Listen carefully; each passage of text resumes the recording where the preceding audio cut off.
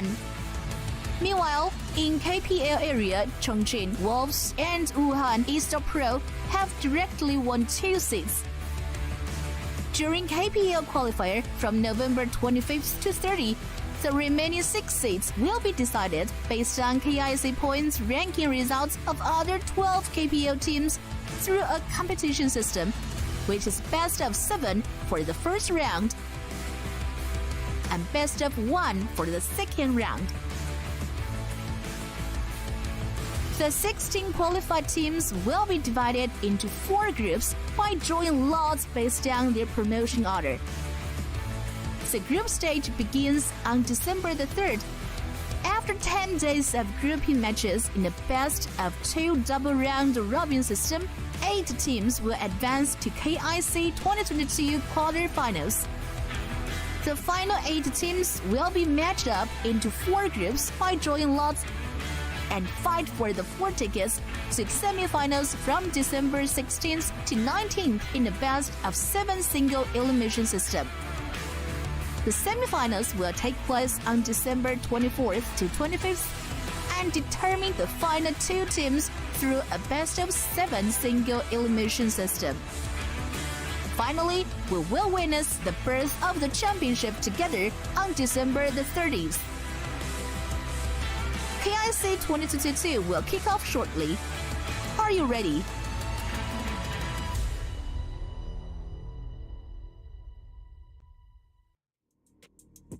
I think the most important information from the video we just saw is that we're playing in the double round robin instead of the single round one. Yep, double round robins and BO2.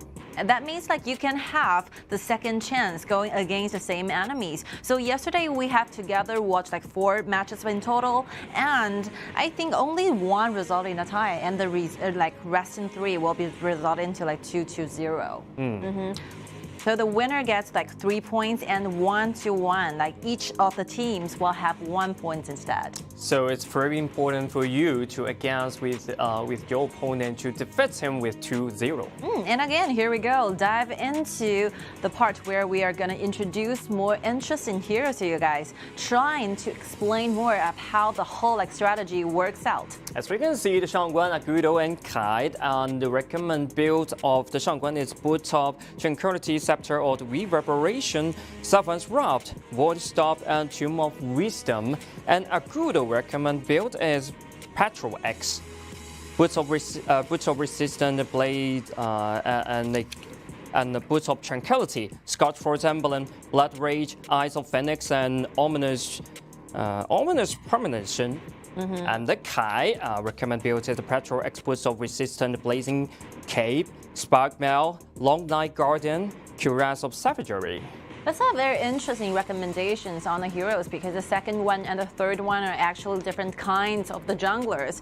So Agudo is very special. We have been talking about the whole mechanism of this hero one time after another. So over and over, we are together to see like Agudo together with like Ma Chao. So basically, you're gonna see this jungler going together with a warrior in their whole teams. Maybe Ma Chao, maybe Charlotte. I think they're both like a very Ma Chao, Charlotte, very okay. Yeah, it's all available. Guan Yu as well as them. So Kai with Agudo also can play. Also, it's a tank. Tank jungler core, I think. Maybe you can see from the recommended build. You know, they're building those tanky defensive items so that they can be tanky enough so that it will be counted as a front line for the entire team. And again, let's see what kind of matches we're gonna see today. And these are the remaining teams from the non-KPL areas, and hopefully we're gonna see the very first battle for a very nice team. Has a name called Red Canids from Brazil area.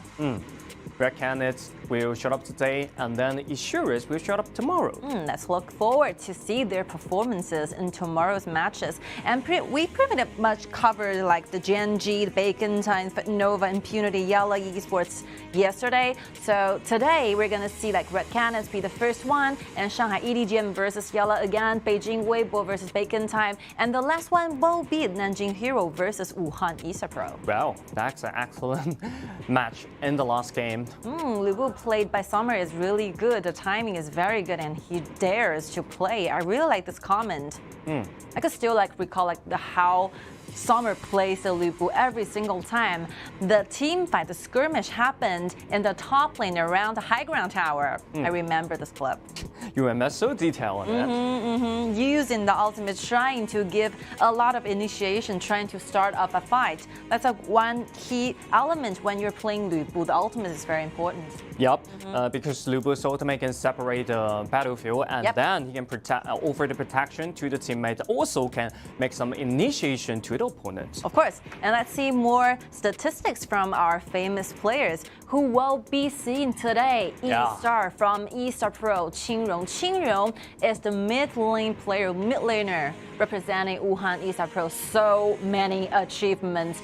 I couldn't even pronounce all of them because it takes a lot of time. It takes a lot of time from 2020 to 2022. All of that is the champion, and we can see the grand final MVP inside. 2 MVPs being awarded to the single player. I would say Qingrong is very talented because starting off in the whole professional career, he was trying to go to the position as a jungler and then being transferred to mid according to 9G's recommendation. So Qingrong is the former player representing Hero. So this will be the reason why we have so many expectations toward the very last match of the day, because Qingrong is facing the former club he used to represent for. That's so interesting. That's very interesting things of that. And the starting list for today from both teams. I've been watching Red Canids matches for a very long time. Their finals going against VK. We did some research in the KPL in the Brazil areas. And actually, they play in the finals against this VK as a 4-2-2, and they really love to ban away Zhuangzi, this kind of hero. They played quite good. I think they are basically a team who really like to engage in the team fight. So team fight will be what matters to Red Canids. They really like to pick up those characters, those compositions who will having a lot of merits when it comes to jungle area team fights. So let's see what kind of preparation that Scars have been prepared for today's match. Going against completely different and completely new teams. Very new teams. Scott, I think they performed not their best in the yesterday, so today I'm gonna see them to perform in their best. They are defeated by Chengdu AG within 0-2. That's a complete failure, I would say, because each single match only cost AG around 12 minutes to finish up.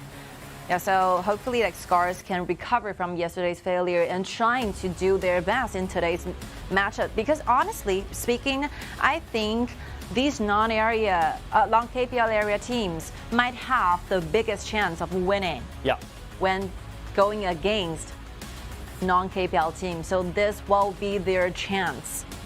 This is the biggest chance for them, and as yesterday, the biggest problem of Scott maybe it's the top side. The top side, they cannot defend. They cannot have a good defensive in the jungle land, especially the blue side. So they also have a substitution today. Totally agreed. They exchange the top laner reliever into the Yami. Yami goes up in exchange. Hopefully Yami can bring something new to the Scars. And Scars will be the blue side, and on the other side, Red Canids stayed in the red. The very first appearance for Red Canids to play in 2022 KIC group stage. Let's together see what kind of composition, what kind of heroes they're actually trying to pull off. Look at the band Pete. 大乔, Donghuang Tai, and then Gongsun Li's been banned away. The next one will be Zhang or not. These are very typical fan places. Highly recommended you to trying to take this off at the same time when you're doing ranking. The Luba Master has been banned away, so the first pick is Shen Mengxi. Okay. Understandable, acceptable, Shen Mengxi being one of the most popular picks for all the teams. I think this is most popular in the KIC right now. I think in the meta we are playing and we are applying right now, the mid laner's choices are quite limited. So you better go for the Gen.G. Yep, it's the best choice for the BO1 or the BO2. And then Lu Bu and Zhang. Oh, they're very familiar with this kind of duel because they used to play this a lot in their finals. In their finals, they play a lot.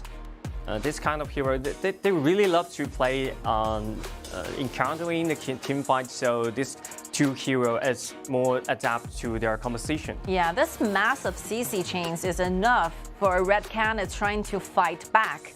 So let's see what kind of racing characters is available for both teams. Marco Polo is being chosen in the side of Scars, going to Autumn. I love this player. Yeah, love this player. And when Autumn play like Gongsun Ladies and Marco Polo, always can show the high upper limits of this player. I mean, yesterday, even though Scars got completely defeated by AG, but Autumn managed to get a solo kill against Ino. Yeah. Huge achievements. It's totally important of that. Yeah, because Ino is one of the best marksmen in KPL. It really means something. If you're doing a 1 versus 1 solo, you gotta kill. Yeah, the bottom duo always can secure the early game and the mid game. Yeah. Even the late game. So the top side have to do something to protect, to offer some protection of the bottom side. I think Marco Polo is the best choice for Scars. Not to mention the fact that Autumn is a wonderful, very impressive Marco Polo player. And on the other side, if you're facing two frontlines, for example, like Lu Bu and Zhang, Marco Polo with the true damage will always be the right answer. Because the flexibility of Marco Polo is so important to dodge like Zhang's ultimate, Lu Bu's ultimate, as well as Lamb's ultimate. So it's pretty important, and Marco Polo can kite around this kind of hero. Scars is really trying to speed up for this match. Tai Yizhen together with Marco Polo, that's a very aggressive early game at bottom duels. Yep, maybe this kind of bottom duel will show up in 4 minutes and 5 minutes, but the top side you can see Jing, Xiaohouden, and Gen.G also so aggressive. Powerful enough. I think the top triangle is powerful enough, not to mention the lower one.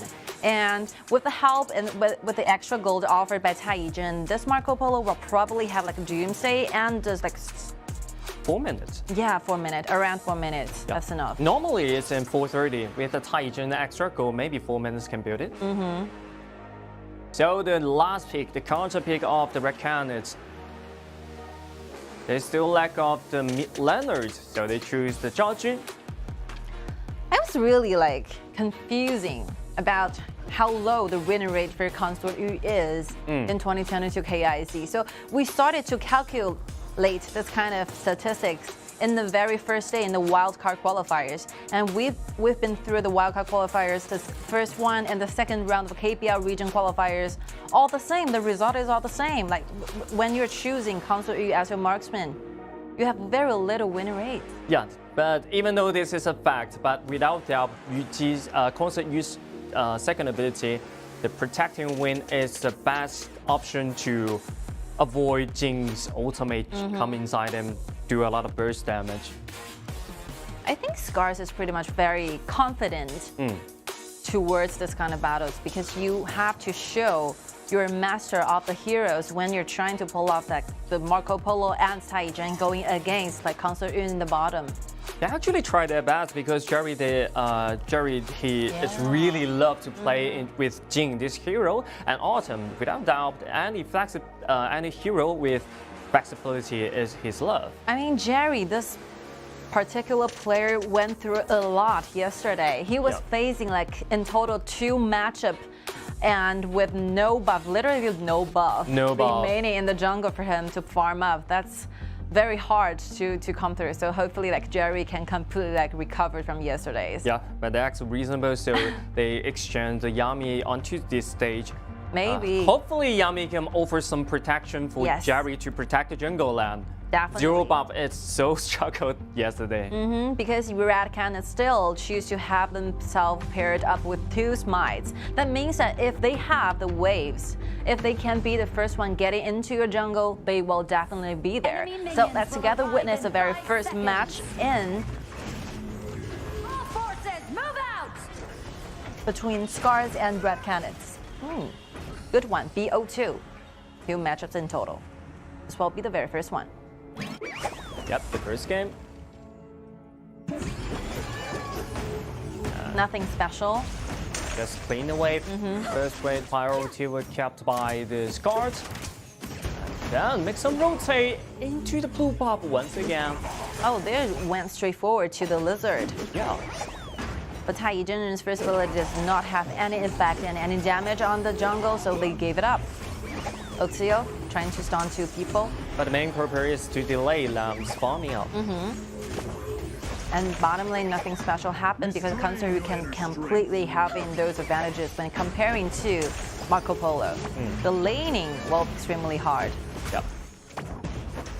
It's so hard for the Marco Polo, but with the protection offered by the mid lane, I think it's pretty okay because Scars always can keep the priority of the mid lane, and the vision of the bottom side is totally controlled by Scars.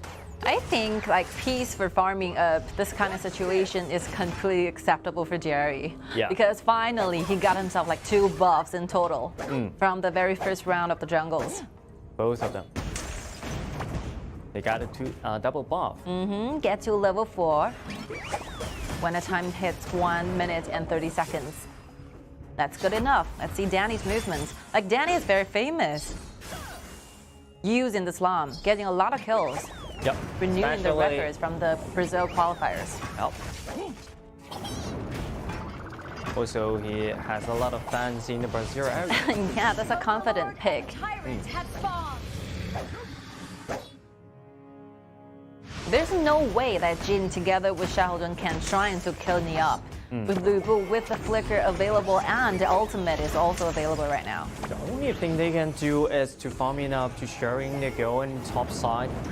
Maybe something will happen in the bottom side, but I think it's not enough damage for the kill, especially the marksmen, Consoryu and Marco Polo. But it's always nice trying to play more cautiously than recklessly, you know. Finding the right time will be a good solution for both Red Canids and Scars. Waiting for something to happen. And ultimate from Shen Mengxi trying to chip away those HP bars from the 2 characters. Yep. And look at the bottom side, trying to find it stun onto the Consoryu. But Fusion, he triggered the second ability. Oh, ASE making the quick rotation from the mid to the bottom. But got hit by the Zhang trying to opening up the vision on the bottom side. So a little skirmish might happen in 8 minutes or 7 minutes. I have no idea. I think if this game continues to do the same, Red Canids will be definitely having like gaining themselves more damages in the late game. Yep. Both Lu Bu and Consoryu are very like late game heroes. So Scars, they are waiting for autumn. They're waiting for the Doomsday to build up, and then the autumn can start up the pace. Well, already letting Fusion up to the mid, trying to gain this River Sprite together. Okay, using the first ability to opening up the vision in the bush. That's one strategy. Yep. You can hear the sound effect from Consort's first ability. If you hit some target, the voice will be completely different. Exactly. Look at the top side. This is the jungle solo. Look at the HP trade. Jing is in the bench, and he would like to have some solo kill Danny. inside. Is that solo kill or strike back? The first blood goes to Jerry. I mean, Danny was completely attracted by the waves, you know. He wanted to use the skill to gain those waves in order to gain more gold. But yeah, you're facing very low HP, so the cooldown, the ability from Jerry is also available. That's the reason why he got solo killed. And look at Scott trying to find some skirmers in the bottom side, but not enough damage for the kill. And then Zhao Jun arrive and they start to strike back. Look at Zhao Jun's ultimate, it's not available, so not enough damage for retain any opponents. Nice decision by Yami, using his body completely blocking away those enemies trying to get closer to the backlines. Using the second phase of the first ability from Xiaodong will enable Xiaodong to be tankier and at the same time giving more crowd control to the enemy. Look at Cherry once again trying to find it out. Wow, now nice without the targeting. first ability, another double kill, will trigger or not? Short of range, Here's short of close. range. But that was really close. Danny was really dangerous. Really dangerous. I think Jerry. Oh, Jerry got completely different, compared with yesterday's performances. So you will get the idea. Once you will have enough buff to farm up, you will gradually be building up your confidence. You need have a lot of confidence and learn a lot of lesson from yesterday. Learn how to encountering against the opponents, especially the jungle. I think the top, the skirmish happened down there. It's false calculation of the damage from Jing. Another ultimate from Shen Mengshu with one more out attack from Marco Polo. Managed to gain back this kill again to the side of Scars. That's a pretty accurate first ability. Red Canids really need to buy themselves more time doing more adjustments. And right now, the best solution for them is trying to play safely, peacefully, trying to gain more gold to the core. For example, Lam and Concert Yu. But the problem for them is how can you defend this it's very hard. This jungle land. So this is the same problem for the Red Canids, just like Scars yesterday did. And look, Autumn. Wow, this might be taken very low. Uses a fever barge, but the auto attack from Concert Yu will guarantee this kill. And then Ochio has been taken very low, have to retreat. I would say from the very first moment where the team fight started, actually ASD has used a good ultimate trying to do the token damage to the Red Canids. But just within 1 second, saw together with Niep just decided, bro, we should do this. We have our ultimate together and available. We should try to stop Scars from taking a lot of resources from our side. And successfully they did it. Yeah. Nice on.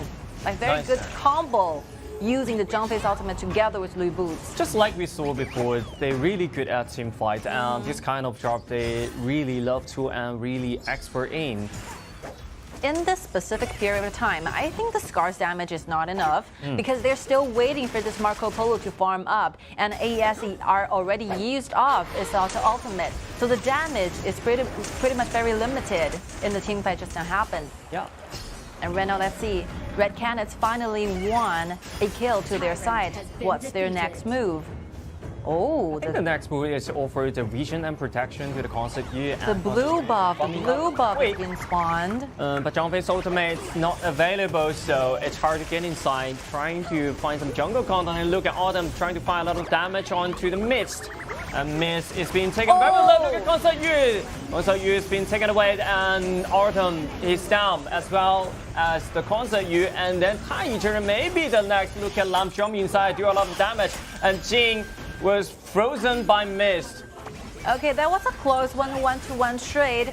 Maybe Danny is looking for more, but AS is really full in HP, so Danny chooses to retreat back. Jerry still got a cooldown CDs with his ability trying to chip away those HPs again. Yeah, but maybe Jerry's looking to do the invasion all by himself. I think it's quite dangerous. Quite dangerous on that, but the Jing, his ultimate is valuable. Look at the exchange of the rotation on into this mirror space, but the count is his life. I would say that's a very cool gesture. You're doing 1 versus 3 and you manage to gain the blue buff back. But unfortunately, the teammates is a little bit too slow, trying to gain more protection to Jerry, trying to make sure that Jerry can find a route to go away. And this will be the replay for the former team fights. Yami using the flash to deck away, and Oseo together using the flash to go away again. And this kind of location really adapt to Red Canids. This composition, especially the Zhaojun. Their second ability has frozen 2 members of the Red. Oh, that's the timing Scars they found. I think the standing point, you have to be more careful to choose where you're gonna stand when you're facing your enemies ahead of you. So first mistake will be Fusion stand in the middle in the river. So that's the starting point for Scars trying to initiate the team fight. And right now, Mist could be standing closer to your towers. So your towers will completely offer you a lot of protections. You don't have to step too far from your territory. 10 minutes it is. Cannon was available for both sides. And then the Shadow Tyrant gained by the Scars. And the problem for the Red Cannon is hard to take this kind of accurate damage. This is a good strategy pull-out. So when your teammates are gaining this Dark Overlord and gaining this Tyrant to your side, you'd better have your teammates standing on the other side, having the vision on the Overlord. Yeah, exactly. Look at the bottom side, trying to find a kill onto Jerry. Oh, Jerry! Yeah, he's used ultimate to dodge a lot of damage, but you only have 2 hands. How can you against with 8 hands? You went too far when trying to manage this wave, going too far, too deep. It's too deep. I think Jerry really play really aggressive, trying to invade the jungle lane alone. But this is a teamwork. Oh, look at Autumn just jumping inside. Beaver Barrage trying to find a kill onto the opponent and double kill back over to Autumn. Nice play. Crazy diving in time for Autumn. I would say this is one of the players I really liked from Scars. He really knows where is the right moment, where is the perfect angle he wants to search for. And right now, when he sees the chance, he will go in directly for it. So just now we are seeing like Marco Polo using the ultimate, gain himself a double kill. Firstly, he used the first ability trying to slow down, and then using the second ability, 1 dash, and the ultimate, the second dash, with the help of Tai Yijin's ultimate, managed to bring him back again. That's so cool. Collaboration standing. The first ability will accelerate some true damage marks onto the Concert Yu, and then the next time Beaver Barrage, the ultimate, just jump inside to trigger the true damage so he can kill Concert Yu very quick. Clever move. That's the detail of how can you play with Marco Polo, this kind of hero, and how can you against with Yu Ji. It's Concert Yu. And Frigid Charge will be his choice for the items, good ones. So usually we normally see like Marco Polo pair himself with a Purify and choose to have the Frigid Charge as a means to trying to gain himself more initiation, more crowd controls. Just like extra stun. Yeah, freezing the animates within a very short of the radius for like half seconds. That's something. Yep. Right now, 12 minutes. Scars, they have 4,000 gold lead. I think it's acceptable for the side of the Red Cans right now, because if they really play as a 5v5 team fight, I don't think they were gonna lose. 11,000 for Marco Polo, that's too huge. This goal differences is very hard to climb for Red Canids. Like Marco Polo will just stay the same, using the continuously like poking against Red Canids. Once you see some frontliners, there's no vision offered by frontliners. Because if you want to fight for it, you will be definitely constantly poking by Marco Polo. As we're seeing right now, Autumn, go in as a frontline, go and stand in the #1 position for the whole team, Scars. And that's why they choose to pick Marco Polo, this kind of hero. It's really effective coming out against with like Gen.G and Lu Bu, this kind of hero. Always kite around, especially when he gains that red buff. I mean, the whole rhythm of Scars is quite good. So firstly, you want to engage in some of team fights, gaining yourself a little bit gold lead, and the next move and the next step will be like gaining the common objective, trying to start snowballing, and gaining the Overlord, trying to make good use of the Overlord and take down all the high grounds or the outer turrets from your enemies. Yep. Like very smoothly getting what they want. But the Shadow Vanguard has been issued, it's been released. Right now, Scars have to find some way to aim this game, especially Red Canids. They still have the mid-lane outer turret. Yep. Even though you can control all the resources outside, but the turret pushing is the main point you have to do. That's the reason why like Mist go for this Zhao. So Zhao barely do any rotation to the side lanes. He stays in the mid forever, using the ultimate to clean waves after waves. The minions just completely got banished in the mid because Zhao stayed there all the time. That's one good sign. That shows like gaming understanding for the side of Red Canids. Team has destroyed a tower. But another thing you can do is that if your enemy choose to gather around, stay in the mid, trying to clean every single wave, you can always shift the whole attention to the side lanes. That's what like Scars did just now, using the wave push further and tear down the tier 2 turret in the bottom lane. And the main purpose is to distract the Red Canids. Wow, Jerry, good Oh, look at positioning. Jerry! It's jumping inside to find a lot of damage onto the constant U, and then wow, that's the burst damage into the backline, triple kill. Back over to the Marco Polo, 0 for 3. And happens then within seconds. getting one more red buff. I think this Marco Polo is ready for everything that's gonna be happen. Yeah. And Lam, Danny, still using the side lanes, trying to farm up a little bit. But I think he should go in forward, trying to give more support to the whole like team fight from Red Canids. Gen.G will be the member who survived in the mid, using the ultimate to clean the wave as much as possible. But they have to find a way to have a team fight from the side of the Red Canids. Just like the early game and the mid game, they fight several beautiful team fights. Yeah. They cannot be passively in at the stage of this time. They have to be aggressively. The two cores are fully ready for Scars.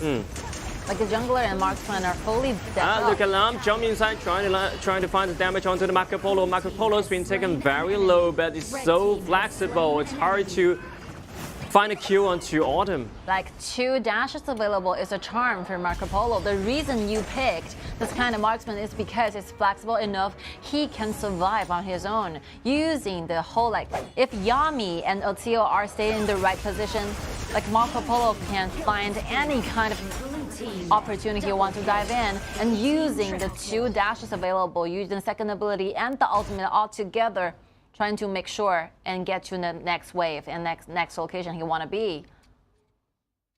Like the whole charm for Marco Polo is this.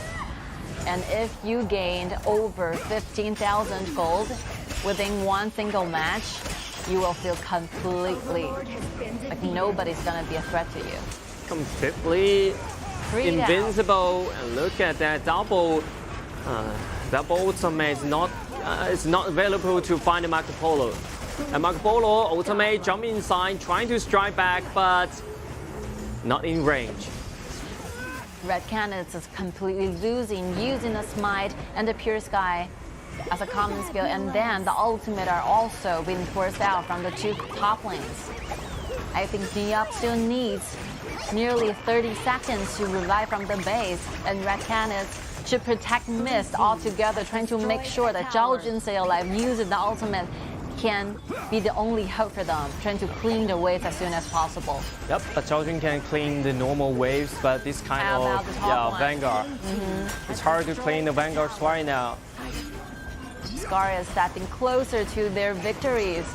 They have been looking forward to gain themselves some points starting from yesterday's matchup. This is a good one. This is a very close one. Very close. They don't want to delay this game to 20 minutes, especially the temperature and everything will become 50-50.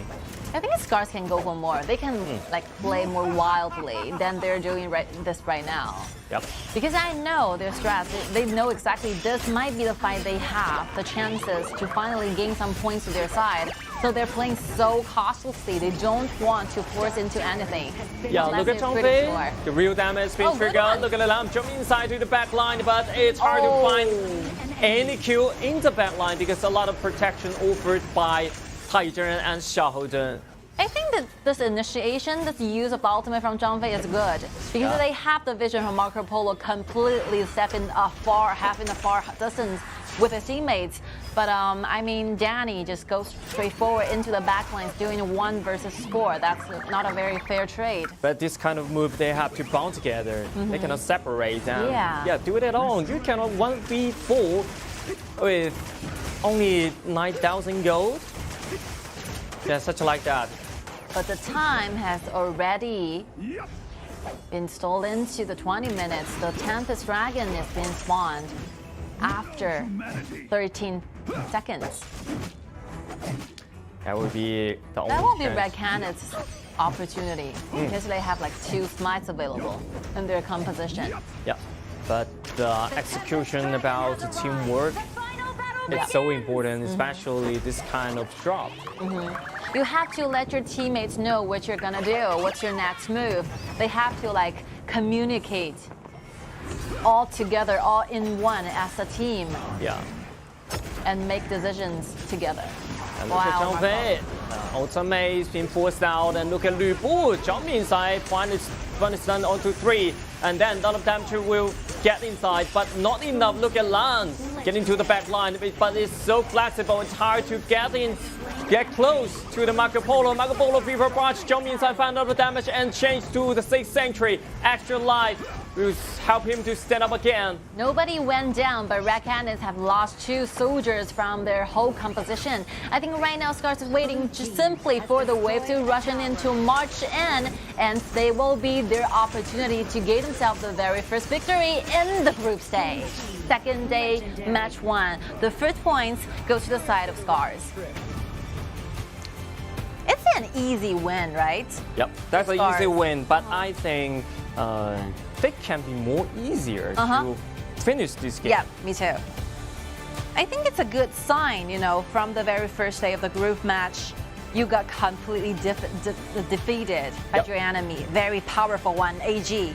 And then after 1 day and 1 night of like reviewing on what you performed, they decided in together to go for this victory in a very like smooth way, a peaceful way. I think it's okay. Yeah, pretty okay, especially when you win this game. Everything is acceptable and reasonable. Yeah. So and after all, you're gonna unleash yourself, unleash your true like human nature in the following games. They still have a lot of times because our group stage will be lasted for 2 weeks in total, 10 like matching up days. So it's only like day 2. I think they still have a lot of times trying to do more wild play. You know? Well played, and they have to learn more and practice more. Especially, they lose a battle from yesterday, so they have to learn how to play very aggressive in the early game. I know. And when you in a huge goal lead, you can end this game as quick as possible, just like the KPL team. Because they changed it a lot comparing to the matchup, the gaming styles they use in the Wild Day qualifiers. Yep. I think they gradually changed into the mode where they want to look for the safetyness in the matchups. They don't want to make any risky moves. They are waiting for the right moment, the perfect time, trying to gain these victories. So I think, yeah, it's totally understandable because you know every single matchup, every single like point is so precious. You don't have like do overtime again. So they have to make sure they are 100% ready for the battle. Yeah, and that's pretty reasonable because they lose a battle yesterday, especially 0-2 lose this point. They cannot get any single point of that. But at least today, they have 1 point, but they can gain more, maybe 3 points in the next game. But the Red Canids, I have no idea they will show up the different style to play or not.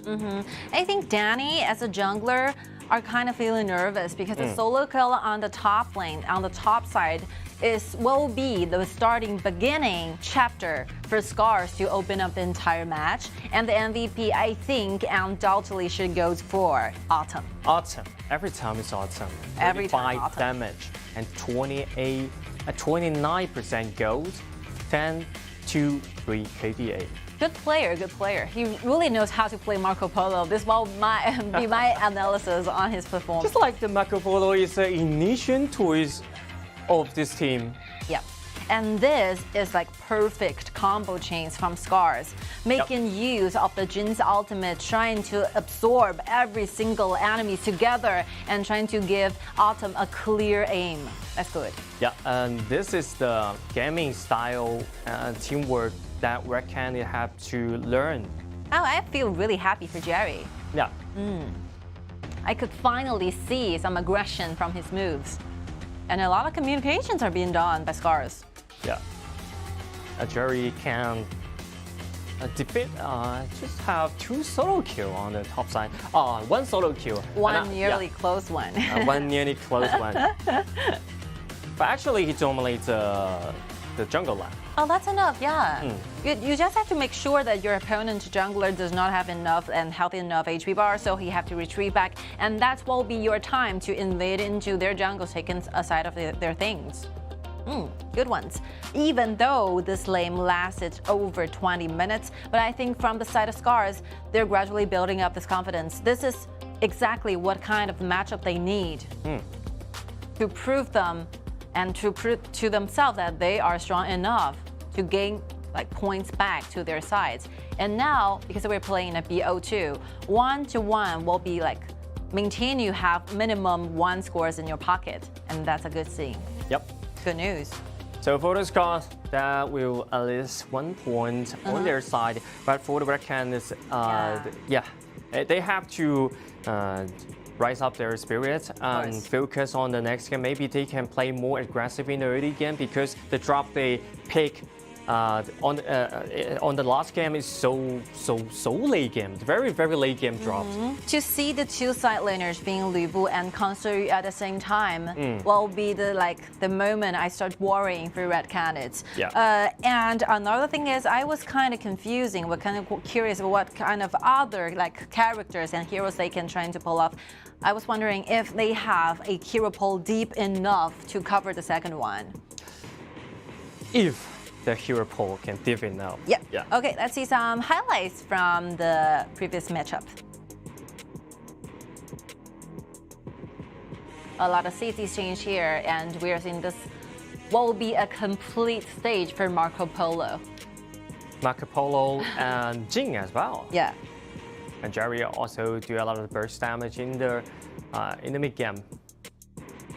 You know, the CC change from Niap together with Sa, I think it's good. Every single time you see the Zhang pull up the ultimate and Lu Bu will use ultimate trying to join him. That's a good sign. But before you did this kind of action, just trying to have some vision about where your backliners are standing at right now.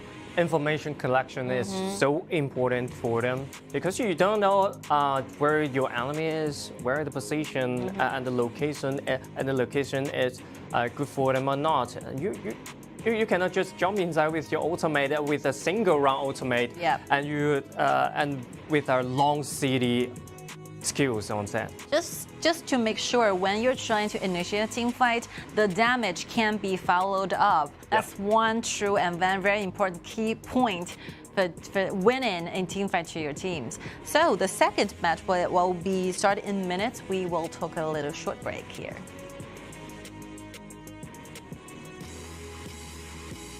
Okay, maybe another time we will start and trying to have something more because the next one will be facing a global BP. So as we have been talking about earlier, I was kind of afraid that Red Canids might fear and might face some difficulties in trying to picking up another hero, another composition.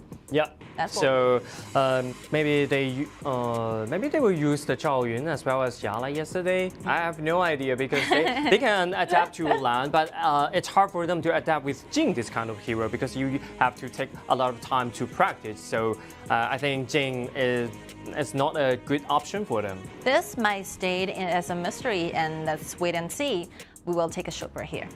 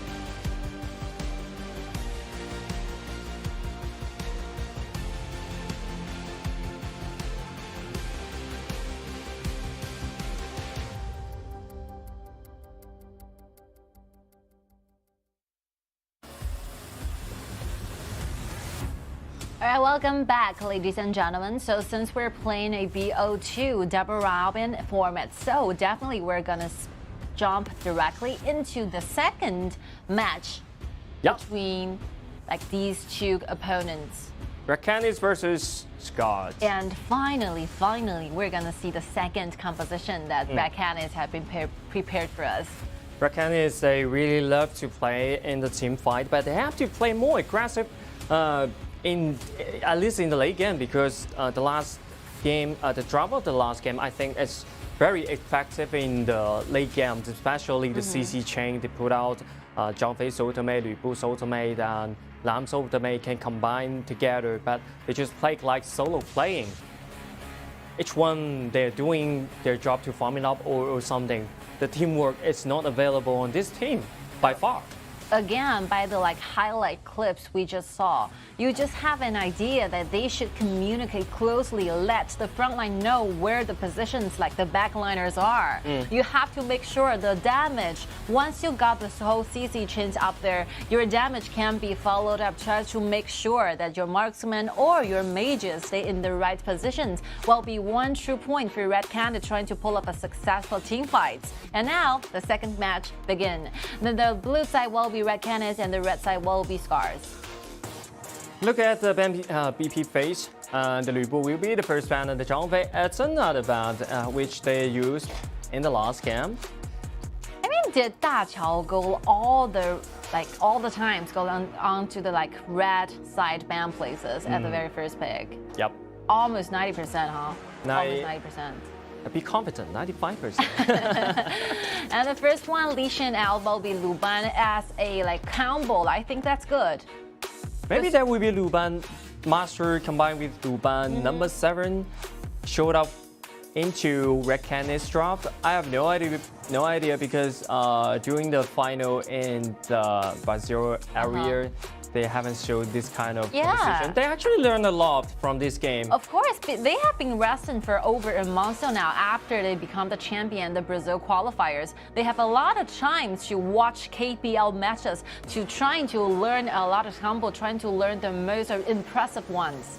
So Lu Ban and Lu Ban number 7 will be the answer from Red Canids, but this duo really requires them to play so professionally because you have to exercise for a very long time. Trying to gain yourself the whole understanding of how to actually work this pair. Yeah, especially the positioning of the Lu Ban number 7 and the timing you issue the Lu Ban Master's second ability. That's so interesting because normally we will assume that the marksman will be standing in the back of the whole formation when you're doing team fights, but it's the contrary. It's a completely opposite one. When you have Lu Ban and Lu Ban number 7 in the team fights, Lu Ban number 7, this very vulnerable marksman will be the one who's standing up front the most, and using the chain to go back. So the most scary thing is I saw a lot of teams which they are not an expert in this kind of combination, and the Lu Ban Master will cannot help himself to initiate the opponent. So the Lu Ban number 7 will stay alone in the back line. You have to change quickly about your understanding goes into support. So that really requires Sa and Fusion to play as a team, to stay in the same channel, to sympathize with one another. So the BP runs quite fast. My Shenui and Ata being taken away, and on the other side, Scars choose to put Xiaohodun and Aguro on the bands. Yep, and Lam Donghang Taiyi Lempo will be the pick of the Scars, and then the last pick, there are still lack of mid-laners. Maybe that would be a Zhao Jun? I think Red Canids are definitely watching the first round and the second round of KPL region qualifiers, because this composition is exactly the same that Hero pulled off. Hero, they really did some homework or exactly the same, 5 heroes. The best thing for them to do best right now is to copy some homework. But the detail is you will take a lot of time to discover the detail, but at least this kind of job you have to copy, and you will find out how aggressive of this team. So after you have the same like compositions from KBL teams, how well you can try to understand the whole mechanisms, how well you can try to execute this kind of composition in the game will be the one to like look forward to. Yep. It's very interesting how Red Can is trying to pull off this kind of composition. But on the other side, let's see Scar's composition. Good initiations, right? Using Donghuang Cai together with Lian Po. And then the burst damage from Lady Sun. Everything is settled down by that, by this kind of composition. And I think Zhao Jun is a really good one to counter, just like Guan Yu combined with Kai, this kind of hero, warrior, I said we said. Played Guan Yu character. They have go through it a lot. You know, this kind of character is not very easy to master, so they really have to pay a lot of hard work there. Oh, I really wonder what kind of like team fights we're gonna see. Well, we have no idea. Nia will, he spent how much time on practicing with Guan Yu, this kind of hero, so we'll find out in the game. But this game for Niab is quite challenging because a lot of CC chains are over there. By OCO2, we can see like this Donghuang Cai and Yami, this Lian Po will be causing you a lot of like questions and problems during the team fights. A lot of minor controls were being provided by this kind of heroes, so hopefully like Niab can find himself a good journey using this hero. This is one of my favorite heroes, Guan Yu. Okay, here we go. Dive into this match. And this is your favorite hero? I have a lot of favorites. Are you expert in this hero? No, definitely no. It's very hard. It's very hard. It's challenging to master. It's really hard, and you will need a lot of patience about playing with this kind of hero, because your left thumb will continue to spin. Yeah, Guan Yu is like only like hero. You use your left thumb to trying to control the directions you're going, but the rest you may be using your right thumb. That's completely different. Okay, the bottom lane duel stay together, gaining the bottom river sprite to Luban number 7. And the mid lane, river sprite, will gain by Zhao Jun and Lam. Well, Autumn. Look at Autumn. 1 versus 2. Really? Oh, well, you make it. But the all attack from the passive Luban number 7, this damage in the early game is quite huge to handle. Yep. Autumn really plays so aggressive. 1v2, so competent. Yeah, this is the confidence, you know, Autumn, after being awarded with the MVP. I think Autumn is definitely looking for the second MVP and goes into his pocket. Yeah, maybe we will in the second MVP, but it depends on the mid game and the late game. But see, Niab has already been forced going back to the base. Only like level 4, he suffered a lot on the top lane. Second beat is Zhao inside trying to clean his weight and cool one. Okay, 1 versus 2. How dare you come in move. top 1. And look at all them flash out. Oh, that's good. That's pretty good. Finally, Red Canids have some movement in the late game. Yeah, but trying to get some advantage in the bottom side. Of course, I think Yami can do like more accurate with the skills. You have to make sure your abilities goes onto the target. You're wasting like the whole like 3 phases of the jumps and the knock up from the ultimate to the air. Honestly, that's all of the abilities. That's it. All of his ability hit in the air. A good choice of the boost, you know, for Lady Sun, trying to have this boost of fortitude. Will enable Lady Sun to be tankier. Yeah, look at ASD. Oh, go Frozen down. Find the first blood back over to the Autumn. That's comparing the speed you're gonna exchange messages. So ASB has been like disappearing from the map for a long time. You have to tell Luban number 7 this kind of information so that Fusion can do some predictions. Maybe ASD is hiding in the bush. Yep, that's another experience they gain. Yeah, you have to let your marksman know the mage is gone. Maybe they knew after this kind of skirmish. Okay, okay. Lesson learned. Missed again. Rotate. Look at the top side. Jerry's been locked back and have to issue his first ability to retreat.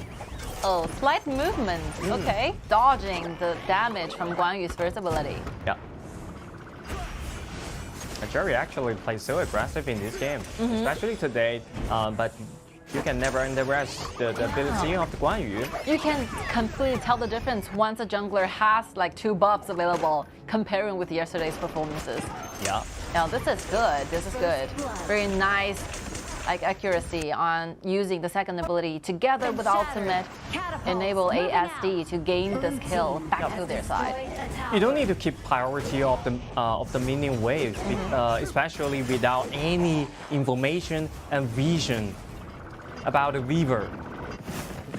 Oh, this is really dangerous, this kind of movement. Go in through the river ASD. Pull back the Zhao Jun, but no damage can connect with, so this is problem for this player using the Luban Master. And then you died by the lamps right there and still fleeing and trying to find a lot more damage. Look at them board. The ultimate shield, we find another kill back over to the Lady Sun. And Danley is staying low, but it's so tanky, he's able to survive. I think Scars really wanted, they're very determined to speed up this entire match because they're letting this Lady Sun to go to a lot of places, making a lot of rotations available. Started from the bottom lane. Once they have the kill against Luban number 7, this Lady Sun starting to shift into mid, trying to gain a wave and then joining up on the team fights happen on the top. Yeah. I think Jerry did a great job there. You know, using the ultimate to bring back 2 and manage to get Luban number 7 really low. But yeah, unfortunately, I think this Luban and Luban number 7 duel is not performed that perfectly during the team fight. Not perfectly, because you have to stay together and then find a perfect location for the Luban number 7. Yeah, make instead good use of your engage chain. by yourself. So Luban will be stayed in the safe positions so that when number 7 is retreat back, he can safely like go behind the towers. But like the previous 2 matchups and the team fights, I think they're staying constantly in a very dangerous positions. That's why the fusion is so easy to target in. Yeah. But that also a challenge for the Red Cannons right now because Scars actually they play so aggressive. They can learn a lot from this kind of aggressive play. I think Scars is gradually building up the goal lead and now they have to make sure, Jerry farmed up alone while Lady Sun can have more like gold leaning to the marksman. He needs the damage from Lady Sun from Autumn. I think the process of the itemization between the Lady Sun and Lam actually so well by far because Jerry is good at farming as well as the Autumn. So this is the biggest point for the Red Cannons right now. This 2 core may destroy the team fight in the mid game. Starting to see the invasion here. Lam is stealing those red away from Danny. Wow, Danny is facing a lot of stress lately. When they destroy the top side turret, they make a rotation to the mid and share the gold. So this is the simple strategy. We're looking for it, but they're looking for the next plan is to trying to find some damage on the bottom It's really side. interesting. They're using the for 1 formation, but they're using Kai as a 1 and Guan Yu joining the front line as a group. Guan Yu, Niab actually playing a tank. Open up the vision. This is a complete different like gaming understanding right now. So in KPL matches, we usually like expect to see that Guan Yu goes into the top lane as the side, only one side managing the wave constantly because he has a very quick rotation speed compared with Kai. Okay, and right now they're switching in different positions and let Niab goes in the top. This is what normally. And that's a good brother. Yeah. You gain 1, I gain 1. Well, it's so interesting to see. Oh, again, Zhao Jun constantly standing in the mid lane, trying to make sure every single wave got cleaned out. As D just said, the outer turret of the mid lane. This is my job, huh? It's my job. No, it's undefeated. Yeah, it's my duty. I live with the tower. Now look at ASC issues ultimate and Lam jump to the back line, and the Zhao Jun's auto attack will grant himself the kill. Yeah, this is one risky position. So you have no idea where enemies are standing, but you choose to go directly forward to the towers. Yeah, this is second time without any information and vision, and went too deep, too far away. You have to make sure that letting, like, for example, Guan Yu and Kai gaining your vision to your team, so Yeah. these two duels can safely take down the towers. But And another solo kill just happened in the bottom side, and then the mid lane. Danny combined with Nia, find another kill for them. But the Forsaken Coin just been connected, but not enough damage can come inside. KIC's ultimate Invincible Warrior block a lot of damage. But look at the time. The time is ticking. The clock is ticking. All right. Look at Lamport. Issues ultimate and flash trying to get out away. I think Autumn did his best moves because he rotates so quickly. He was trying to decide, facing a dilemma here because he wants to get this red. But the front line, the team fight started, so Autumn, with like 0.5 seconds of hesitation, choose to go up front, trying to join the team fight and steal as much damage as possible. And right now it's very low in mana, so after taking this red, he have to go back to the base again. Lam in a good place, Jerry. And Jerry played really well today. We can finally see if this jungler got enough gold, got enough like items, how like powerful he can be as a threat towards the backliners of their enemies. Especially the last game. Finally, very good. I feel so happy for Jerry. And Jerry has been level 15 right now. If you would like to join the team fight, let's get the position in this way. And Lamport jump inside, trying to find his stun onto the back line. And then the line, find the back line, find the Luban number 7. Oh, another kill. kill. The Luban number 7. Good one. But the Lady Sun, it's down as well as the Luban number 7. So that's a 3-2-2 trade. The favorite, the side of scars, missed. Have enough ability but choose to go back. I think if he used the like flash available, he might have the chance to get kill against ASC. But unfortunately, the vision is being lighted up, so missed. It's being hit again, being killed, getting kill over to Jerry. I think the team fights, like Scars played really well, and you can see the replay here. So ASC trying to follow up and using the ultimate, completely blocking away the sneak up. Like not a very good choice to pull up the ultimate from Guan Yu. Yeah. Because he has no targets there.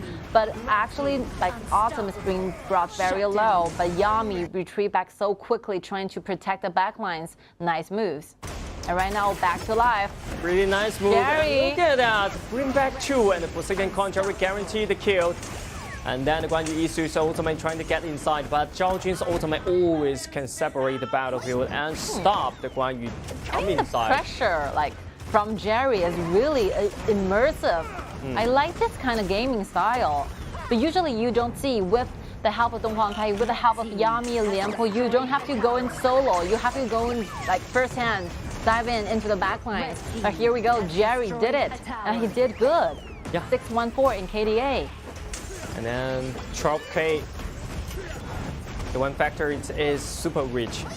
Super rich. The gold can support him to do this kind of movement. Wow. So this is an important factor. Why Jerry can play so aggressive in this game. 12,000, more than 12,000 gold. He's the only like hero who have like 5 digits when it comes to personal gold earned. Yeah.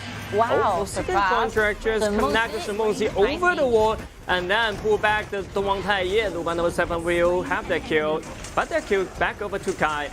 Jerry is ready to the bite, started hunting right now. They have to retreat, look at the ultimate and bring back the Guan Yu, and then another damage will follow up. Again, and look at the damage followed up by the damage followed up by the Lady Sus right there. Autumn will be another boss in this game. Yes, and back to the mid, trying to join together with the vanguards. I think they're looking forward to see the ending phase of this game because there's still like 20 seconds more for Red Canids to the other members to be arrived from the base again. Another bring back. The Kai will jump inside to take some damage, but it's not enough to suffer this kind of burst damage.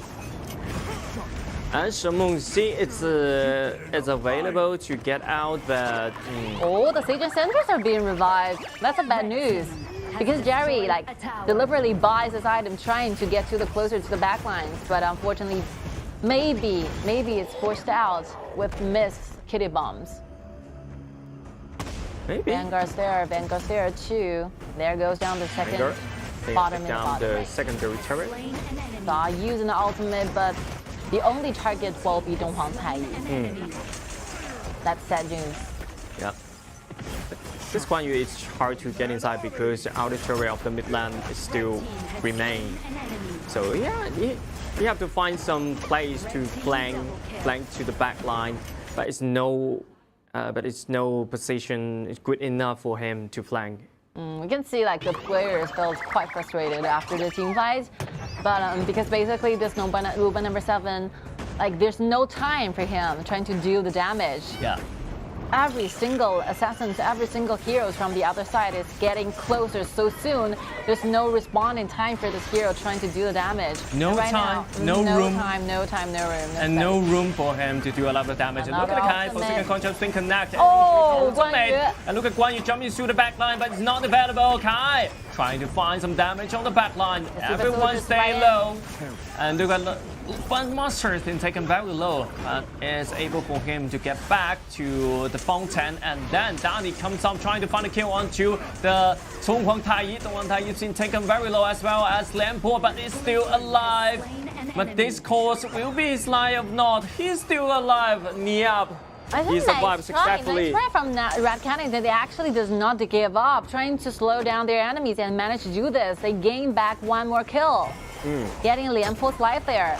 With one man down, Scars have to retreat back. This will be giving Red Cannons more time, trying to clean the wave. The wave is very important. Make sure that you have your total management over the waves, especially when it comes to the bottom lane, because the Overlord is about to spawn.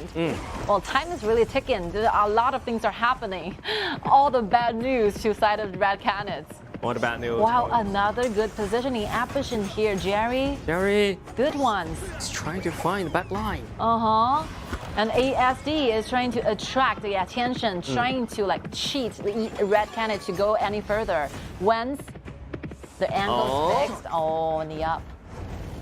I think the eye of the horse It's not light up, The angle is not correct. You have to face directly to your enemy so that the passive from Guan Yu, the fourth eye, will be lighted up. I think Niab is trying to clean the wave from the bottom side. And look at this skirmish. Can retreat by the Luban Master. Very safe, secure on the Overlord. Autumn cleaned the wave. I think the Ladies is fully decked out. It's enough. The damage is very hard to absorb right now. Daybreaker is ready. Oh god. This will be taken Ladies' damage to a completely new level. Yeah, it's gonna be a disaster for the Red Cannons right now, especially the back line. You cannot take one shot, a single one shot will kill you. Okay. Maybe Kai can take some damage by using his ultimate. Guan Yu trying to find a good angle here. Yeah, this is a good angle. Can he just come inside, but he's spotted by Lam. He used his ultimate and friends and sprint and run away. So every single ability was being forced out. A nice try, but it's been spotted. Very unfortunate news. And the Overlord, Vanguards are in the bottom and the top managed to get Scars one more tower down. Yeah, look at Kai jump inside trying to find a kill onto the Lady Sun, but it's not enough. This is a tank Kai. And Guan Yu without any ability, without ultimate and without sprint jump inside, it's hard to find enough damage. Look at the land with the Resurrection trigger and definitely can save his life. And Lady Sun with a very high damage can kill the Luban number 7. But still 3 remaining guy can clean the wave. And the purpose from Red Cannons are completely different. The remaining 4 trying to clean the wave as soon as possible, but Niab went for the dive. He went directly to the backline trying to initiate the fight. That's one not a very good move. But on the other side, like Jerry goes too far, went too deep, Shut down. going for the kills, but only one cannot manage to do this.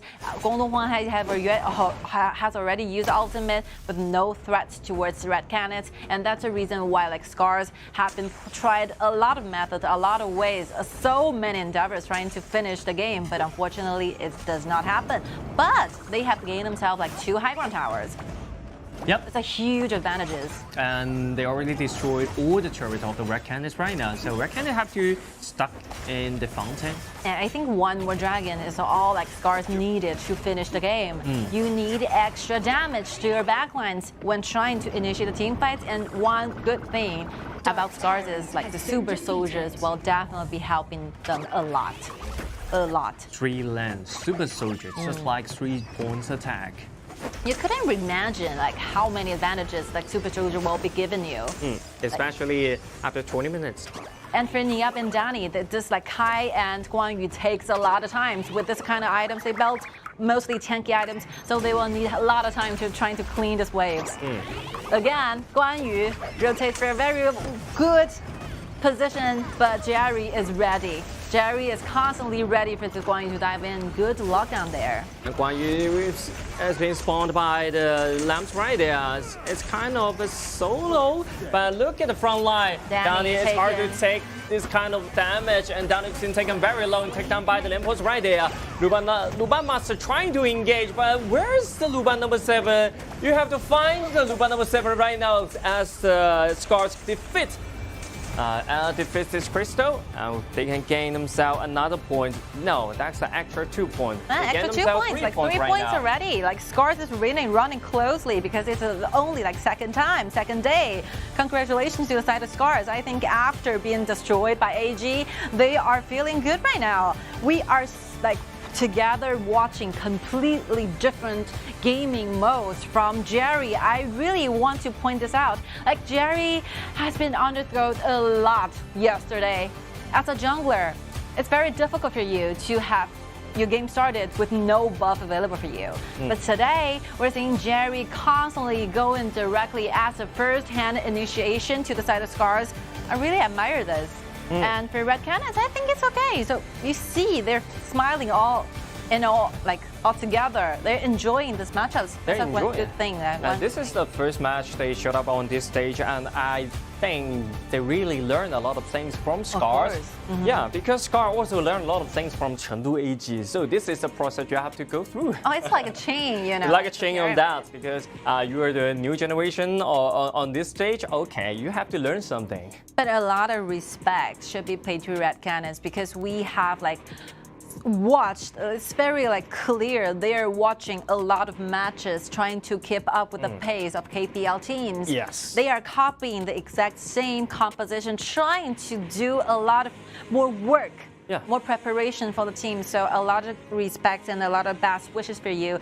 You are gonna be there. You just, still need a lot of time to do your homework, and that's it. Yeah, even though they still need a lot of time, but shout out to the Red Cannons. Really respectful for them. Thank you so much for watching every single of the team fights and try your best in the matchups. They play a lot of dungeon and spend a lot of time to do the research of the KPL teams to discover what kind of detail can adapt to this kind of composition.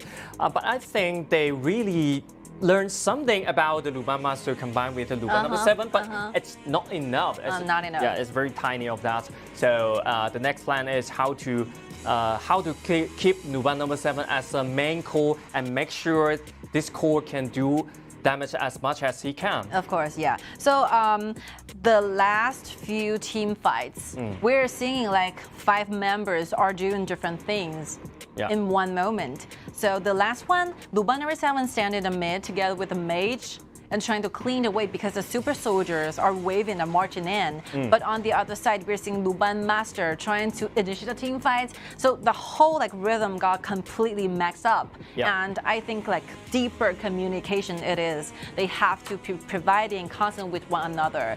So just say that, communication is really important. Give every single messages to your teammates. And look at the MVP of the Scars. Jerry will earn this key. Okay, 22 damage, and Jerry, he played really aggressive I today. was so happy for Jerry. Yeah, like I wanted to clap my hand for Jerry because yesterday it's cruel to see. It's really cruel to see. As a jungler, you're supposed to have jungles and buffs in your side. And today, he did it. And he did it. And Jerry, I think, not to mention how much damage he actually had against the enemies, but when it comes to the initiation, when it comes to the team fights, Jerry did a great job there. And he also played a good role trying to like spot Guan Yu every single time. Yeah. Every time he can spot Guan Yu, and then when he like to jump into the back line, he always can destroy the one number 7.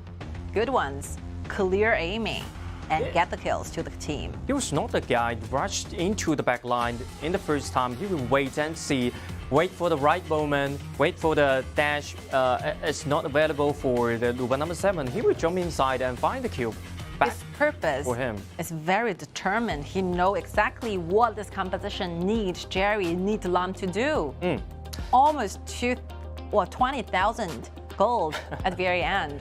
20,000 gold, and that's the strategy or that's the technique that the red canids have to learn. You have to know about the right timing and the right position and collect some information for the team and then make your decision on the team fight. Wow, the team data, let's see how much that damage are contributed by mist, over 30%.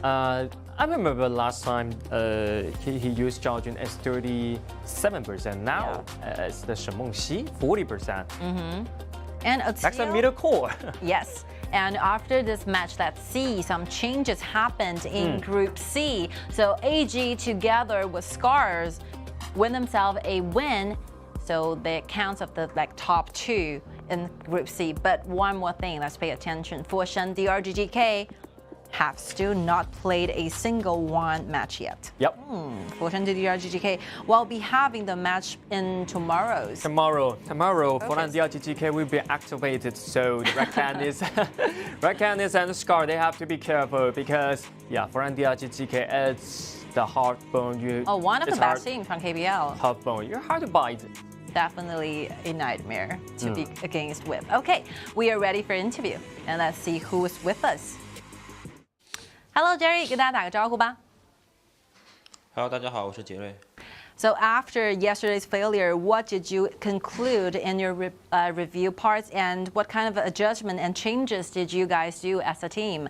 在昨天比赛失利之后呢，你们总结了哪一些的问题，或者说整体团队做了哪些的改变呢？对前期野区的保护加强了一点吧。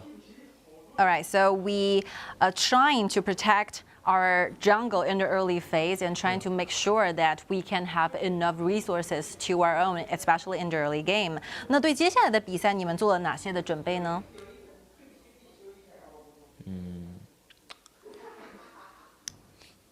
跟今天一样吧，差不多。All right, 继续 so 努力吧。what's your next move and next preparation for the future matchups? We pretty much prepared the same, and hopefully we can stay close with one another and trying to do better job in the future matchups. Okay, thank you. 谢谢 Jerry 接受我们采访，谢谢。Yep, they definitely prepare something, but it's hard to tell us. But it's obvious, changing of your top laners, and you actually have a little bit more change in the early jungle arrangements. Yeah, that's always a point that they have exchanged of that. All right, so much for the match one of the day. The second one will be taking place between Shanghai EDGM and Yalla. This will be a match from Group B, and let's take a short break.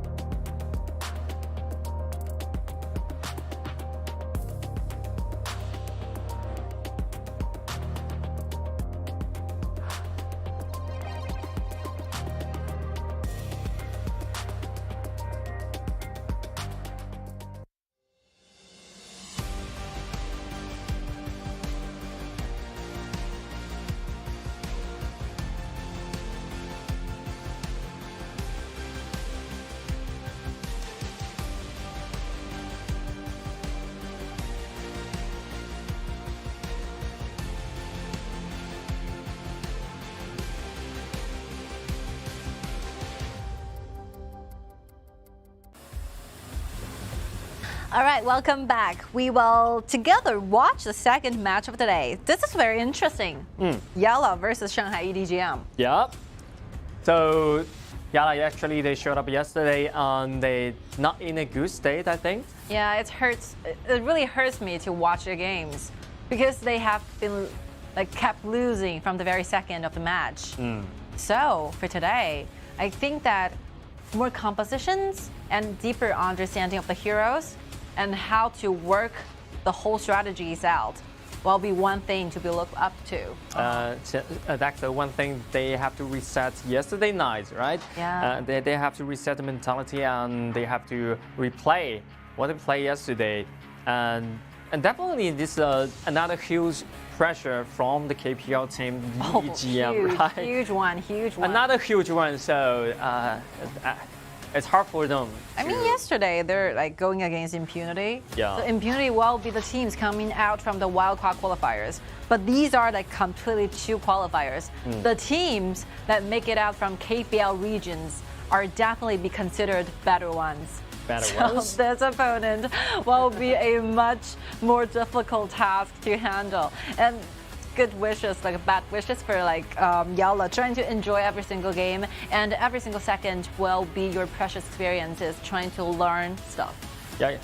Maybe they can pick some aggressive hero. Yeah. And some hero they really expert in. I think it's also okay because expert and comfortable.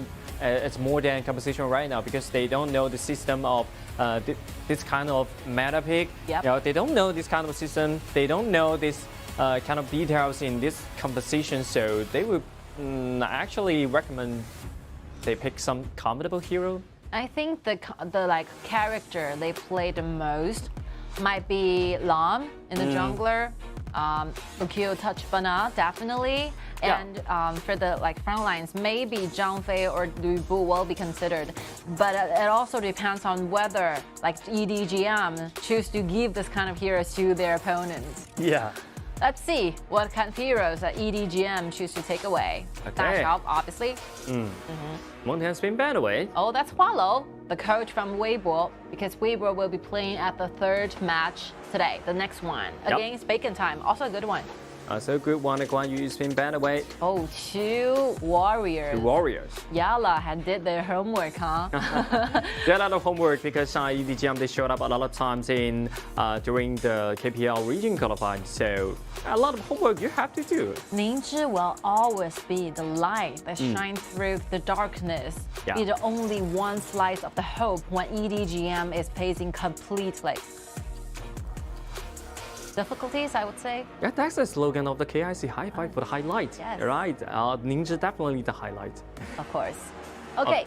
Oh, Mai yeah. Shinanui. Mai Shinanui and Luban Master. Oh man, it's very famous for playing those assassins. Mai Shinanui, Mai and Shangguan will be two of the best favorite characters from this player. May actually can play a lot of heroes and a lot of roles, but I think the middle lane is one of his favorites. Of course. And then Miyamoto Musashi combined with Lu Bu. Oh, this is a quite surprising pick. Because Miyamoto Musashi has not been taken out yesterday, Yala. So that's another hero pool by Ray. I think that's a good sign. More information is that we're playing in inner group competitions in the group stage. So the teams have been divided into A, B, C, D individually 4 groups. They will be only facing one another in this short time of area. So you only have to make sure that you know exactly what the rest 3 teams are going to pick out. And I think doing the research and homework of in total 3 teams, that's okay to handle, huh?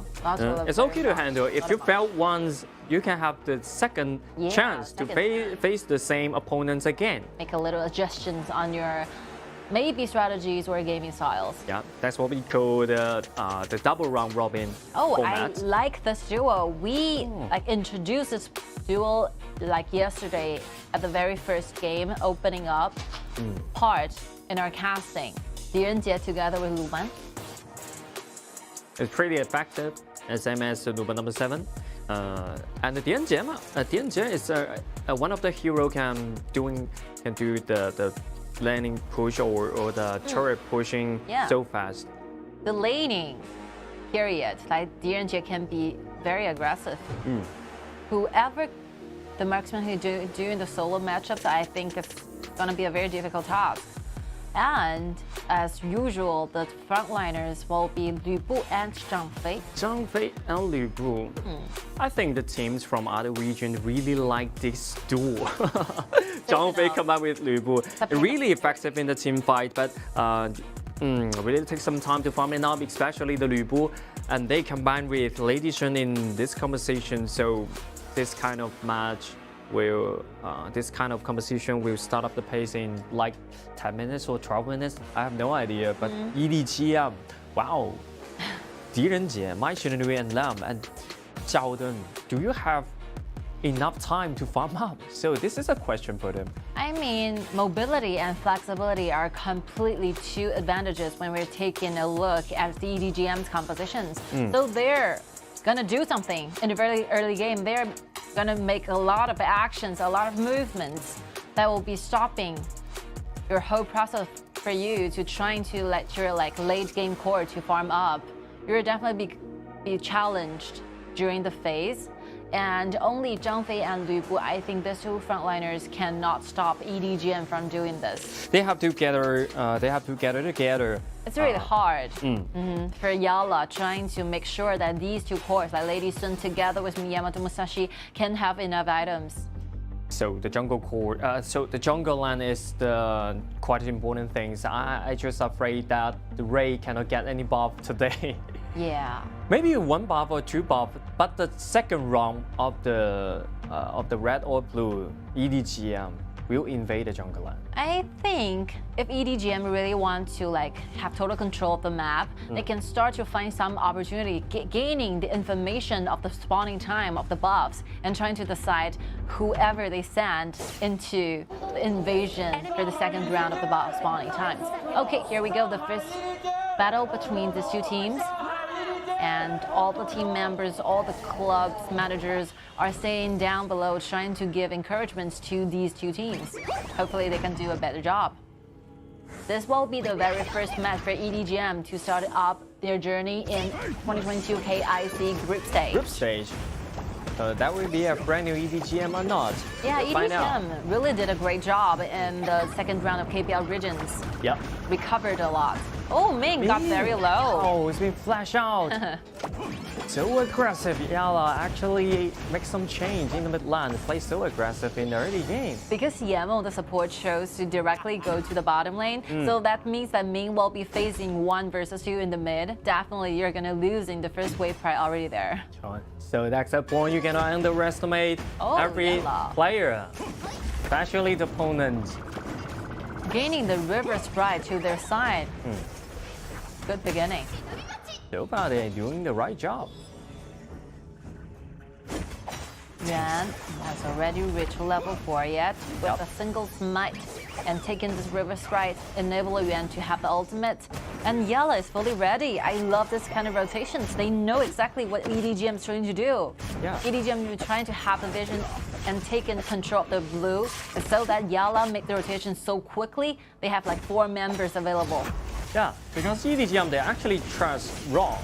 This player can have advantage in the bottom side. And look at Lu Bu, the flash being forced out, and right now it's been stayed low, but the heal will save him.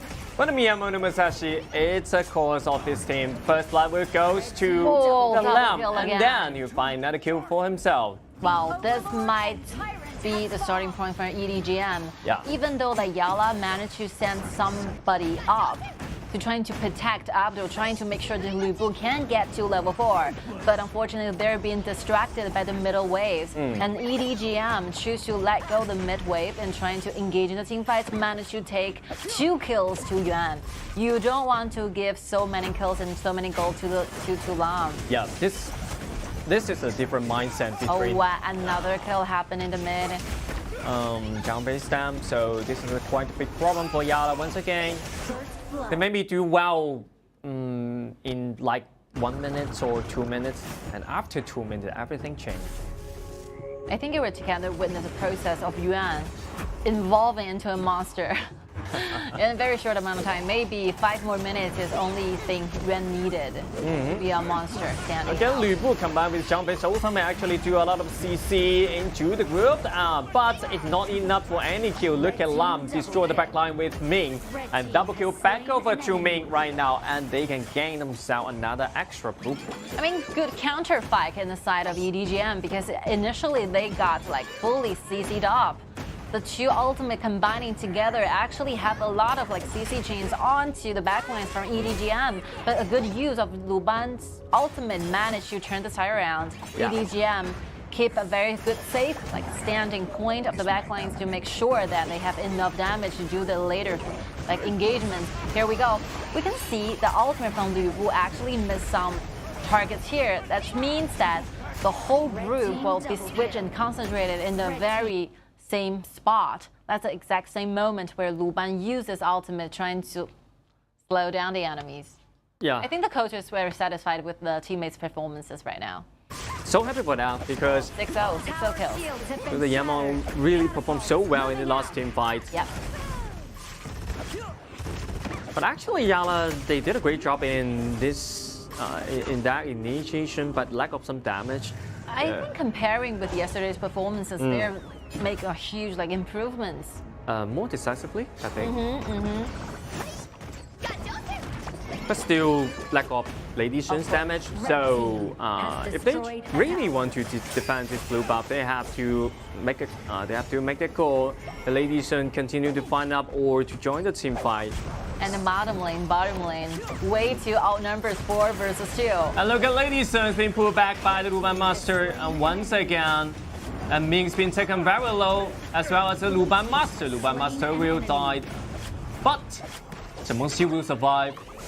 Good one, being stunned, injured right there. Even used the flash trying to get closer to it, but unfortunately it's been spawned. The CC saves Domus live. They will have some luck for that. The Rock, quick rotation to the mid. I think for this game, this one Rock did nothing but doing the damage to the towers. Constantly taking down towers. It's just one a tower, tour. 2 towers down. Lamb pushing tour Yes. for this team. And right now, the mid one, top one, and bottom one, the tier 1 turret all goes down to the side of EDGM, looking completely good. Started to take full control of the map. All the common objectives, the 2 dragons might belong to EDGM from this moment. And now it's hard moment for the Yala. Without any damage from this from the carries, so how can they do some CC change and follow some damage inside? But it's a good scene, you know. They're arranged like Zhang Fei to stay in very safe places, trying to make sure that there's nobody standing in the bush, and make sure Lady Sun will be safe enough. Yep. Opening up vision. Vision control is very important when you're playing in HOK Honor Skins. Bottom lane. Wow. Bottom lane.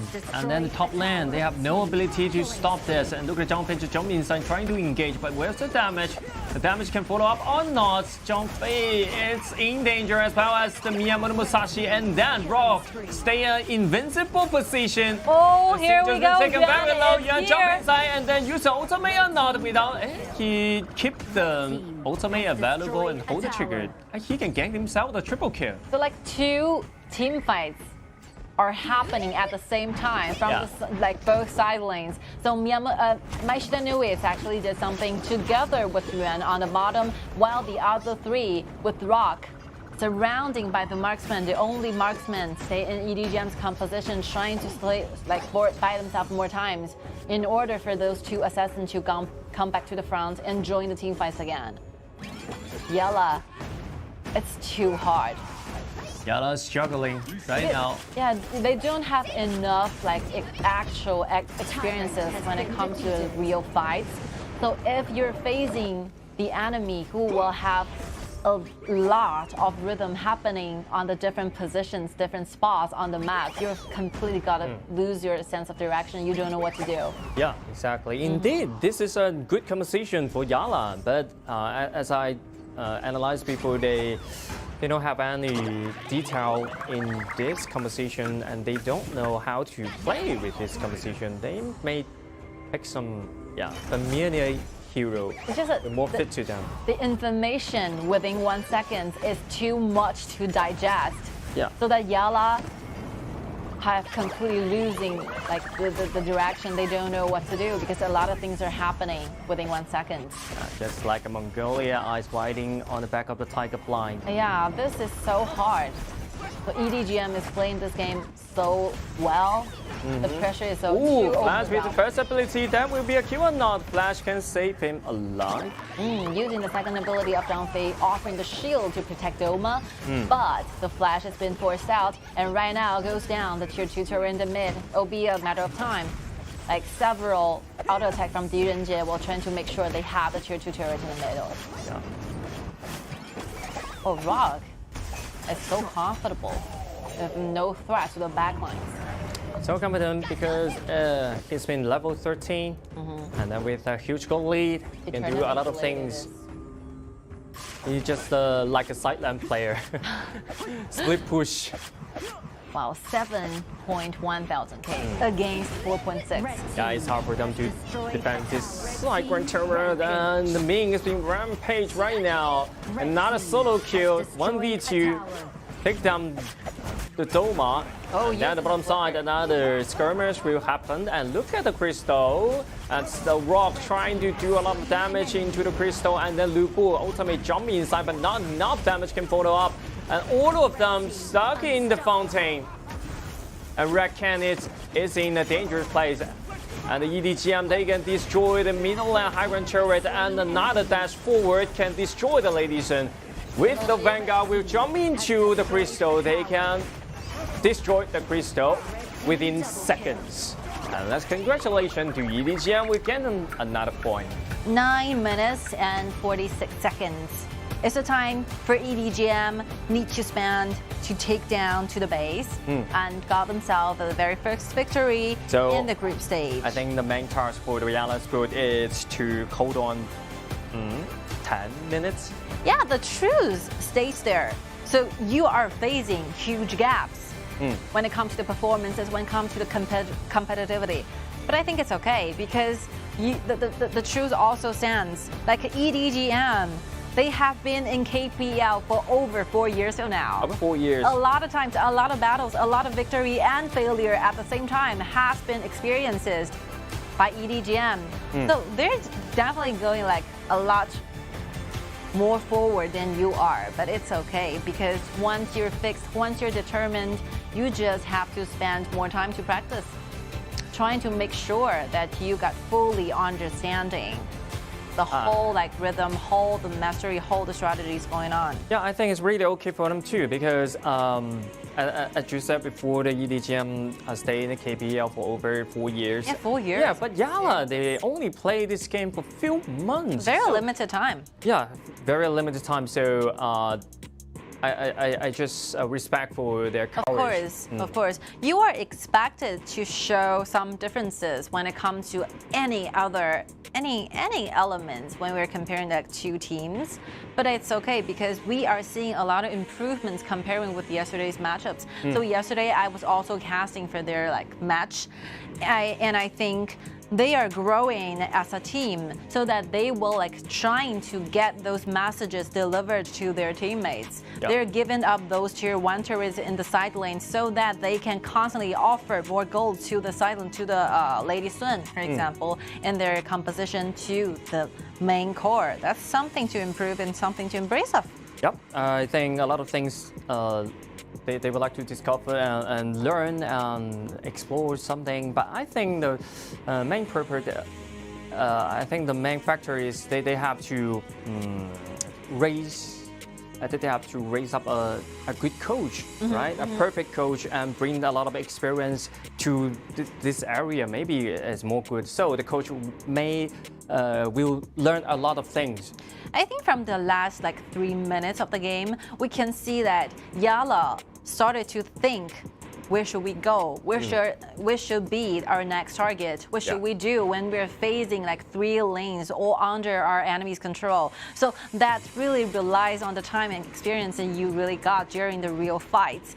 So just relax a little bit and trying to enjoy yourself and trying to make sure that every single hero you picked, you got fully understanding with how and what will be the abilities you want to pull off during team fights. Yep. And EDGM Yuan, the junglers from EDGM, will be the MVP for this particular match. Fight 0 for KDA. And every time he can clean up the battlefield so quick. EDGM is just throwing everything they have out, reaching for the kills. Yeah, and set up the pace from this team fight. As the blue screen bring back and everything will change from this minute. In this current meta, we are playing in KIC Group Stage 2022. So every minute in the early game counts.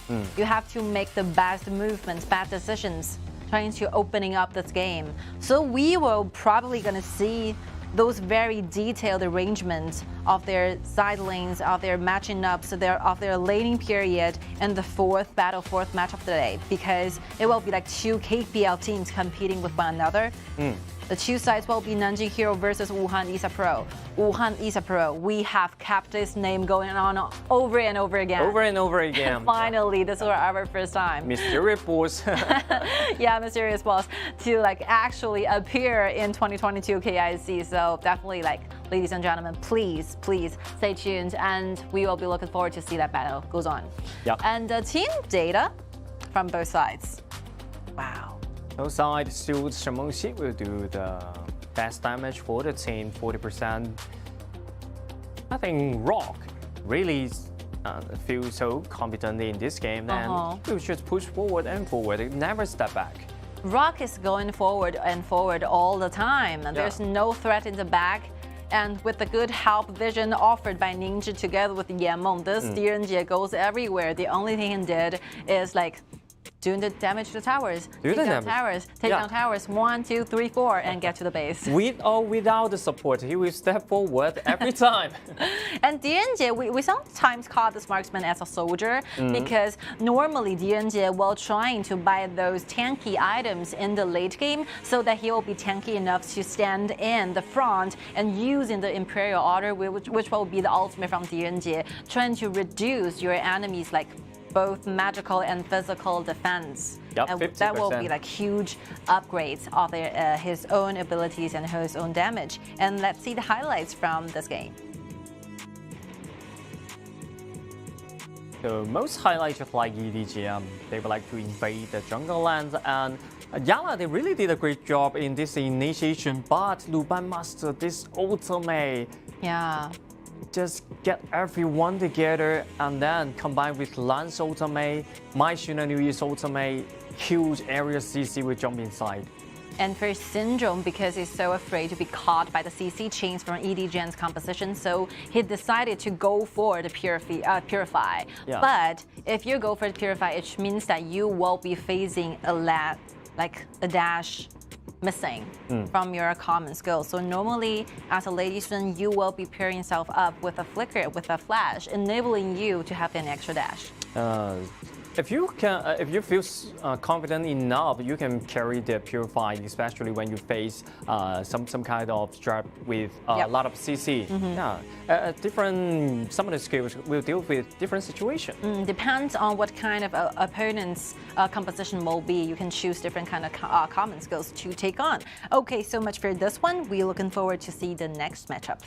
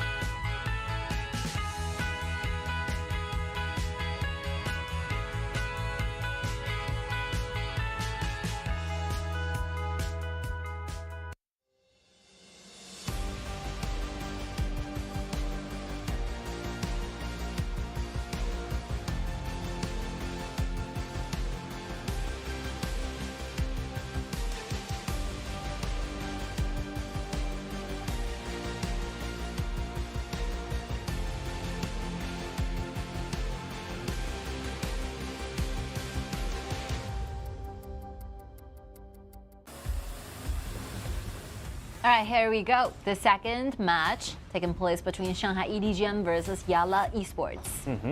So the replays like that. A lot of players in the Yalla Esports maybe will feel sad in this time. The mentality will be destroyed by the enemy. But yeah, it happened a lot in the ranking. Yeah, by myself, I think I need some time to reset it. I think they can keep happy for that. It's a coach responsibility, right? Trying to lift up the whole morale for the entire team, trying to make sure that your teammates are fighting in their best conditions, not to mention psychologically or physically. So just to make sure that they still have the confidence enough to cover up in the following matchups. Okay, here we go. Let's see who will be the red and who will be the blue. Yalla is the blue side. Yeah, some advantages taken in the blue side, while EDGM will be stayed in the red. Yep. Wow, like similar BPs. 关羽 And Mengtian maybe? Mengtian? Maybe Zhang Fei? Shen Mengxi. Okay, that answers me. Because we're playing the global BP, so the character you formal placed cannot be repeatedly picked again. But you can also restrict this kind of choices when using this kind of strategy.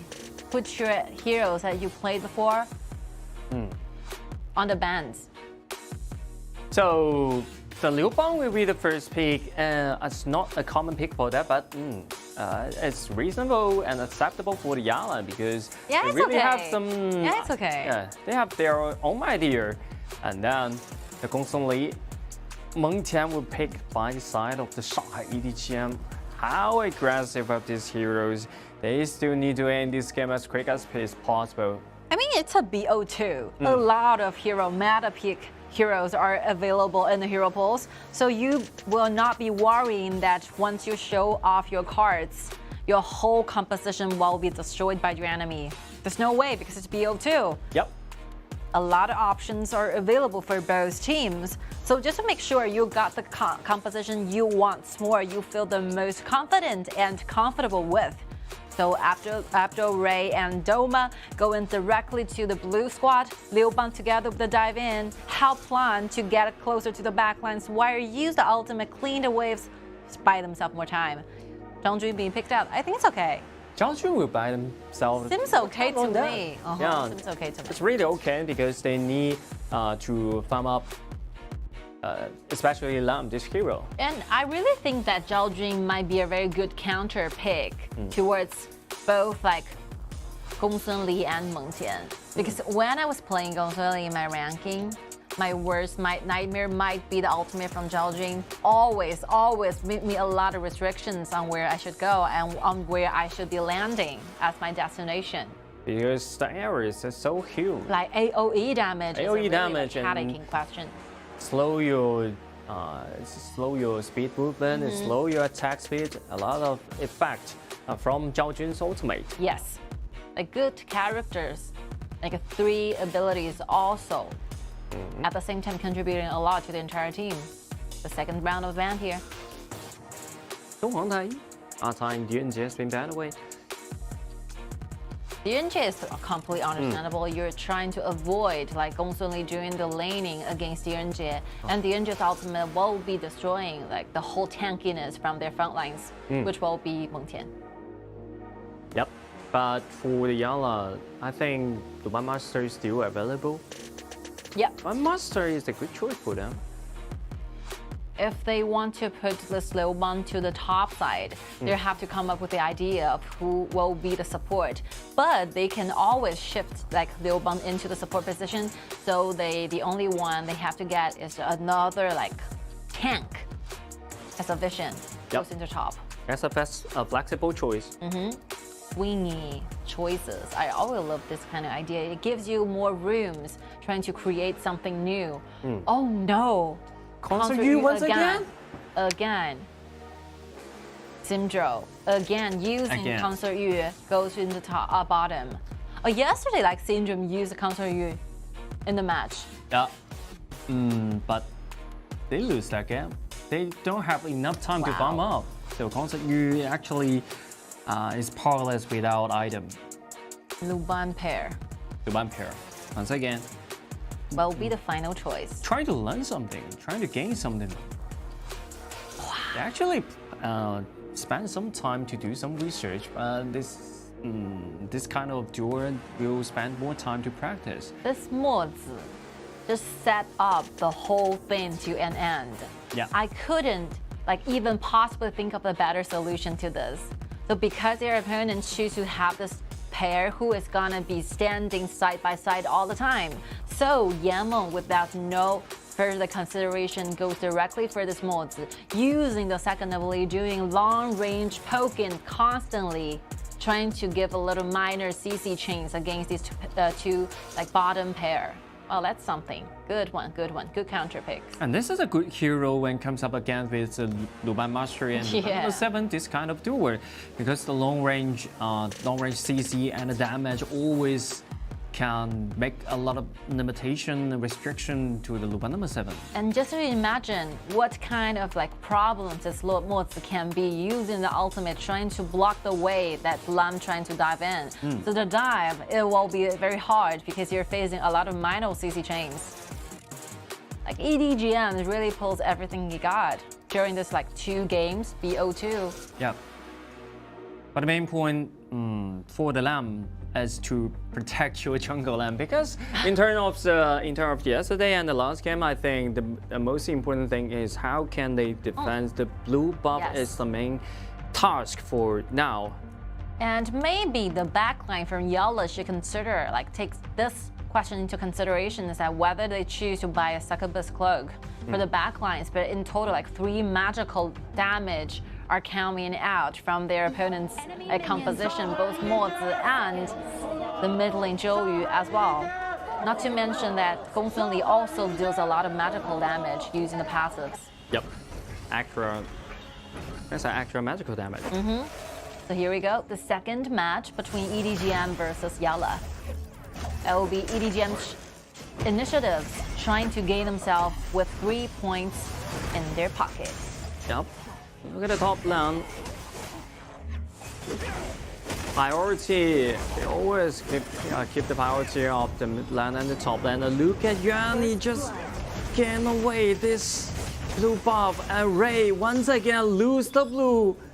And that will be a nightmare starting. And Yuan is asking for more. Yeah. As for the wolf, the big one. Yeah, he gained the big one and the little one. Left the small one there. Whatever. It's very hard. Starting from the very first minute of the game, Yalla is facing some kind of difficulties because the jungle has been invaded and the red also, EDGM wants it. Oh, and the red has been reset right now.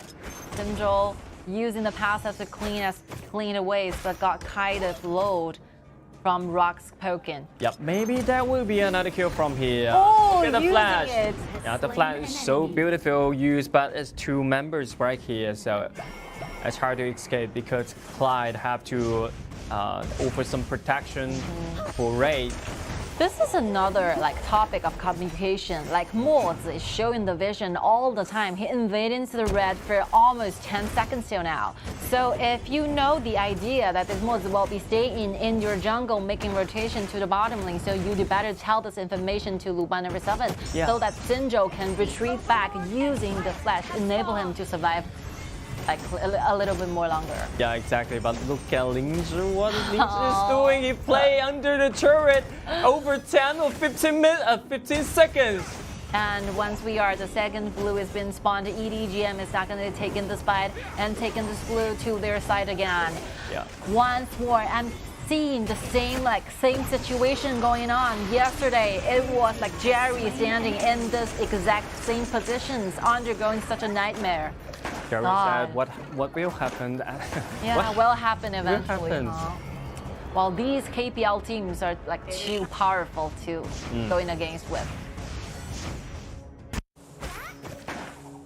Every single time your blue is going to be spawned, we will be there. Every single time you want to take your red, we will be there again. It's like they're having 10 players in one team.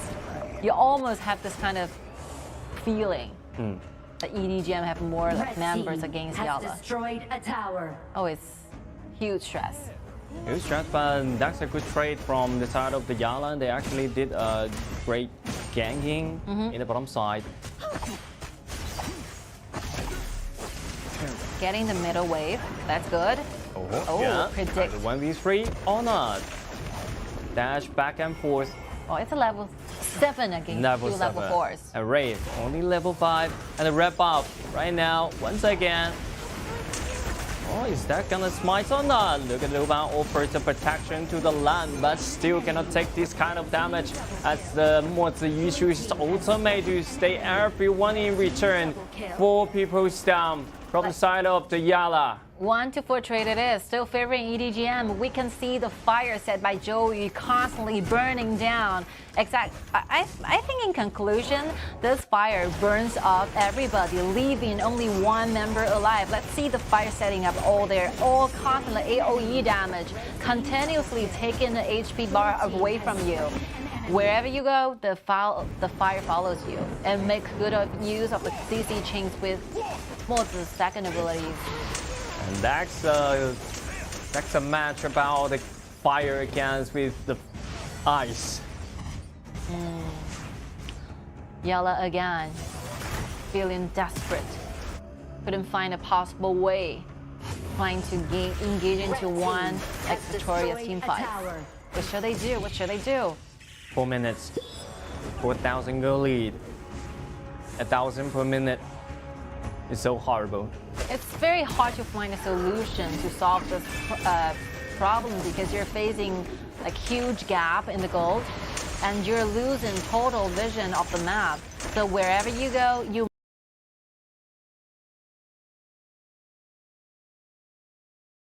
might be ambushed. Wherever you go, there might be some danger hiding in some dark areas. Yep, they lose a lot of information Tyrant has been defeated. about this map, especially their jungle land, their own jungle land right now. They're hard to get inside to gain back some resources. After like casting and watching this kind of scenario, with this kind of games, we actually learn a lot of like strategies when you're playing ranking. What kind of movement, what kind of like rotation and roaming you should do in order to gain yourself such a goal lead. Yeah. It's like a living example from EDGM telling me, teaching you what to do. Teaching you what to do on the Gen.G. Luban's been taken back low. And Gen.G is so tanky right now. Red team This kind of has this kind of a destroyed a Mongjian is tower. hard to destroy and hard to deal with. Has That's the destroyed biggest a tower. problem for the Yala. Oh, nice move. Nice move, nice start of that, and he's trying to 1v3 to get inside, but you think too much! Slain an enemy. 1 versus 2. What a challenge from What a Yuan. challenge. Want to challenge the entire world. But you know, we can actually like introduce more about Miyamoto Musashi. So with a good use of first ability, you will gain a like very slight second of immunity. Yep. And if you do this well, you can dodge every single like crowd control existed in Honor of Kings. Exactly. Last time, Yuan actually can dodge some control, but the damage, Damage is but the damage unbearable. directly to his body. They're being aimed as a group. Oh, Clyde, watching. Ling-Zhi staying constantly over there, but nothing he can do. Yeah, finally, he's trying to gain some vision. Control immunity, it is. Look at this job. This dodge is pretty well, but it's not enough. I think Yuan is regretting, you know, to do the ultimate to Luban number 7 himself. After pulling off this kind of decisiveness, he was really starting to regret this move. You know, all the teams just started laughing. Definitely a wrong choice. Especially the coach. The coach will say, what a player that. Yeah. Oh, you play so nice. 1v3, yeah, that's a quite confident, but did not succeed at that time. Completely overthinking of his own abilities, right? You can do a 1 versus 2. I think that's a limitation from Miyamoto Musashi. But 1 versus 2 with like a 4, with a whole like fully prepared, all availables and all abilities available opponents are very hard to do. Yeah, exactly. I didn't blame on Yuan. I just blamed on Miyamoto Musashi, this hero. He's just like not like Lan or Jing. He cannot 1v3 in a safe positioning. Oh, let's see. Look at Mountain Flash jump inside. Look at the damage. Sim Joe's been taken very low, and then a lot of damage will follow up. And then the high wind turret will be destroyed. Look at Lamb just try to jump inside, but everyone stay low, but no one's gonna die. Oh, Yuan's been taken down by the Lamb. Okay, from the skirmish happened on the top, I think Yala is trying to fight back, trying to counter fight towards EDGM, but I think the moment that they choose to dive in and the ultimate used by Liu Bang is way too soon. So before you arrive at your destination, the ultimate is over. So you have to make sure that the ultimate, all the abilities will be keeping in an active effect when you're trying to engage. The next time, maybe Abdul can choose to force on his ultimate later, wait for a little more time for Ray to arrive in the right positions so that Ray can be protected when he is trying to do the damage to the backline. Yeah. Yeah. Maybe next time he can just find Wait a out. little bit longer, Yeah. for your assistant Wait to too arrive. long, but right now he only have the Axe of Torment. It's hard for him to do anything of it. But the mindset of this kind of hero, that how to use it is quite important. Wow, Axe of Torment will be the only items that this Lam have. But comparing the fact that Miyamoto Musashi has one more total item leading against Ray. Gong Sun Li, flexible. Zhao Jun will do a lot of protection, make a lot of protection for the team. Oh, but look at the multi-second ability finally turn on to the Zhao Jun, and then Monte will follow up the damage. Ray wants Zhao to Jun's not rotate here. back. The Tourist Guardian's not here, so the Lamb trying to jump inside, but once again, Liu Bang's protection is not in the right timing.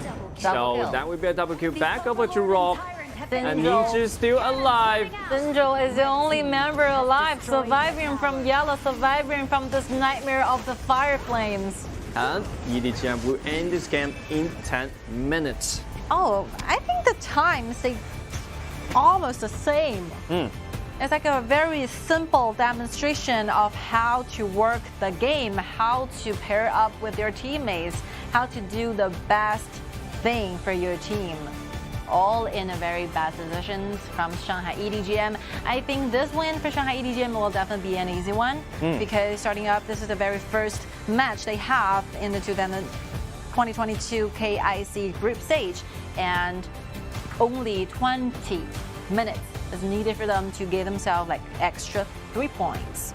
Congratulations to EDGM. Extra 3 points for the EDGM. So on the other hand, Yala, they have to keep going and keep confident for themselves, even though they got defeated by EDGM for only 9 minutes, 10 minutes. I think it doesn't matter because individual ability on their team, I think it's pretty enough. But they just lack of some teamwork or some experience for the execution of the composition.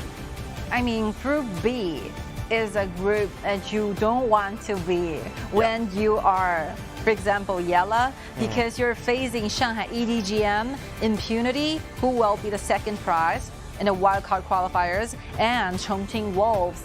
Chongqing Wolves is the champion in our KPL 2022 summer season, and also they're the former champion in 2021 KIC. So just imagine what a prize, what a pressure.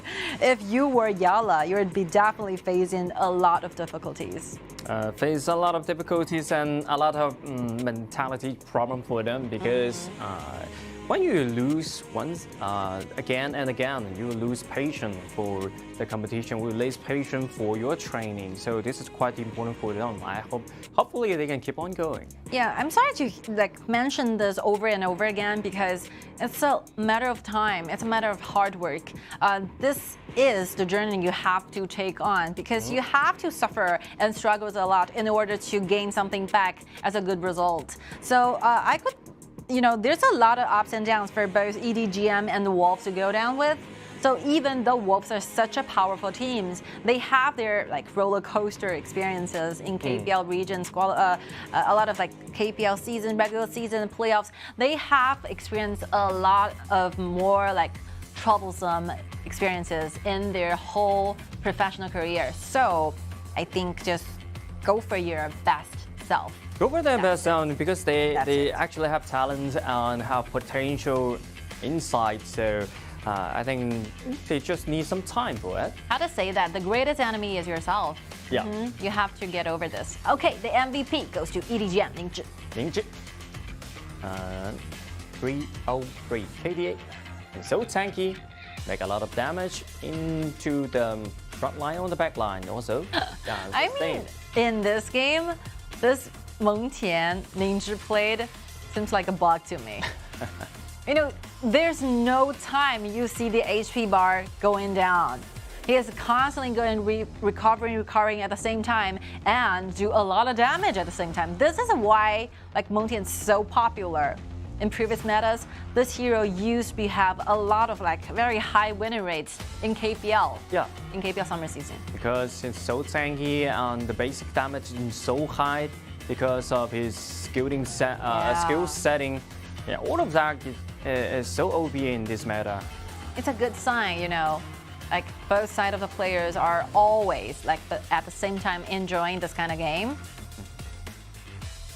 Mi Fenghua as the main coach for EDGM. Yep. Mi Fenghua is a very good coach. Actually, I think he has very deep understanding of what kind of movements, what kind of gaming like styles that these 5 members can have, and trying to put up a very good composition, trying to form a lot of chemistry going on there. Mi Fenghua, this coach really know how to combine this team together.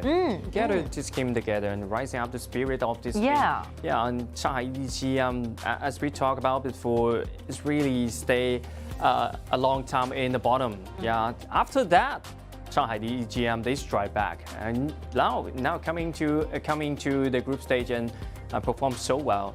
All right, let's see the team standings in Group B. Shanghai EDGM and Impunity have won themselves 3 points, and these 2 battles are all at the same time both taking place against Yala. So Yala will be facing a huge stress because they have like very early on scheduled games and matchups.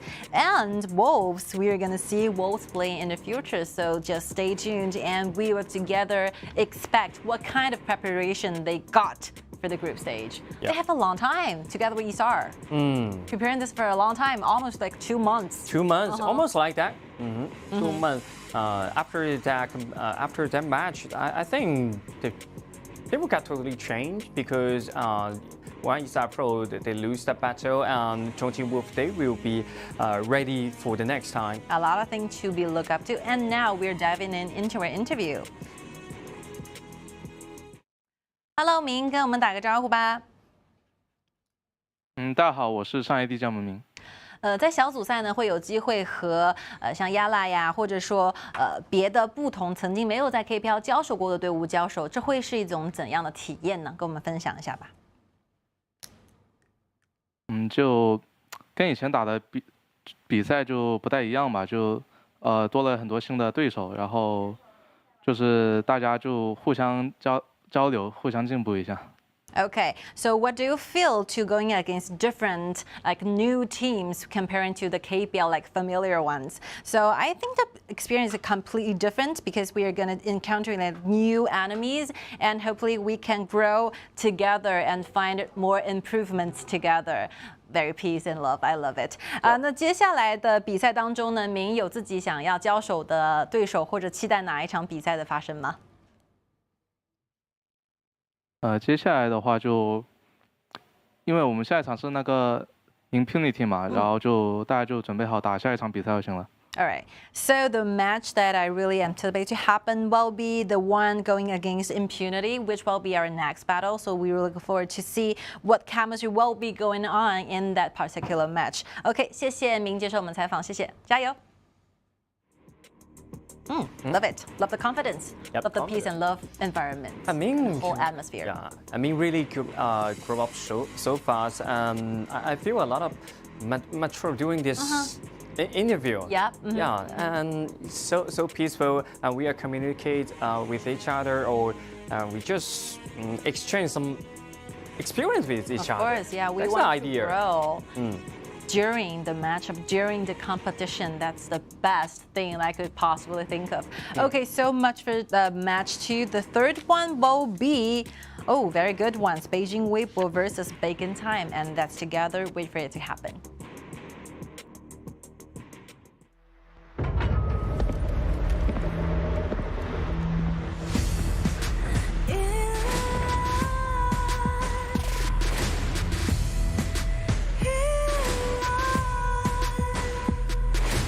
What's a life without its worth? Compromising with what hurts inside. When you let fear decide your fate, you don't choose which path to take in life. In life, I'm finally letting go of everything that still holds me. I'm against the odds, but I won't give up, 'cause it's my time to shine. Standing in the spotlight, can no one let me down. Destiny is calling high night. I'm not afraid to fight for everything I love. Victory is on my side.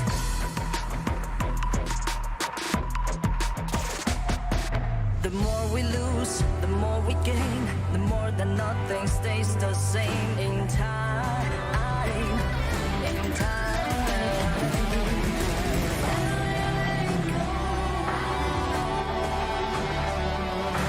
Everything else still holds you. 'Cause it's our time to shine. Standing in the spotlight, can no one back us down. Destiny is calling high night.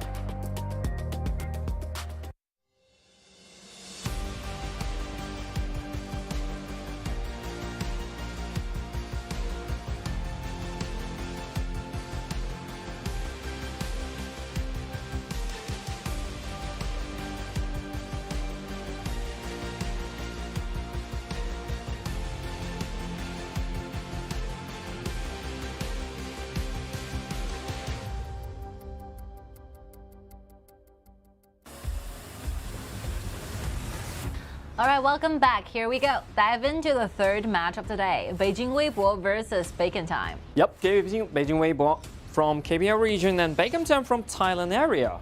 Bacon Time actually did a great job yesterday. I think 1-1 against Nova.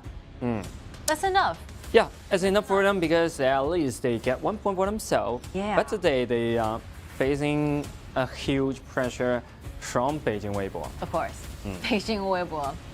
I have been mentioned their names with this kind of introduction all the time. One of the best KPL teams.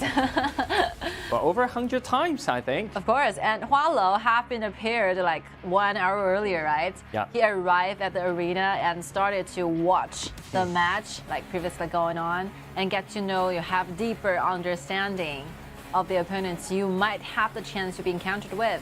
That's what a good coach should do. Yeah, and then Xiao Keke also a good coach Yeah. because Xiao Keke he know a lot of language, English, Thailand. So talented, It's, huh? so talented, and then he know Chinese, Is that 4 languages? 4 languages, just like. Oh, that's cool. I really want to master 1 more language to myself. But it's cost time, you know. Maybe Cantonese. Oh yeah, Cantonese is one of the most language I want to learn. Yeah. Okay, This- Beijing Weibo.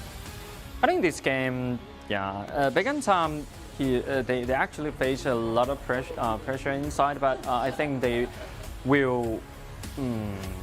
They really did a great preparation yesterday night, I think, and a lot of homework.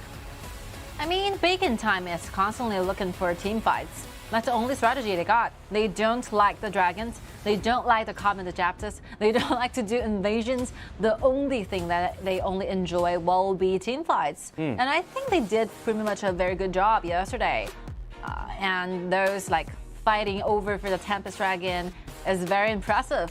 So let's see what kind of surprises they're going to prepare to us for today's matches.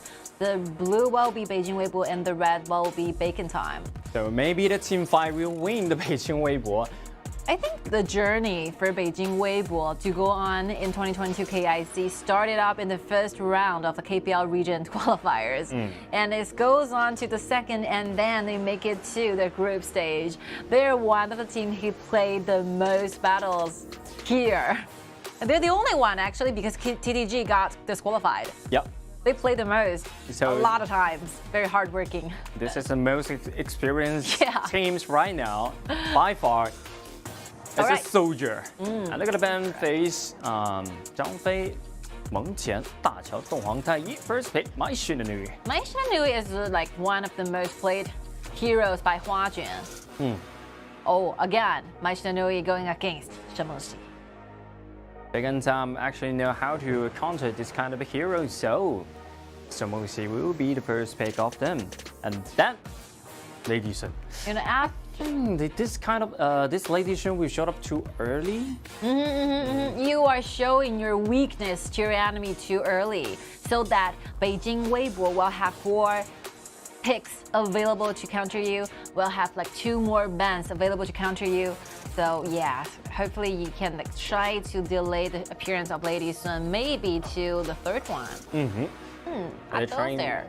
And they're trying to pick the Yukio touch banner. Oh, that's good. Oh. That's good. I love to see early games character goes on. That's a totally team fight conversation. That's a signal showing that you are not afraid of engagements of the team fights. You are aggressive enough yourself to be standing up to find a place you are really thriving in the early game. I like this kind of confidence. For exactly just like Bacon Time do not afraid the KPL team. They want to have a battle in the early game. They just want to show the competitive face to face in the jungle land. And let's do it. Let's do it. Let's together expect what kind of team fights, what kind of competitiveness they can show us in the 2 teams. Yeah, Liu Bang, Lu Bu, actually they can battle the way. I love these band places. They know exactly what Beijing Weibo wants in their composition. By showing off this Lam, they will definitely want to pair him up with a Liu Bang, and together Zimo Suibu is one of the most thing you don't want to deal with when engaging into team fights. Good plays. I think Xiao Keke really know how to counter. Knows Beijing Weibo really well. Yeah. And really did a lot of homework. Yes. You spent a lot of time to do such that research. I'm quite surprised of that. Like Hermes, finally the fourth play, they went directly to Luban and Master. Lady Sun. Okay, I think a lot of like room of protection is being shown by this like selection of this hero. And then the side lane, maybe there will be Xiao Zhen or Lianpo. I have no idea, but definitely an aggressive side lane. God. Yaria. Yeah. Yaria to be paired with Gong Sun Li. This is the first time, the last time that this pair showed up is to like Chengdu Weiqi. Marco Polo, right? Marco Polo. Oh no, Gong Sun Li. Gong Sun Li. Gong Sun Li. Yinor, when Yinor plays Yes. Gong Sun Li The with second Yaria, and this is the second time also the Gong Sun Li. But why the reason why they picked the Yaria, because you can take a look at Bacon Time this kind of draft, because they picked Yukio Tachibana, which with short range and without not that flexible hero, so it's hard to get close to the Gong Sun Li, especially combined with the Yaria. So the Gong Sun Li will be invincible in the beginning. So the only thing I think Chelsea should be like pay attention, more careful with is the ultimate from Luban and the ultimate from Ata, and that's it. I think Chelsea can pretty much find himself a lot of like team fights rooms for this Gong Sun Li to be dancing around. Let's together witness, like expect what kind of movement like Chelsea can do. I can assure you, Chelsea can be as intimidating as Yinor. These two players are like the same talents excelled in this kind of heroes. It's gonna be a dancer in the team fight. Dance in the ring, I love Let's it. check and see. So the problem for the Bacon Time is how can you deal with this kind of hero, this kind of duels, and you have to make sure every skill land accurate to the Gong Sun Li. You know, two things are needed when you want to choose going against Gong Sun Li. One will be a burst damage in the late game. I think Lady Sun can cover this question. And the other will be huge initiation. You want to make sure that the Gong Sun Li will be facing kind of a challenge, want to dive in during the team fights. But the initiation, like sudden initiation that it's not as strong from Bacon Time's composition, they really relies on their cooperations using the Mito CCs to form a bigger ones. So I think Moss and Summer have to work in pair together, aiming directly towards Chelsea, making sure that Chelsea can be restricted in the performance status. So. Yep, that's a main factor of that. And then another situation for the Bacon Time is that the first round jungle controlling is so important because Ata actually carried the smite combined with Yukio Tachibana. First round, they would like to invade the jungle land, especially blue buff. Like Can they succeed or not? two smites, Ata and Yukio Tachibana, two of the most early game aggressive heroes. Let's see whether Bacon Time can find a way to pull off these two characters. Don't waste your talents here. They want to invade both above. Yeah, you are born to do this, these two characters, but I think they're being too greedy. They want to take a lot of things, but get nothing in return. Look at the solution of Beijing Weibo. They protect the jungle land so well. Lam, he didn't rush to the blue buff in the first time. He would like to make a rotation to the top lane and clean the top lane's wave, and then back to the blue buff, and Zimo will offer a lot of protection for him. Oh, the first ability from Hua Juan. Oh, look at my master jump forward, trying to find some damage, but not enough to have that kill. It's okay. The gold lead is like no differences. Even thing. But you know, from the side of Bacon Time, they obviously want more. But it's a good sign for you to like gain your own stuff. We have seen a lot of like KPL team against the non-KPL teams. So to make sure that you have the first round of the jungle is acceptable, I think. Okay, quick reflex there. And this flash is so important. Look at, oh, Xingyu has been killed by the enemy. Chelsea, Francis triggered and trying to find another kill. Oh, Mars is right there. Mars, okay, trying to find that. Wow, that's a huge lead coming out from, the bottom side. Bacon Time did a great job there. Nice rotation. Mark is feeling himself completely on fire today. Let's see the replay. Moss hiding in and making her mess a perfect bait and offering the chain, enabling like Lady Sui to have another dash, even though he have to retreat back a little bit using the flacker. But I think this cost is like rewarding them a lot. Good trade, good trade. And then Ruban Master used himself HP, used his HP as a trap, as a bait, and then waiting for the support from the Mars. What a surprise! But you know, before that, like the team fights, it happened before like Yaria gets into level 4. Yeah. So once Yaria have the ultimate, I think. Look at Noyan has been pulled back by the enemy, and then another kill just inside. And then Anta will pull back by the Ruban Master. That's a good invasion. Oh, good invasion indeed. They killed Noyan. They have to cover over this only one jungle core here. Oh, Bacon Time Texas team you cannot underestimate. They really good at team fight.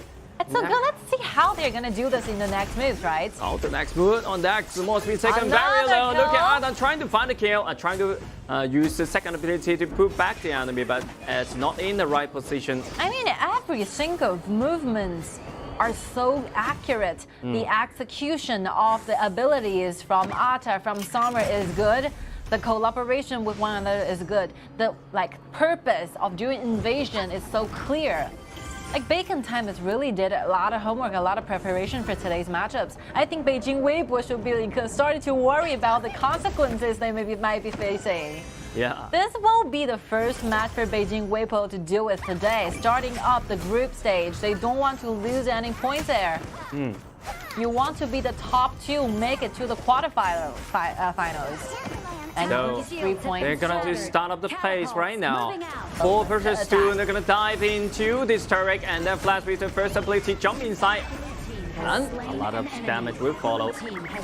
Summer is here. Let's see whether Summer can protect Mars from the whole firing and jungling right there. Nuan Yang stays in the team together, 5-member all the time, stick together, going to the blue. But the Yukio Tachibana also can have a fair trade. Yep. But it's a nice rotation, nice fighting back strategy, using the Mai Shenyu, using this kind of mobility you're looking for, and trying to go for the kills. Yeah. Nice movement. The first ability and the ultimate from Miyamoto Mai Mai Shenyu are so correct. I'm sorry, these names are quite confusing. Miyamoto Yukio Tachibana and Mai Shenyu. I don't have a very good level of Japanese, sorry for this.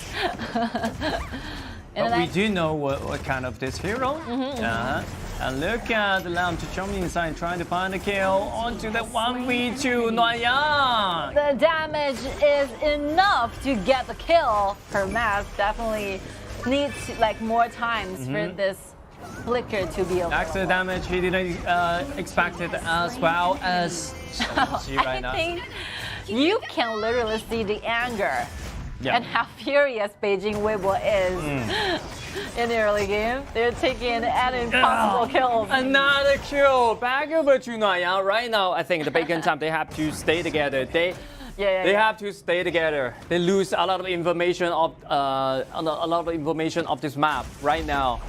And Beijing Weibo together the tank, together with Yari, Xingyu, getting the vision in the jungle, getting every single resources away from Bacon Time. Yeah, they cannot walk alone. Yeah, this is called message communications. Once you have the solo kill against 7X, which was the jungler from your opponent, you send your teammates in the jungles and taking those resources they have as yours into your own pocket. Yeah. Chelsea. Okay, Chelsea. Lady Sun's been taken very low. The Beijing Weibo, they just showcasing their power of the team fight. Yeah, maybe you're so powerful in the team fight, Bacon Time, I admit that, but I will show you the more powerful one. It's the skirmish we created by the Mai Shenyu and the land. If you take a deeper look at the composition that Weibo goes for, like basically there's 3 assassins available. Yep. And these 3 assassins, both Mai Xuanliu, Lam, and Dong Li, can make a lot of miracle happens. And just now, the few team fights pretty much just happened in everywhere of the map. It's just how proficient they are with the single character and the heroes. So every single flash use is worth using. Every single team fight they picked up, they have 100% sure they can get it. This is how they unite together as a team. Yeah. They have a very full understanding of what kind of things they can do using this composition. It's really good. And then snowballing in this time. When you get some goal lead, how can you snowball, start up the pace and extend the goal leads? This is so important. And then the Bacon Time, they still want to create some team fight. Okay, that's what they like to- is in the bush. I think one step further ahead, Bacon Time might find themselves under huge Lian threat. Yang's position, jumping around. to the back line, and the flash will keep the double C alive. 2 flashes. Two flashes. Been forced out only one single action. Oh, Bacon Time is really did a great job. I think you wanted to commit. You wanted to keep your whole composition going on. We can see the consistency within all the teammates from Bacon Time. Beijing Weibo is very powerful. It's very strong as a team. But Bacon Time, they did show some competitive in the early game. Of course. The fact that they have earned themselves a little leading in the early game shows that Bacon Time has really improved a lot as a team. They brought this kind of limitations from Weibo's players to this extent. Yep, That's they were something. reducing their mistakes they made in this game. Oh, again, Nuan Yang back into the Once same again, positions. 007, you have to focus on Yang right now and look at the bottom side. The Gongsun will be invisible or not, will pull back by the Luban Master. Well, Chelsea went too deep. I think he want to be that hero. Yeah, want to be the hero for the team. Going too far. But on the other side, we can see Beijing Weibo make good use of the wave in the mid, trying to take down the tier 1 turret in the mid lane. Yeah. I think it's a fair trade. You use 1 life in trading back for the tier 1 turret in the mid lane, which opens up the entire jungle to your side. I think it's okay. It's okay for the Beijing Weibo, especially they still have the 5,000 goal lead for themselves. And look at the Lady Sun stunned by the Xiaohou. Wow, Summer. And that Ada has been taken very low. Summer has been low, and look at Lan jumping to the back line, the killing spree, and he's still one more double kill back over to Lan. I think a triple kill, right? With a 1 more tower down. Yeah. But unfortunately, eventually he has to face the fate of being dead. Yeah. And do the burst damage in the back line and take the crucial damage from the opponent. 10 minutes. That's what we call Nuan Yang. You can see Nuan Yang. The second, Hermes using the only that he got the first ability, rolling around across the wall, trying to do the damage, what will be the true damage and the true moment where Beijing Weibo, the 3 assassins, went in at the same time. Yeah. I think they I think Bacon Time, they are hard to figure out how can this hero play so powerful from Nuan Yang's hand. 9,000 gold. 9,000 gold, because you have to earn more gold as quick as possible. So this is the point of how you experience this hero. They want to trade the common objective. They want to trade the dragon. Look at me, Martin, seeing danger has been taken a half, and then Summer has been taken a half once again. 007 has been taken down, and then Nuan Yang jumping to the back line once again. He's gonna destroy everything. Look at Luban Master pull back Nuan Yang and trying to find another kill onto him. He will be struck back by the enemy, but what's about the high ground turret and the base? Can you defend it or not? Actually, 2 versus 4. Right now, Xiao Zhen just jump inside and should try to find the damage onto the Lady Sun, and the Lady Sun will down in this time. It's the an big one crash into the base, and they can destroy the base as easy as a pike. Beijing Weibo take the very first matchup down to their side. But I think there's some very interesting like facial expressions going through with the cameras going on. I think a lot of improvement should be done by Beijing Weibo because they're expected to win because they are Weibo themselves. They played the most games in 2022 KIC, starting from the very first one, the first round of KPL qualifiers. But definitely being defeated in the team fights in the early games is something they have to review, something they have to do better in the following up matches. Because for Beijing Weibo, I think their destiny, what they are aiming for is not getting victory, getting points in the group stage. Their final wishes, their final goal is to be on the final stage, right? Yep. So if you're aiming this far, you should be doing a better job than this one.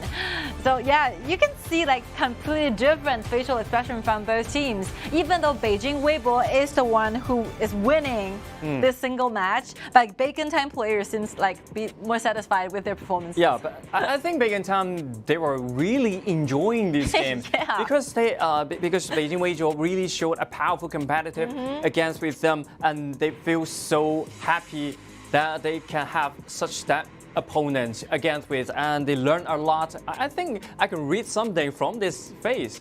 You know, what really matters is that how well, like how much percentage you have been executed out on your strategies. So they have two smites available. They used you kill Tachbana together with Atta, and they managed to make something happen in early game. It happened in early game. The It really purpose happened. is already like fulfilling in the early game. So I think it's okay. Your strategy, you work that out, did a very perfect job, and you create a lot of problems, a lot of challenges for Beijing Weibo, and that's enough. That's enough. Yeah, exactly. They create a lot of problem for the Beijing Weibo. But on the other hand, Beijing Weibo, even though they stay down or low in the early game, but they reset so fast and use Noanyang to split push and dominating the side lane. And then the machinery used by the Huajuan, he will create a lot of skirmers and find a lot of timing to engage to earn more goal for the team. Initiation machine. I will use this kind of term to describe like Huajuan in this Gen.G. particular matchup. Gen.G. it is. Like Gen.G. is short form for like Huajuan centered, right? Huajuan is really carrying this game, and no need to mention like the late game, those dive-in moments from Noanyang. Yeah. Like a very good master on this hero, Lam. Noanyang damage 29%. It's been a while. I haven't seen that jungle core can do such a just like 30% damage, nearly 30% damage, totally destroyed the backline. 7-3-1 KDA. I think like the late, like early game, some defeats in the team fights really like bring this kind of aggression out of Weibo teammates in place. Noanyang. Right now, look at this one. Two blades up to finish the attack, and then first ability combined with second ability jump into the backline. But unfortunately, the turret is still there, so you have to trade his life. But it's enough. That's enough, yeah. I think Bacon Time at the stage of that moment, maybe they're just confusing. They were just confusing. What about this hero? You know, Bacon Time, they're not considered to be the best teams making out from the wildcard qualifiers because they're the last one making out to the group stage. Like if the fourth place, they only got 4 wins and 3 lose for the like 3 days of the qualifiers, and huge stat have been made from Bacon Time. Yeah. I really admire this, and you can just literally see how hard they work as a team so that they can improve this much within a short amount of time. They actually play this game just for a few months. I think the starting line for the other areas teams, I think it's the same. Yeah, they play this game just for a few months. I feel a lot of talent and potential right? of this team. You know what they did is that they have 1 point score down because they are like 1-1 tie going against Nova yesterday. Yeah. And in today's matches, look how excited, how enjoyable they are going against Beijing Weibo. Managed to earn themselves a little bit leading like situation early. Yeah. Game. I think the goal they aim to maybe is make it out to the group stage, and now they finish that treatment. They can relax and enjoy the game. Yeah. When you face to the KPL team, you can learn a lot and really shows the gap between the teams. They can find a lot of rooms and space to practice and discover and develop. And for Beijing Weibo, I think, you know, to win, apart from the fact that you actually won, but to be defeated in the previous like two or three team fights might be something they have to go over. You know, the second match, I think Beijing Weibo will be fully prepared and fully fired up. So, you know, Beijing Weibo really struggles a lot from the very first round of KPL qualifiers. We can see the highlight from this match first. I think all the highlight is about Hua Juan and Luan Yang. Nice to know you. Flexibility with flash, knock up to. When you take the reaction of that, it's too late. You have to flash in the first time. You have to predict what Hua Juan will do, but it's so hard for that. All in a sudden. And look at Luan Yang. Too much information to adjust. I will say this one more time. So a lot of things, a lot of rhythms are going on at the same time in different areas and in different locations of the map. And the map is quite a big map. You know, we have like 3 lanes in like 4 jungles. So it will be very hard for you to decide which like direction to go. What will be your next move? Okay, we will together like expect to see more wonderful performances and movements from both teams. Let's take a short break.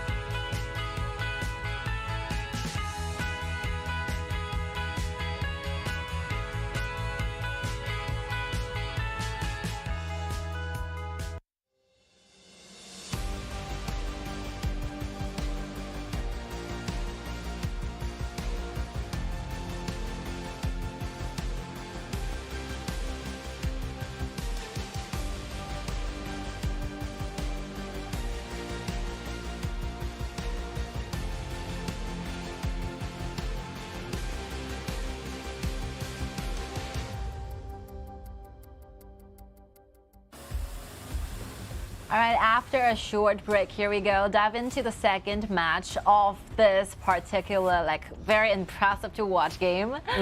I was so excited because I really like this kind of vibe that Bacon has brought to us. So no matter if you're facing a lot of differences against your enemy, there's a huge gap between the competitiveness, between your power against your enemy, but you're never afraid of showing your talents. I really like this kind of confidence. But that's a good feeling when you feel.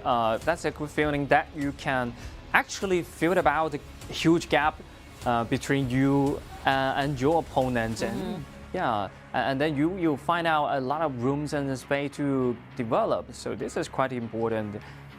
I admire this kind of spirit where you do not fear to take on any challenges.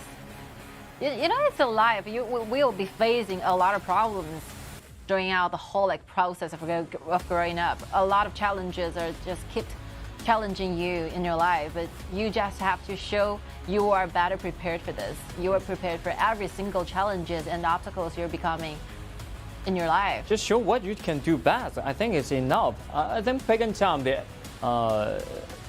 really performed so well in the last game. At least they did create a lot of trouble to the Beijing Weibo. Yeah, there's a lot of ups and downs for Bacon Time as well. They struggled a lot during the wildcard qualifiers, and right now they're facing directly going against Beijing Weibo. Yep. That's a very precious experiences. If you're an esports player, especially when you're trying to excel at HOK Honor of Kings, these players, these teams, you have the opportunity to going against them is so precious. So precious. And right now they have they had that experience in the red side. Now they have they're gonna have another experience in the blue side.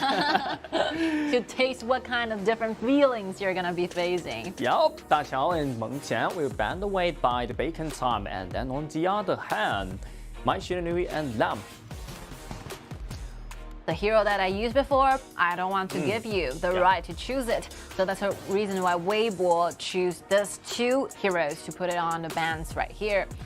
Golden Lee is available for Bacon Time to pick, but not need to worry because Chaoxi has already used it in the previous one. They can pick this hero in the second or the third pick. I was wondering what kind of marksman that Beijing Weibo want to give to Chaoxi.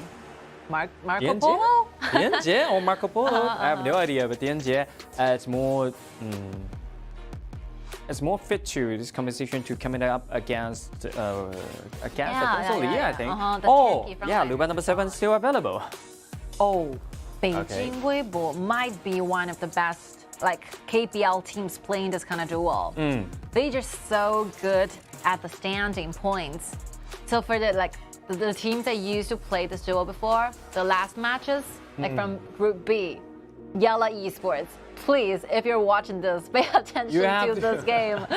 Beijing Weibo's Luban pair is so good. You can actually learn a lot of stuff by watching their games. Yep, you have to watch this kind of duel, look and watch the details and the information.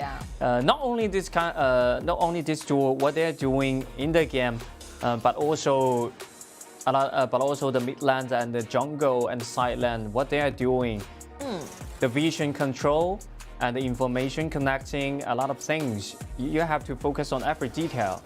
Good countering, right? Bacon Time, using Zhang together with Moya, goes into the bottom, going against directly, aiming to this Luban pair. I love it.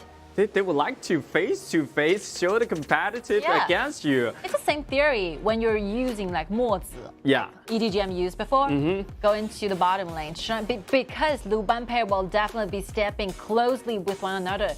So the pair, the marksman you choose, you'd better have those abilities who will be enduring a lot more damage when facing a huge amount of enemies. More enemies, the more damage it is. Yeah, exactly. I really love the mentality they showed. So confident that they would really like to block the chance. And the BP, I think BP is even trade, they're not losing in BP. Say the draft is very delicately designed, taking Meng Tian Guanyu away, aiming for Zimo, because Zimo is one of the players you cannot simply restrict them by using the banned places right now. A lot of more heroes available for Zimo to pick. But for this particular game, I think Zimo will be going to a tank. And Xiaohoudun is not available. What? Not other- available. Ata? Ata is Ata. still available. Ata is And available. Xiangyu maybe Yeah. is another choice. Wow, monkey. Monkey, wow, they really did a pretty great job on Their that hero pick. pools are really deep. Really deep, Uh-huh. and they really did a great job on beating face. I think Xiao Keke, as a good coach, he really learned a lot of things from the KPL region. And every drop they showed us, it's completely 50-50, equal strength against with the KPL teams, you know? Yeah, still trying to decide which jungler suits the most, and then there's game will be going to the Jing. The answer, final answer for 007 play with Jing. Wow, is that really expert in this hero or not? We'll find out and see, because Jing, this hero is quite hard, I think. Because I'm pretty. Jing is my favorite hero, and I know. practiced hero for a lot of time, maybe 100 hours, over 1,000, over 100 hours in the training mode. Yeah. So it's Awesome. quite hard hero. If you compare to the early game abilities of Ata paired with Miyamoto Musashi, or on the other side you have Xiaohoudun together with Jin, which pair will have more advantages in early game? Considering the fact that Ata have a smite, But some might they would like to invade the jungle land or not? So this is a good question. Maybe they were not doing this in the first round. They would do that in the second round. because Bacon Time obviously failed in doing the invasion, right? Just in the previous game. So maybe for this one, what they're really looking for is the safetiness in their jungle, and on the other side, Beijing Weibo with 2 smites. They might be showing us how to do a proper and most appropriate invasion in the early game. They're And gonna show you something. They're gonna be a teacher. yeah, Zimo, my favorite, one of my favorite players. I would say this honestly, because Yeah. I have a lot of favorites in this game. There Okay. are plenty of flavors. Yeah. Arrive in 5 seconds. All right, let's see. Will we together see some invasion here, or the 2 bottom, 2 junglers that choose to start up this game in a peaceful way? See the Yeah, rotation. there was something. Yeah, see the play, see the location from Zimo. That Location really will be already to our arrived the blue side and trying to invade right now. The first move, maybe the laser. yeah, a little. Right now that's a blue because they have the priority of the mid lane. But No? the exchanging HP, Beijing Weibo is winning in this kind of exchange. Yep. Because Moss got 50 of half of the HP still away from those minor skirmish happen in the mid. Yeah. If you want the blue, it's too much for that, so you have to retreat back and gain another resources, just like a reverse strike, and then plan for the next movement. And still, they are collecting the information of the blue side. And look at Summer, it's been taken very low. The passive's been triggered. Look at the damage right there. It's not enough for that kill. But the CC! It's a beautiful CC from Zimo. What a play! Yeah, so you have actually spent 3 ban places in your draft trying to restrict the performance from Zimo. But Zimo answers your question by a wonderful performance, a very deep, mature master Yeah. of how to use Ata. So proficient, aiming at the direct angle, Whoa. brought back 3 members, and the following up damage is just there. And Mima was trying to issue the flash, trying to get out of this area, but pulled back by the Arthur's second ability.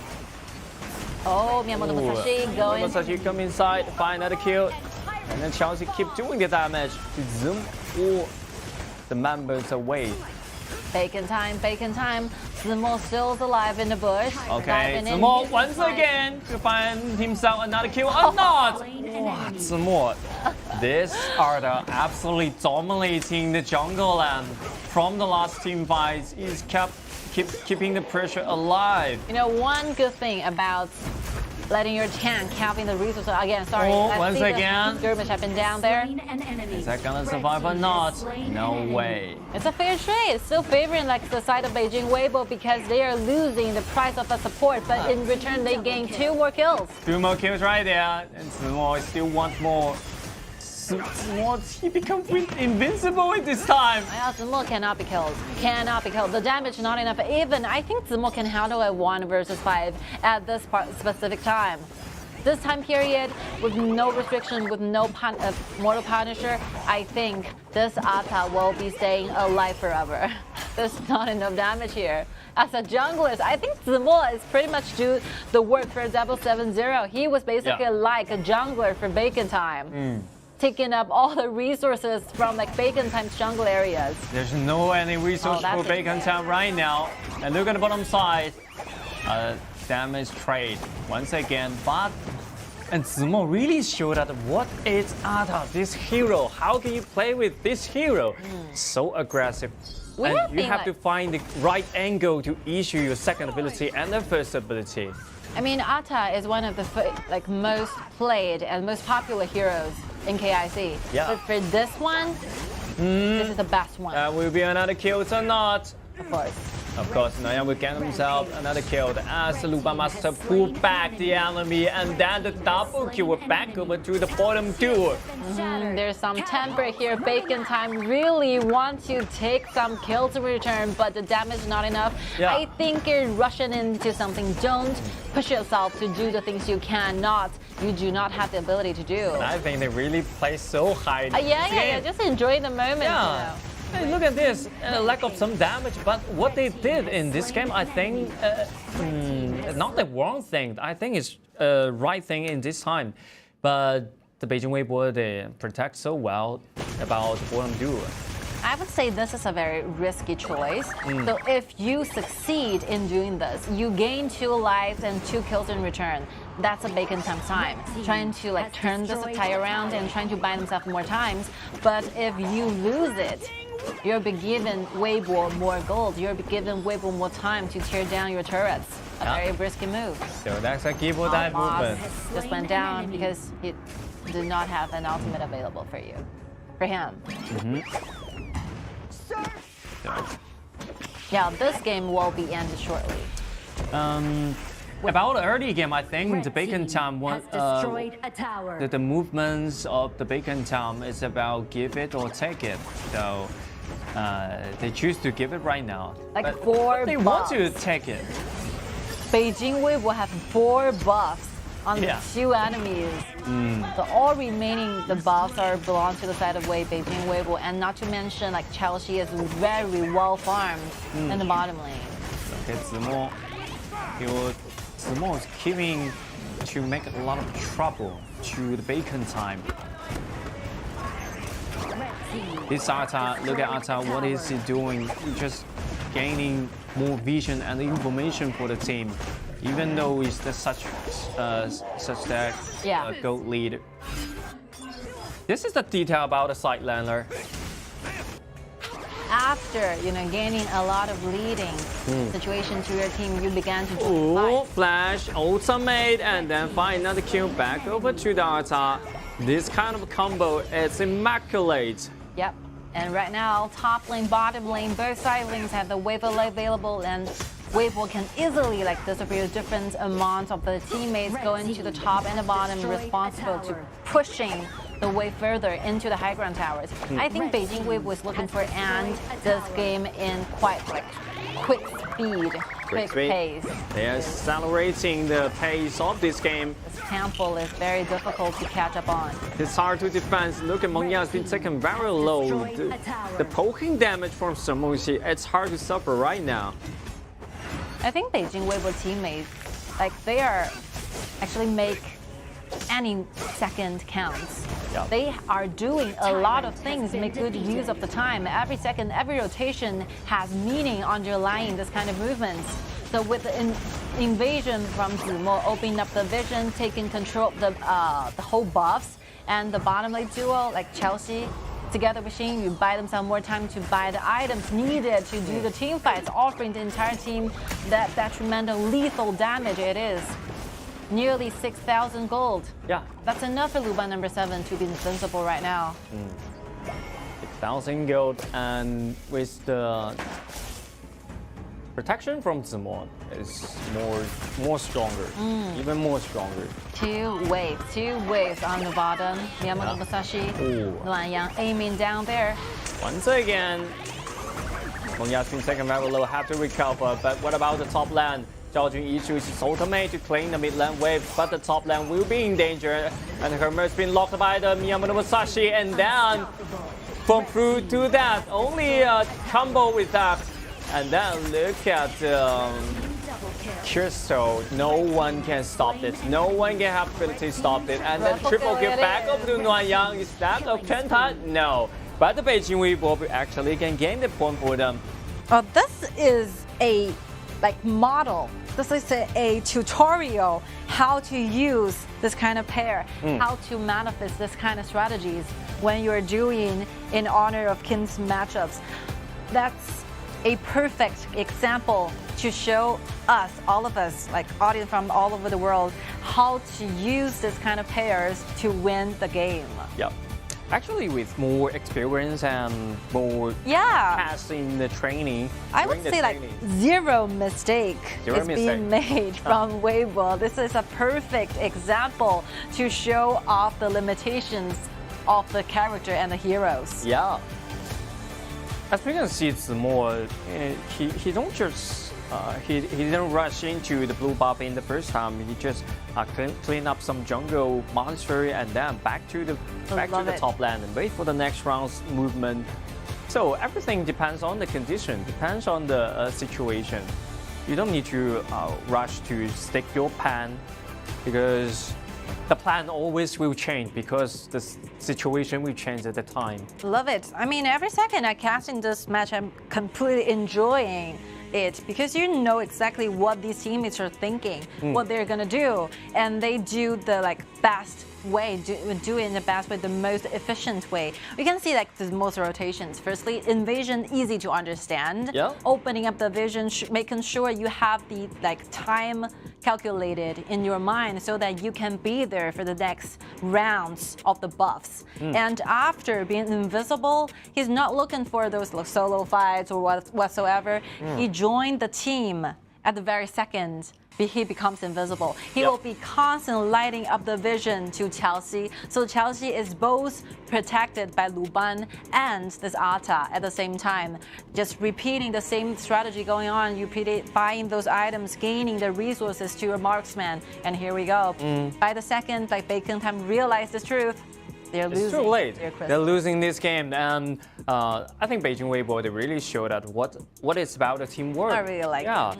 Even though Ata, he gained a lot of goals from the jungle land, and he can do a lot of solo kill, do a lot of CC to the opponent, but he chooses to back over to the team. That's team sacrifice. Yeah, and have more effects in the team fight or for the team.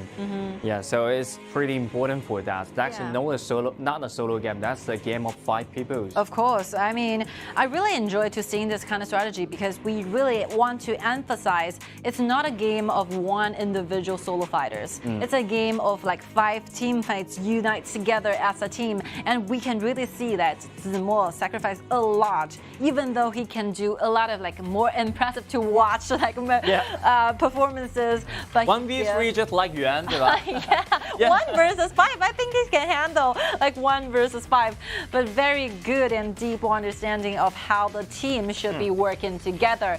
And this kind of spirit brought Beijing Weibo to go very deeply. And look at the highlight right there. So good, so good. Look at the angle. First ability, find the perfect angle and put back. The second round. The second round is to interrupt the flash of the Zhao Jun.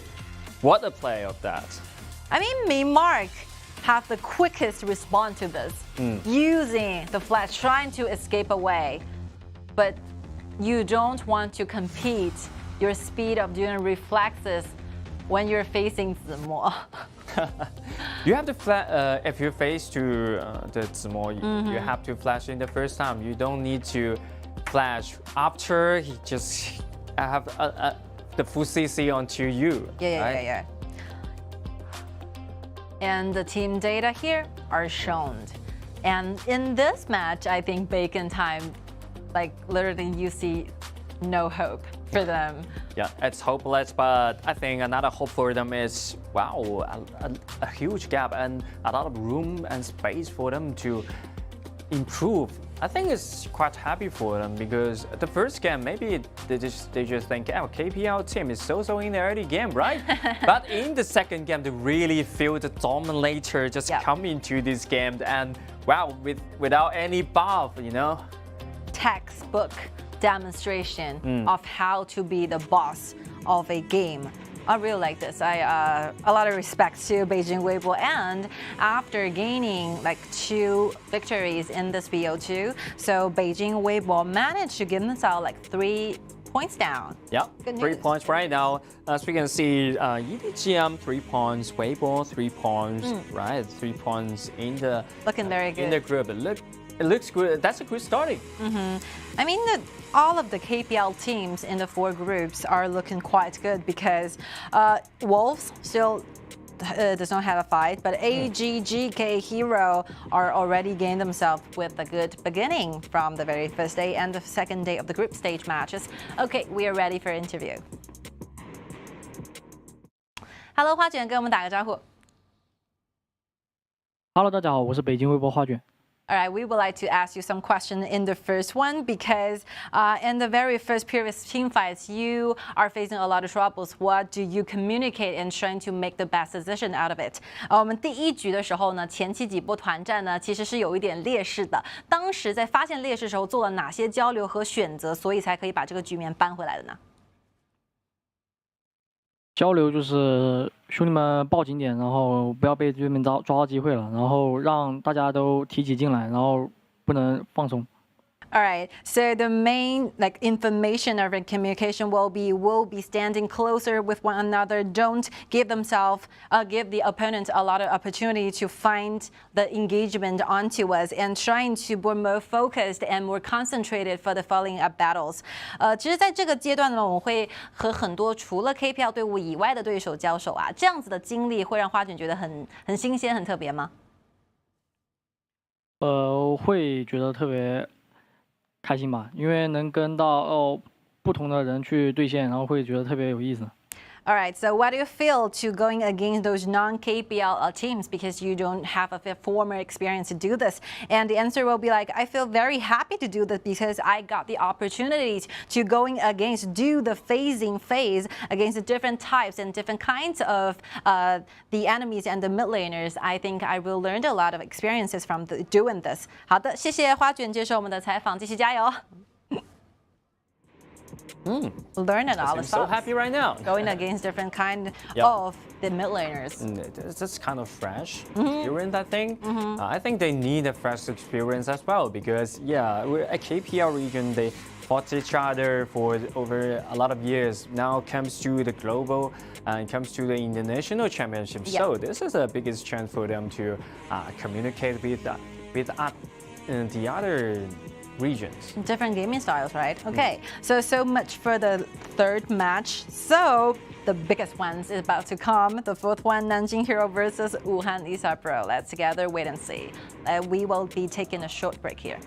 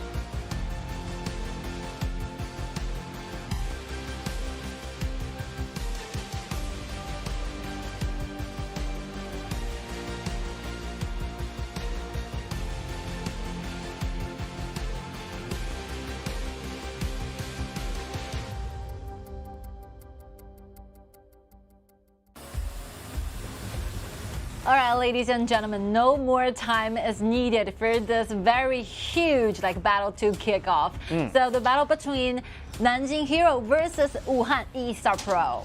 Well, this two teams from the KPL region and Hero successfully make it out to the group stage from the KPL region qualified, and the E-Star Pro was that team to directly win the seat of the group stage. I've been dreaming to watch this kind of competition. Not to mention that these are the very good KPL teams altogether fighting against each other, but the fact that they have a lot of stories, So we are seeing the mid laner and the support in Wuhan E-Star Pro. The player's ID is called Qingrong and Ziyang respectively.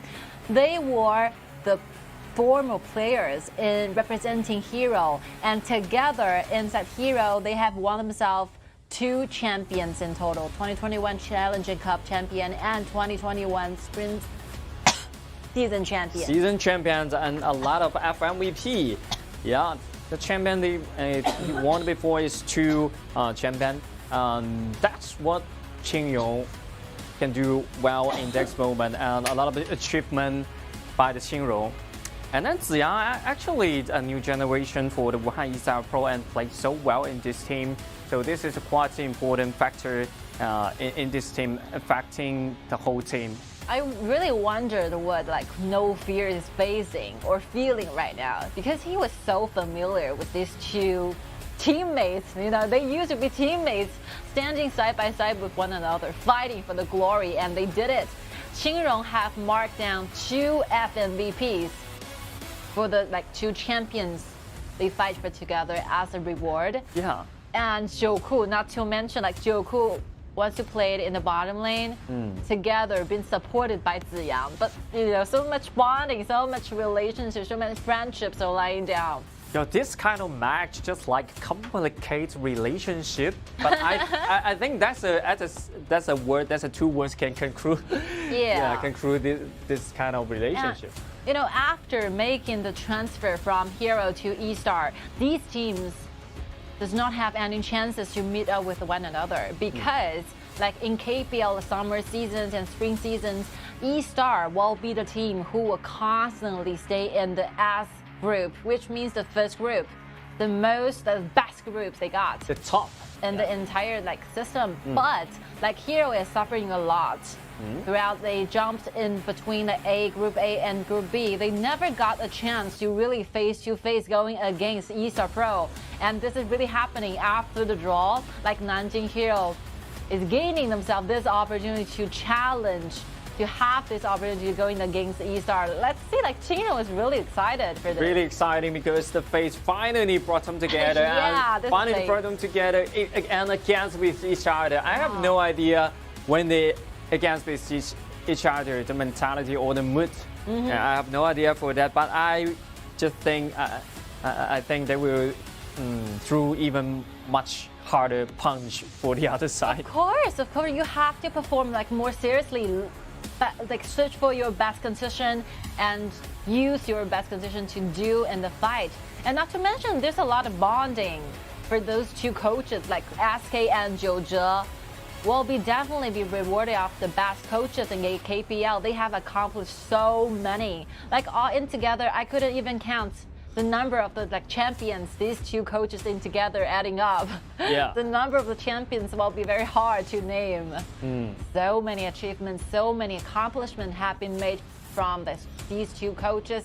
And right now we're seeing the support going against with one another. These 2 teams, these 2 players used to be on the same side, doing the bottom lane 2 versus 2. And these 2 players used to be on the same side as well, but Xingchen wants to go to the top while Chino stayed in the mid. And right now they're experiencing the exact same positions. Wow, how time flies. But I think the Wuhan E-Star Pro, they still they still choose. They choose to stay in the same composition they are, in the same starting list. But a lot of change by the by the Nanjing Hero it's been triggered. So right now, I think the Nanjing Hero division actually have some chance to show the competitive to against the Wanyisa Pro. I think the Wuhan East Pro has been rested for a long time after becoming the champion in the Challenger Cup 2022. They have been rested until now, so they have enough room, enough time to develop new strategies, trying to focusing on their personal growth. So they have been facing a lot of ups and downs in the summer season. For them, they're facing a failure because they did not become the champion. It was the Chongqing Wolves who become the champion, hold the final glory. So they are facing some downsides and right now reviving back as the champion of the Challenging Cup 2022.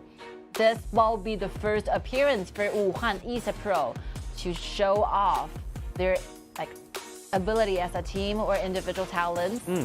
Very first time. Yeah, even though the fact is they lose the final in the summer season, but you can always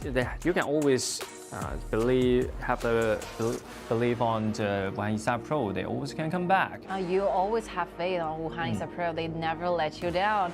Okay, so much for the pre-match analysis. Let's just directly dive into the BP and the draft.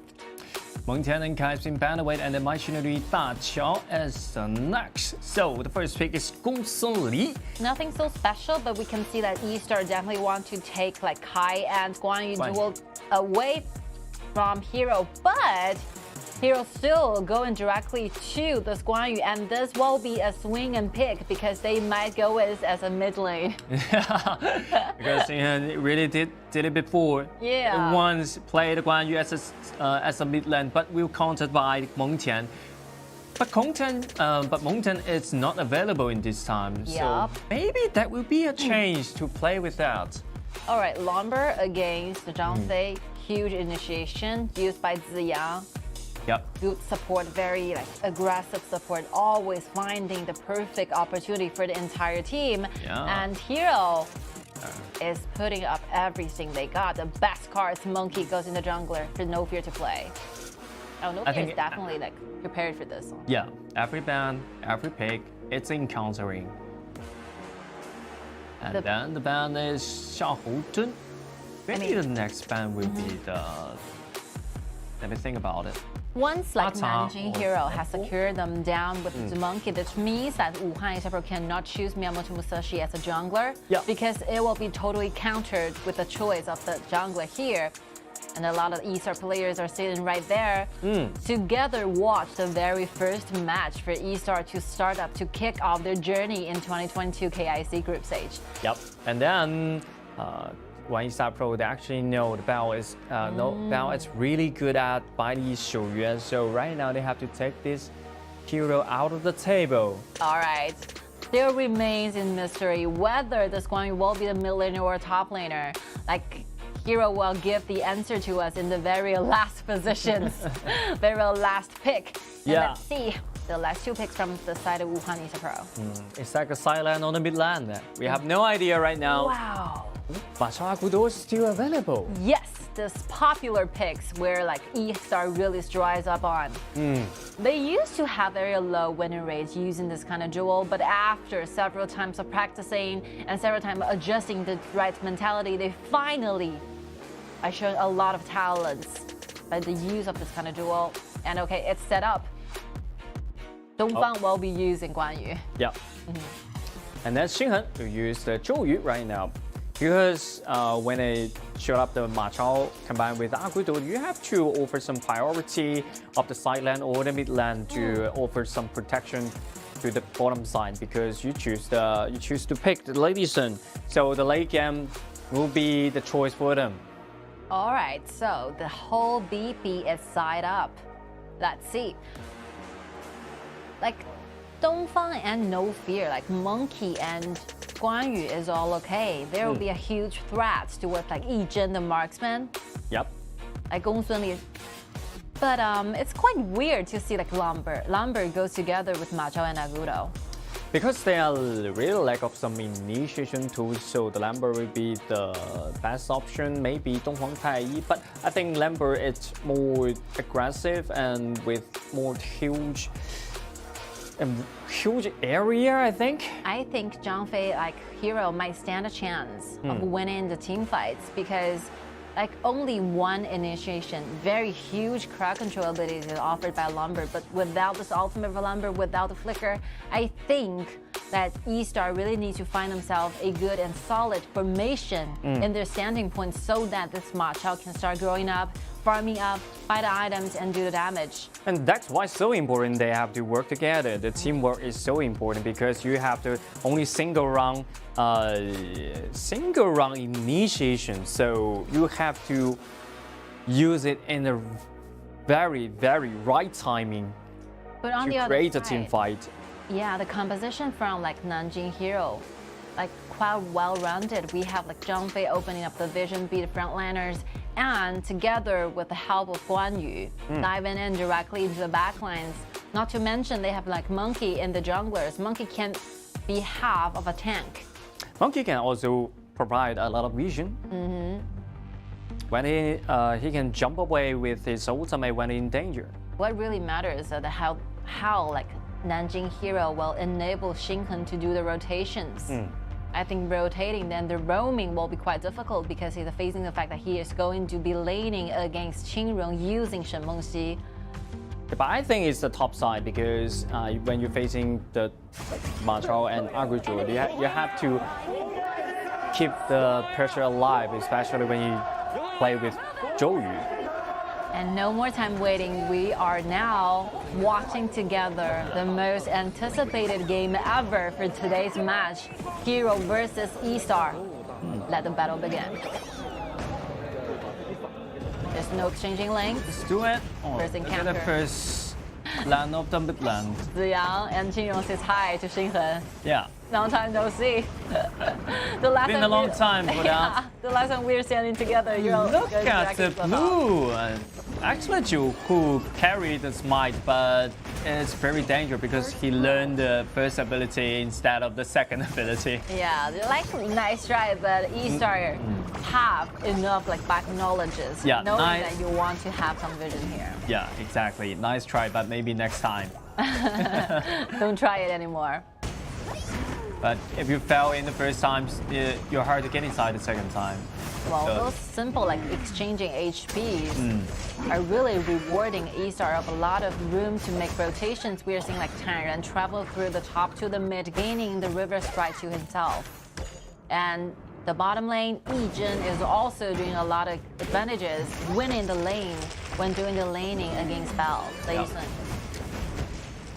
And a little goal difference will become a bigger gap for now because when you start they actually have the priority of this game, especially the pace.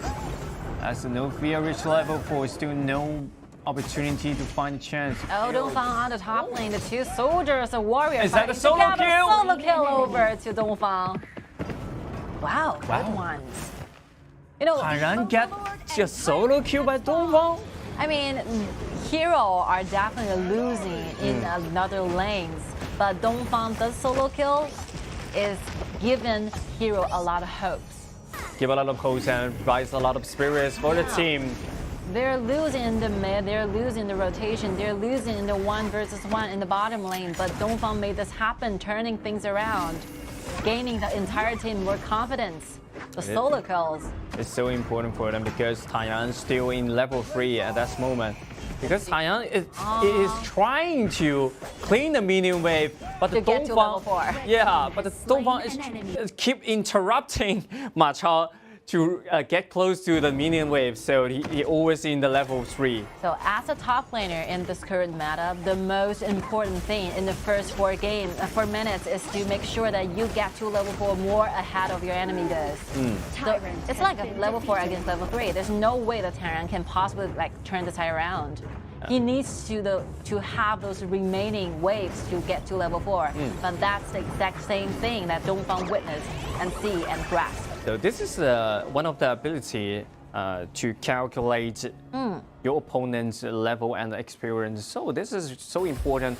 When you're playing the side lane, you have to learn a lot more details and experience on that. I think in all, in the first like 4 minutes of this game, I think E-Star are doing better job than Nanjing Hero because they're winning every single mid lane waves. We're seeing like Xinghen is very low in the mana, and every single wave he'll lose the priority there. So which means that Xinrong can have more initiative trying to make rotation to either sides. But it will be Dongfang who started to mix things up in this match. I would say like E-Star is leading in 4 lanes in the very beginning, but with the solo kill gained by Dongfang, it's trying to shift things around. I think things will turn around because Dongfang can show the competitive on the top side, and the next skirmish, if the next skirmish creates in the mid lane, maybe Dongfang will do a lot of things. And we are gradually moving towards the peaking time of Monkey. So even though that like Hero is facing some difficulties during the laning phase, but does it really matter? No, because like Monkey have successfully gotten 2 rounds of the jungles. Yep. So like No Fear is quite fully and healthily farmed up. So it will be a matter of time before like No Fear started to find some opportunities, trying to do the rotation, trying to gank. And whether the gank will be a successful one, we should look forward to see their movements when we're back into the game. Yep, totally agree. Because Monkey, he can play as a half tank and half a physical damage hero, but and a magical hero as well. Yep. But he really needs some item, really needs some gold. So No Fear have to farm up. So that makes it really take some time to farm up with that. You know, comparing with the gold or the damage difference in the early game, I think if your composition is formed with Shen Mengxi and Gong Sunli at the same time, in the mid game, before the late game, it will be quite a task trying to endure those burst damage to kill this monkey in instant. So I think this monkey pick is really good to the side of Hero, enabling Hero to have like more rooms to farm up to the late game. So the key for a Hero is that they have to make sure Monkey is stay the same like healthy H-bar state and also gaining themselves enough like energy bars to be the tankiest mode.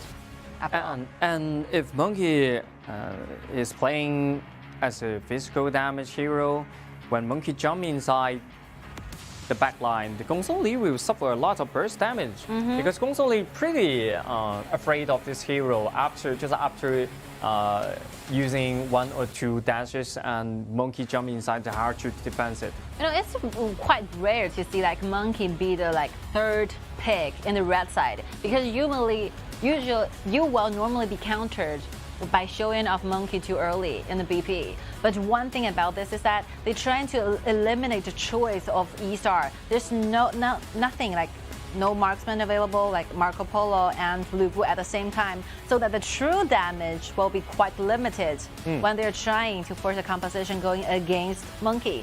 So this Monkey will be safe and sound, like farming up to the late or the mid. Safe. I think the damage right now existed in E-Star's composition is not enough to destroy this monkey. Yeah, especially you don't need to, you don't want to waste a lot of damage onto monkey, right? Ma Chao will be the one, and Gong Sunli will be the one. Yep.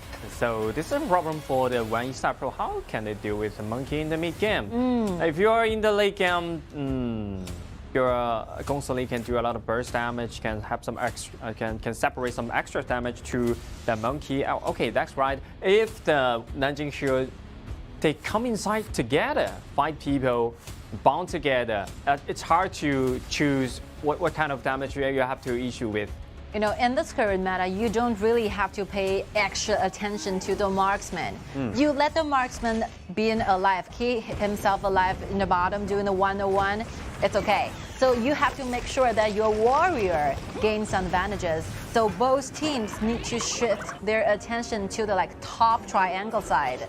It will be very like busy here because both teams want to make sure that the warrior have gained a lot of advantages comparing with one another.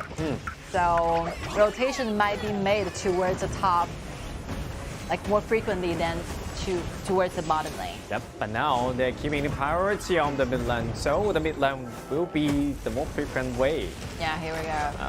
Second the ability lane. can dodge some CC, but it's in take and a half. Lose some HP, but it's fair enough. Clearly, like both teams are making rotation, trying to help their top laner as much as possible. Oh, Xinghen is very miserable in this game. Because when you're doing like Zhou Yu going against Shen Mengxi, you will definitely be facing this kind of difficulties because you're short in the range. Yeah. As Dongfang, they make a rotation to the bottom side, but spotted by the Yi Zheng. And Joku have the vision that Ziyang is hiding in a bush. So Roaming into the bottom, giving another poke game there. still trying to find some window to break, but that's not an easy thing. And as Guan Yu, it just disappeared from the map once again. As the side laner, both of them, they issue the summoner skill.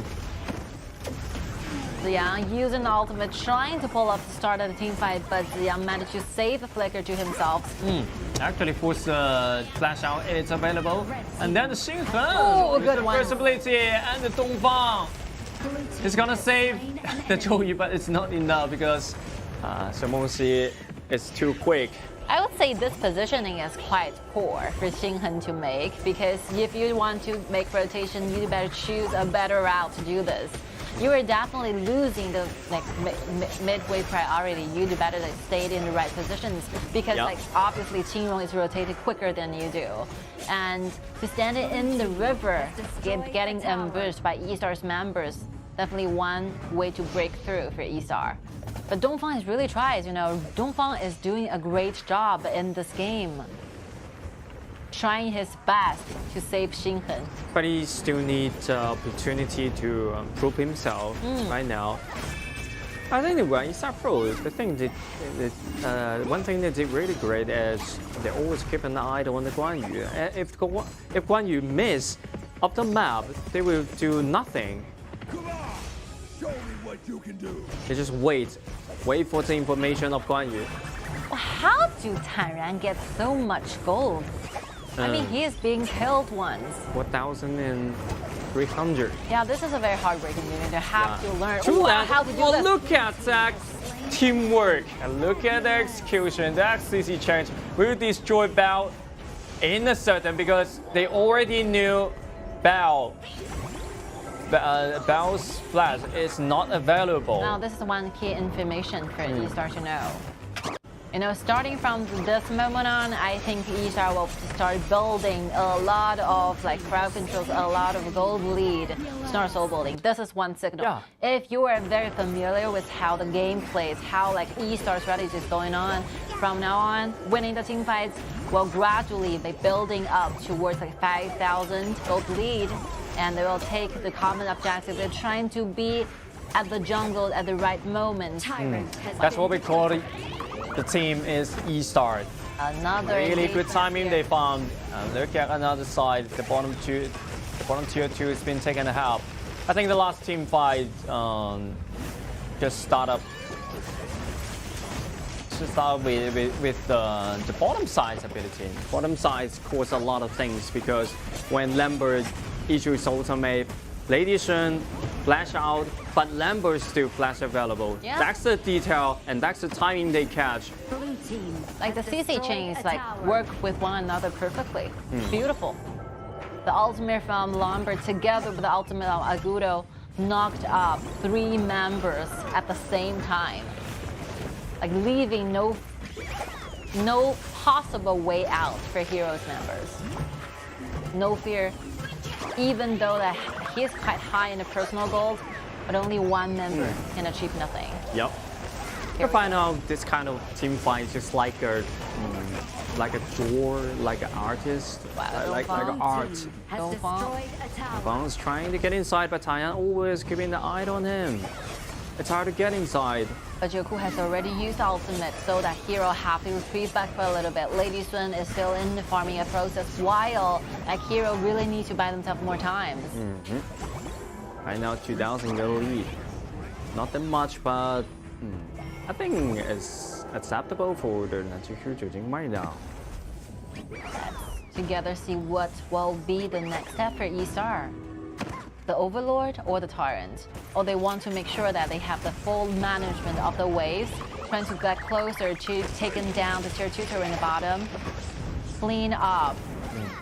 They're actually playing All the the full one. And the full people will push the main purpose lane, which means it's the bottom side, and then Tyrant Ma Chao will clean the mid lane, and look at that, they find another chance to kill the Guan Yu. Guan Yu's down right here. He just jump inside the double kill back over to Tyrant. Their lack of some reaction. The whole teams are started to falling apart. Like Hero should be retrieving back, leaving them only one choice to stay on the high ground towers. Yeah, look at Ziran, has been taken very low right now, but he is delaying the numbers of Hero, trying to do a lot more damage onto the high ground turret, but but I think it's not but he don't need to do that. And another counter in here, no fear. No fear. By the several times and able to manage a wave a little bit closer, but 1 versus 3, this is a very difficult thing to do. I think the E-Star, what they're really good at is that they stick together closely with one another, like following every single step, like Hua Hai went to, and make sure that there's nobody staying in the bush, so that Qingrong can stay safe enough and trying to gain a lot of vision to the entire team using the kitty bomb, often frequently trying to do like poking damage to Hero. Yeah. And one more thing is that Hero know exactly that no fear is out there trying to manage the wave, so that they have to retreat back. Going safely standing on the high ground tower is one good solution, trying to stall this game a little bit further. Every moment, every solution seems that so right in that moment. I think it's completely understandable for Hero. You know, I understand why they choose to stand outside, earning more vision, trying to earn themselves more in return. But yeah, the truth is that you're completely outnumbered during the team fights. There's nothing you can win this team fight. Yep. All right. Shadow Overlord. They don't want to let this Shadow Overlord go, but look at from Yizhen. Crazy. So crazy. So no fear has been taken out. They can just gain this Shadow Overlord easily. Well, this Overlord might be the one. Maybe the one key in this game. Going on to the high ground, I would say. Yeah. Even 1 versus 2, using the flexibility of this hero, using the frenzy to deal a lot of damage to the enemies. 2 auto attacks in taking out. Yeah, there's no way out. There's no way out. I think the whole map for Hero is starting to see blank. Yeah. You don't have enough vision. Jiuku was kind of trapped down here. He's in trouble. They've been trapped in the high ground, and look at the damage from the Lady Shen. It's quite far. Wow, Quite far away from that gal. The E-Star way of taking the fight still. Oh, look at the CC Chen come inside, but they don't rush into the back line. They keeping the damage onto this turret. Oh, killing spree. This kind of match, wow, you're hard to defend it. You're hard to avoid it. It's a good one, like 4-1 position, so that you have like 4 members keeping continuously going towards and going forward for the high ground tower, and then your warrior Ma Chao standing alone doing a lot of damage against No Fear, and not to mention No Fear's and look at Ma Chao coming through the backline, destroy the battle once again. And right now they're gonna destroy the base. And congratulations to the Wuhan E-Star Pro. You can see how aggressive Taiwan is. I really miss them a lot because this kind of way to win the game, I see no one, no other teams can copy the same. Even no one can copy the same. Yeah, even though they are losing some of the solo kills against your enemies, but you manage to turn this around by the simple rotations. It seemed simple, but when you are really trying to do this, you know how hard it can be. Because we are doing the casting, we are sharing together the whole vision of the entire map, so we know exactly where the members are. But for E-Star or for Hero, the vision is not sufficient enough for them to make decisions. I think 9G is looking quite disappointed because he can accept the truth that the team cannot defeat E-Star, but I think getting defeated in this kind of way is not expected. Yep, no information, no vision. Yeah, I think for Hero, they have come through a lot. You know, they improved as a team, traveled a lot, going against the second round of the KPL qualifiers, scored the third places. I think it's okay. For a group, for a team who has a sudden change in their starting up list, they're doing a great job. But for this one, I think, just one simple mistake will result in total different consequences. You have to make sure that if you are doing the one for split push, if you are missing your jungler out there trying to buy the entire game more time, make sure the 4 remaining teammates staying close with one another and let go of other resources. You have to let something go. You have to let something go. Yeah. Like make smarter decisions. You cannot make any mistake when you're facing this kind of team, just like such like Wuhan E-Star Pro. Maybe you can have a lot of mistake when you're in ranking or in some or facing to the normal team, but not available when you're against with Wuhan E-Star Pro. One drop of the blood will become a lot more bleeding of that because they will bleed you out step by step. And you don't know why, you have no idea. You lose your turret, you lose your jungle, and you lose your information and the vision by step, and you have no idea with it. Oh, I think to conclude in easier and clearer words. So every rhyme, every single fight initiated in the mid lane. So you have to make sure that you are phasing and defeating laning. Using Zhou going against Shen Mengxi, so try to make sure you have more help and more assistance offered to Xinghen, trying to help Xinghen gaining the wave priority so that comes into your next move. You don't have to worry about anything else. You just have to make sure that Qingrong should be stuck in the mid. You don't want to set Xingrong free. Qingrong can basically do a lot of miracles. So, I mean, the mid lane priority, I have to say that for a lot of time after the BP, I was expected to see this kind of difficulties from like Xinghen because they know each other so deeply. They know exactly what they want to do using the Zhou. So the next phase, I think the next round, the next match, maybe 9G can focus on the winning lane in the mid instead of forming other kind of compositions. You definitely want Xinghen to feel comfortable, to feel safely to do the roaming after. You do the roaming and you definitely do not want to see Qingrong on the other lands, right? Qingrong can be appearing on either sides. That's what makes this player really, really a good one. He knows exactly where he should be like. And okay. Please, just cherish a moment for MVPs. MVP is Tairan, and he played Ma Chao 5-1, 3 KDA and 27% gold. And actually showed and Tainan is just showcasing how expert he in this hero and destroy the backline within seconds. To tell like more interesting stories, I mean, Tairan has a very cool personality. I did a lot of interviews. I shoot a lot of like programs together with E-Stars members, and Tairan always remained quite silent at the like very corner, standing in the corner and sitting around the tables. But this will be the character, this will be the personality that got this like player went too far because he was so calm.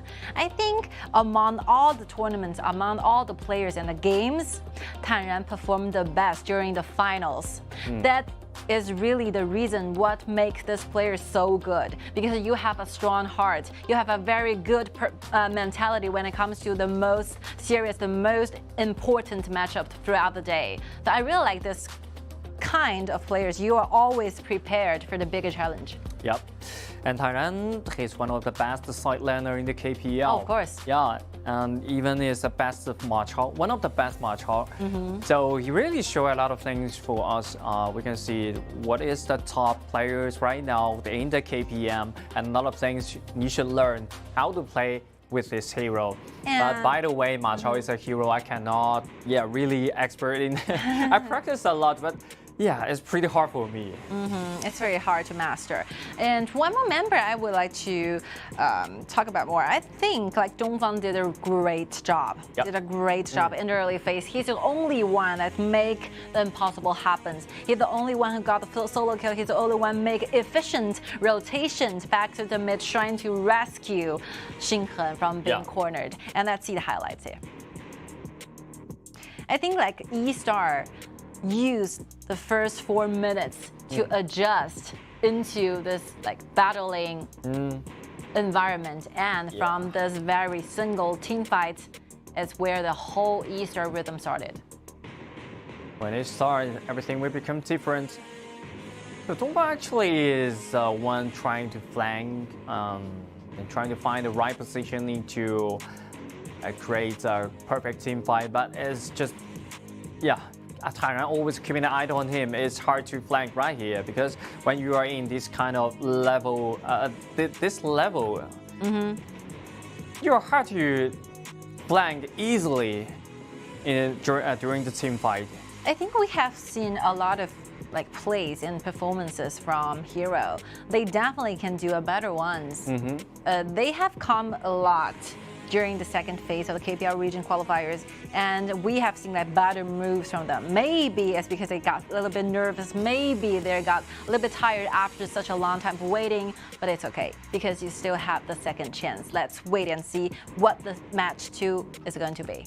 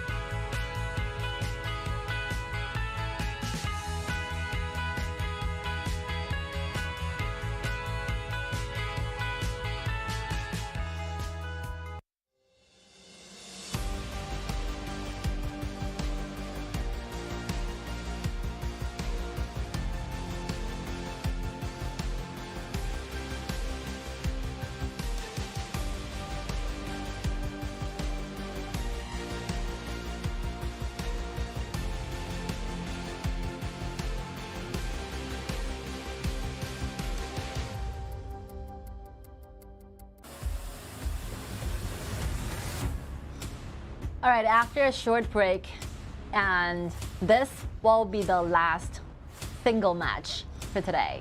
Week 1, Day 2, Group Stage 2022 KIC. And the game 2 for the Nanjing Hero again with the Wuhan E-Star Pro. So in terms of the last game, I think Nanjing Hero, they have to change some strategy to against with the Wuhan E-Star Pro. Actually, they did some great job in the early game, but in the mid game, they certainly everything just turned over in a sudden. It's very obvious Laken completely did a greater job than this.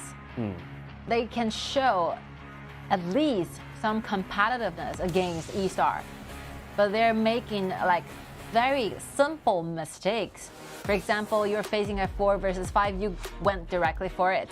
That's something you don't want to see during this kind of matchups. So hopefully Hero can find himself a more rational mentality to go against in the specific battle a bit, because I think Wuhan Pro is fully prepared for whatever challenges they're going to be coming up with. Yeah, exactly. You have to feel confident. Hero will be in the blue set while Wuhan Pro stays in the red side. 关羽 and Zhang Fei's been banned away. And then Meng Qian, Kong Song Li, Mai Xun and Yi is available, but they choose to pick Da Qiao. Da Qiao might be the solution, might be the answer for Hero, because this will be one system they're very familiar with, but they're choosing to let Jiuku have it, right? Because Jiuku will be going to the support. This will be the very first time Jiuku plays Da Qiao. Yeah, exactly. But actually, Da Qiao only showed up a few times in the 2022 KIC. Hopefully they will keeping the precision or position of this kind of system. I think like E-Star have a lot of things, a lot of available picks are there to be countered. For example, like Xiangyu.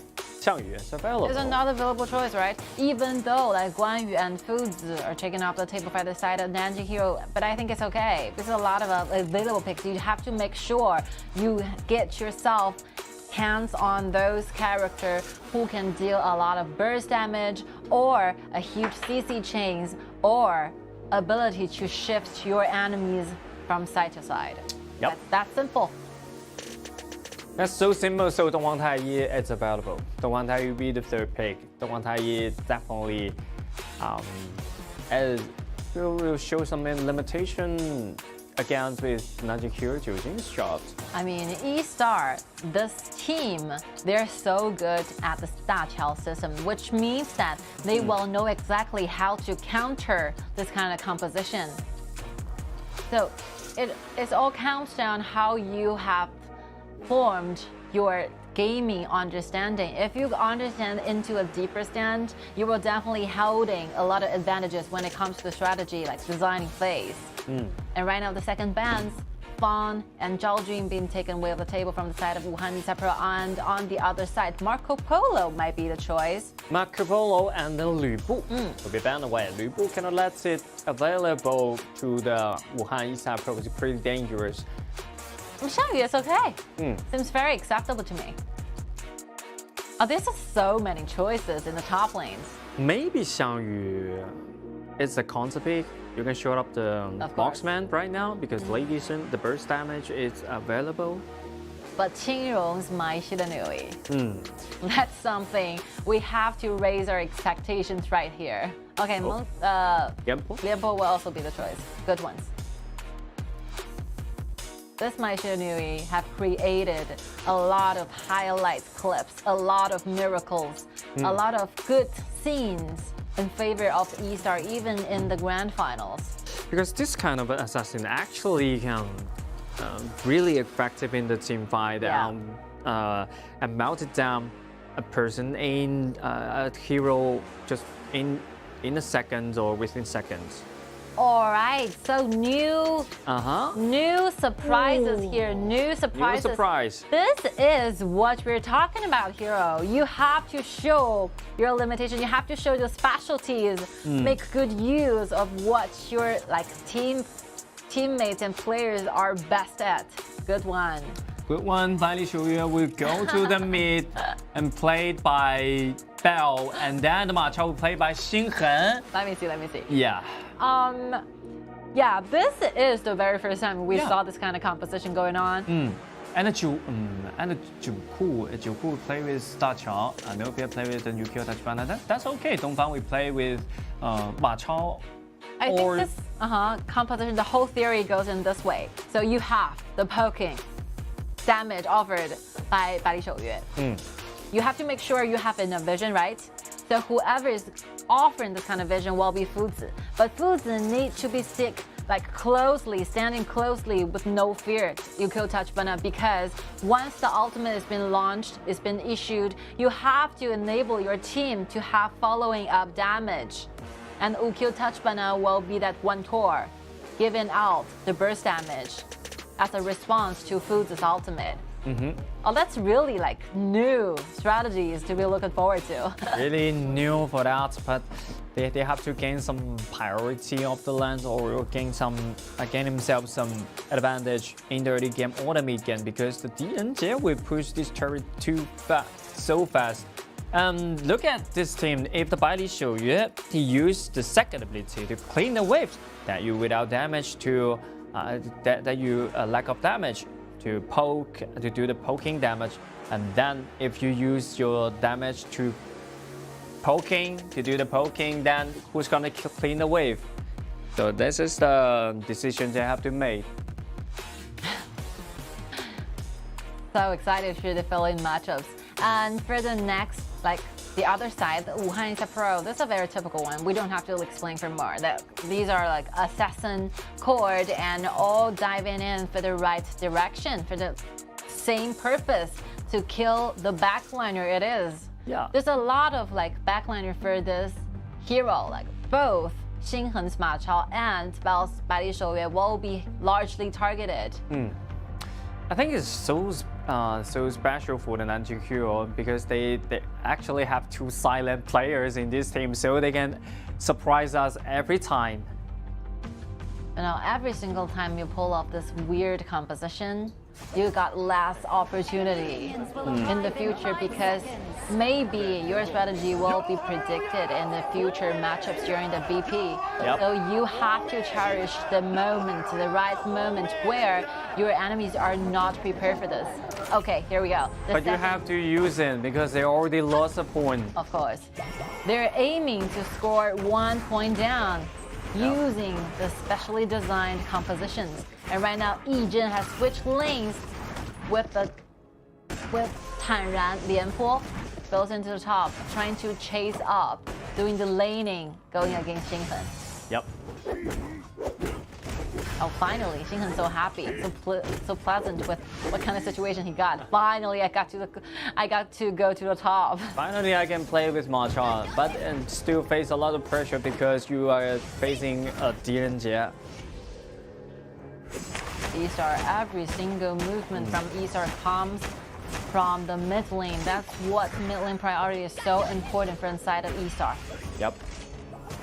And they switch the lane. Iron! Bell, he will switch the lane to the top side. Trying to be avoid doing matchups against Lianpo.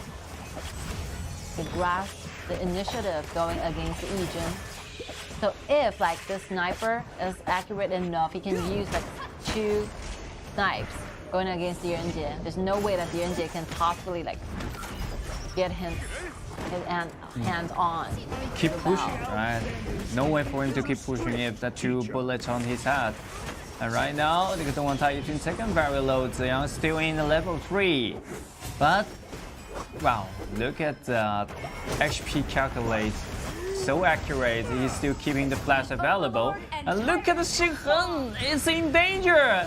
Ooh, like And he's trying to strike back, even with that low cubic bar. Okay, so exchanging the common skills, the flash is also being used by Tanran, trying to get closer to Xinghen.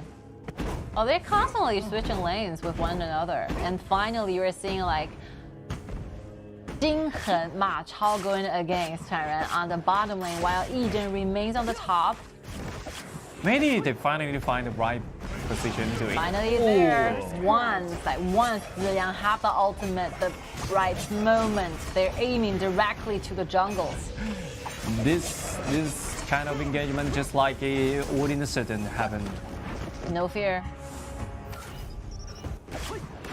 Facing the fact that he might be losing the jungler over to Isa. Dongfang actually didn't use the flash. I think Dongfang can move decisively on that.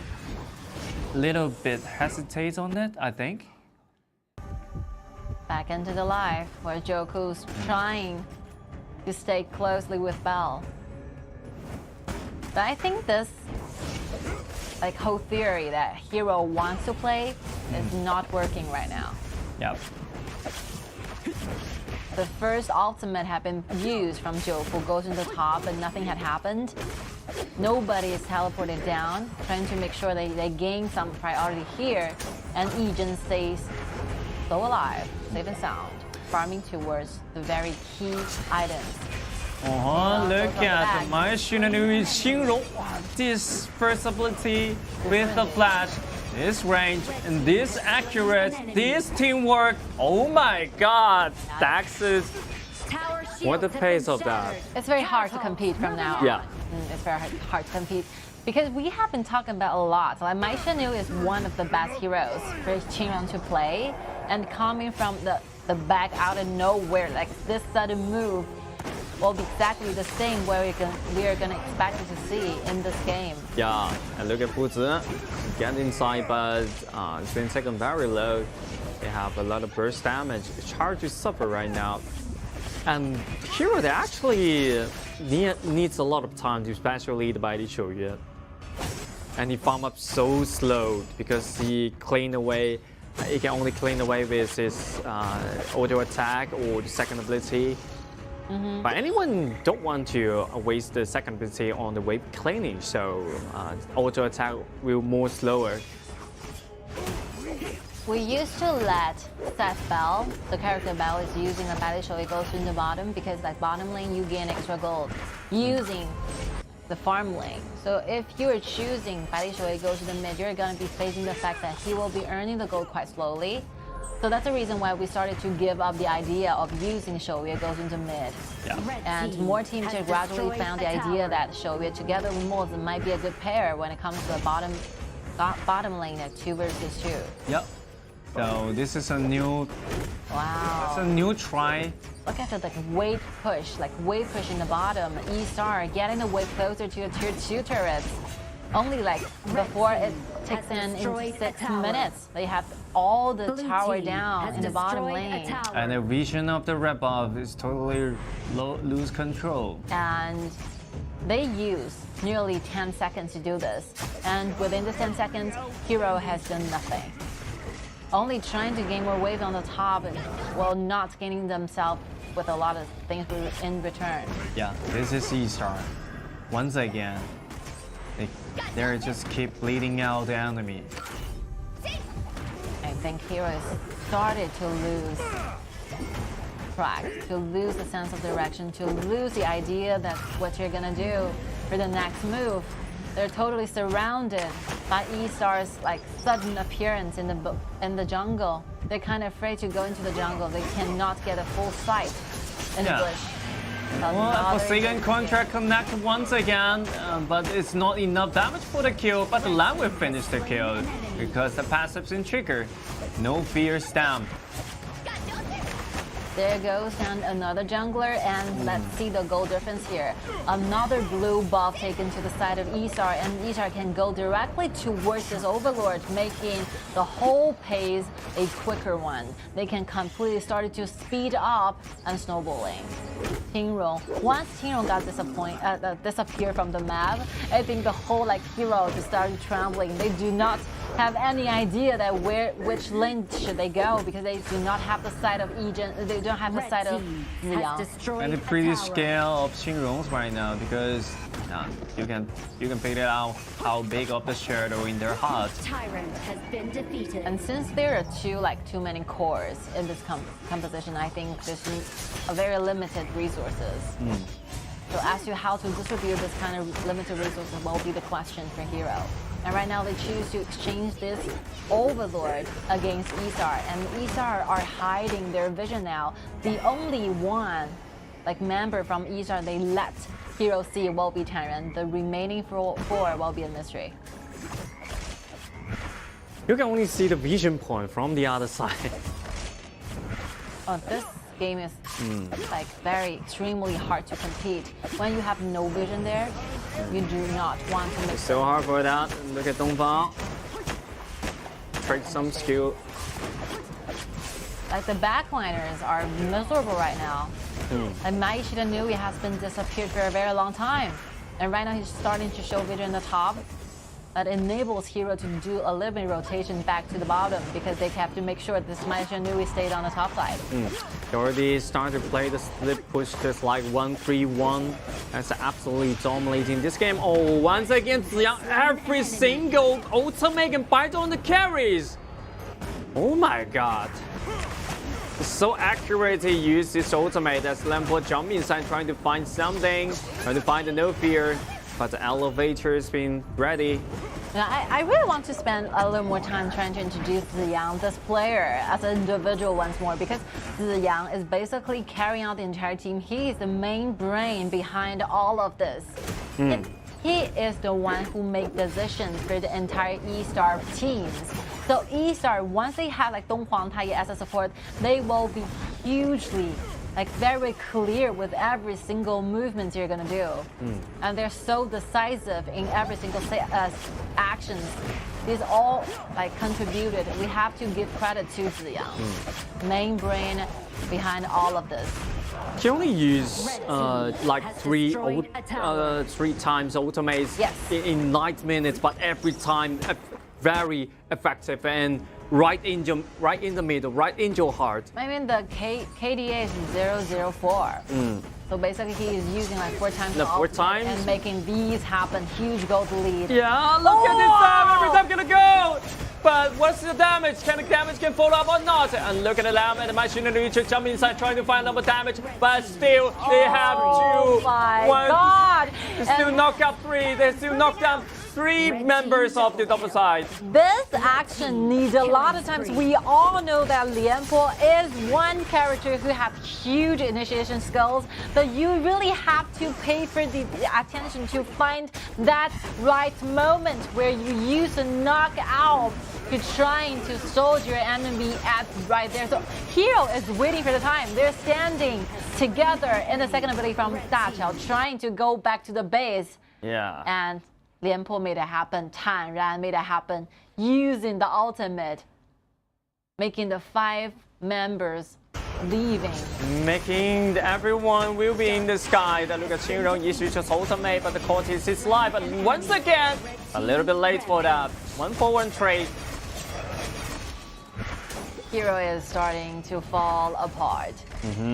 I think E-Star is too powerful an opponent to handle. It's a game, it's a competition of fighting over division. It's a competition of doing the team fights. And among these 2 combats, I think E-Star are totally winning. Yep. Totally winning.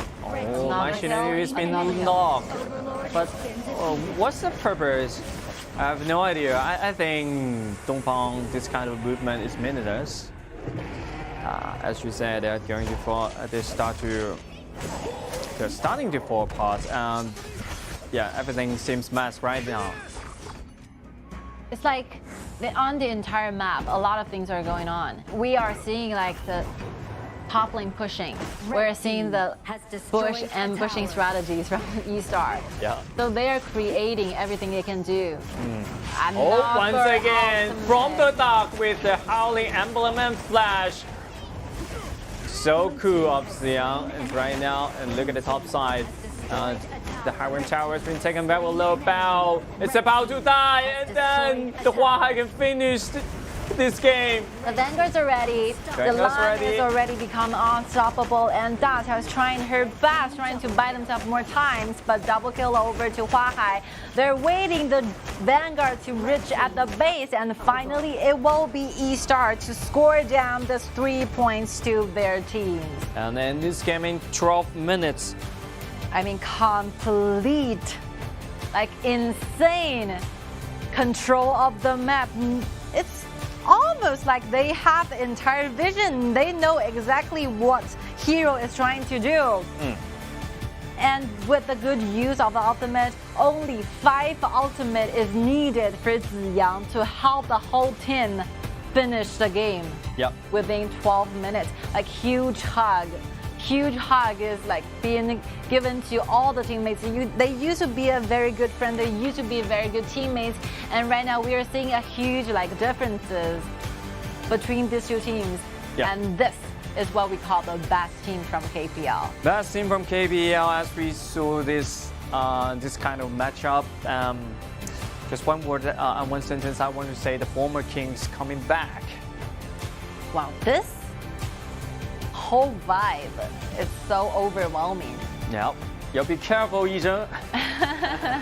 Don't get too excited. So exciting. Don't get too excited.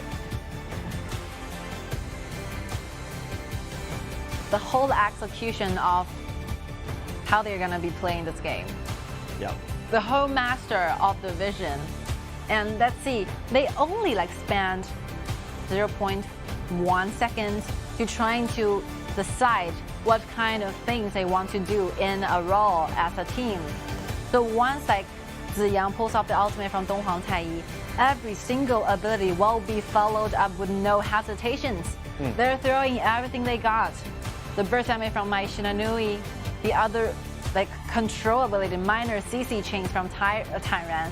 That highlights like Tairan using the ultimate to knock down 5 members to keep heroes members stay in the right positions, in the original position. That's something huge.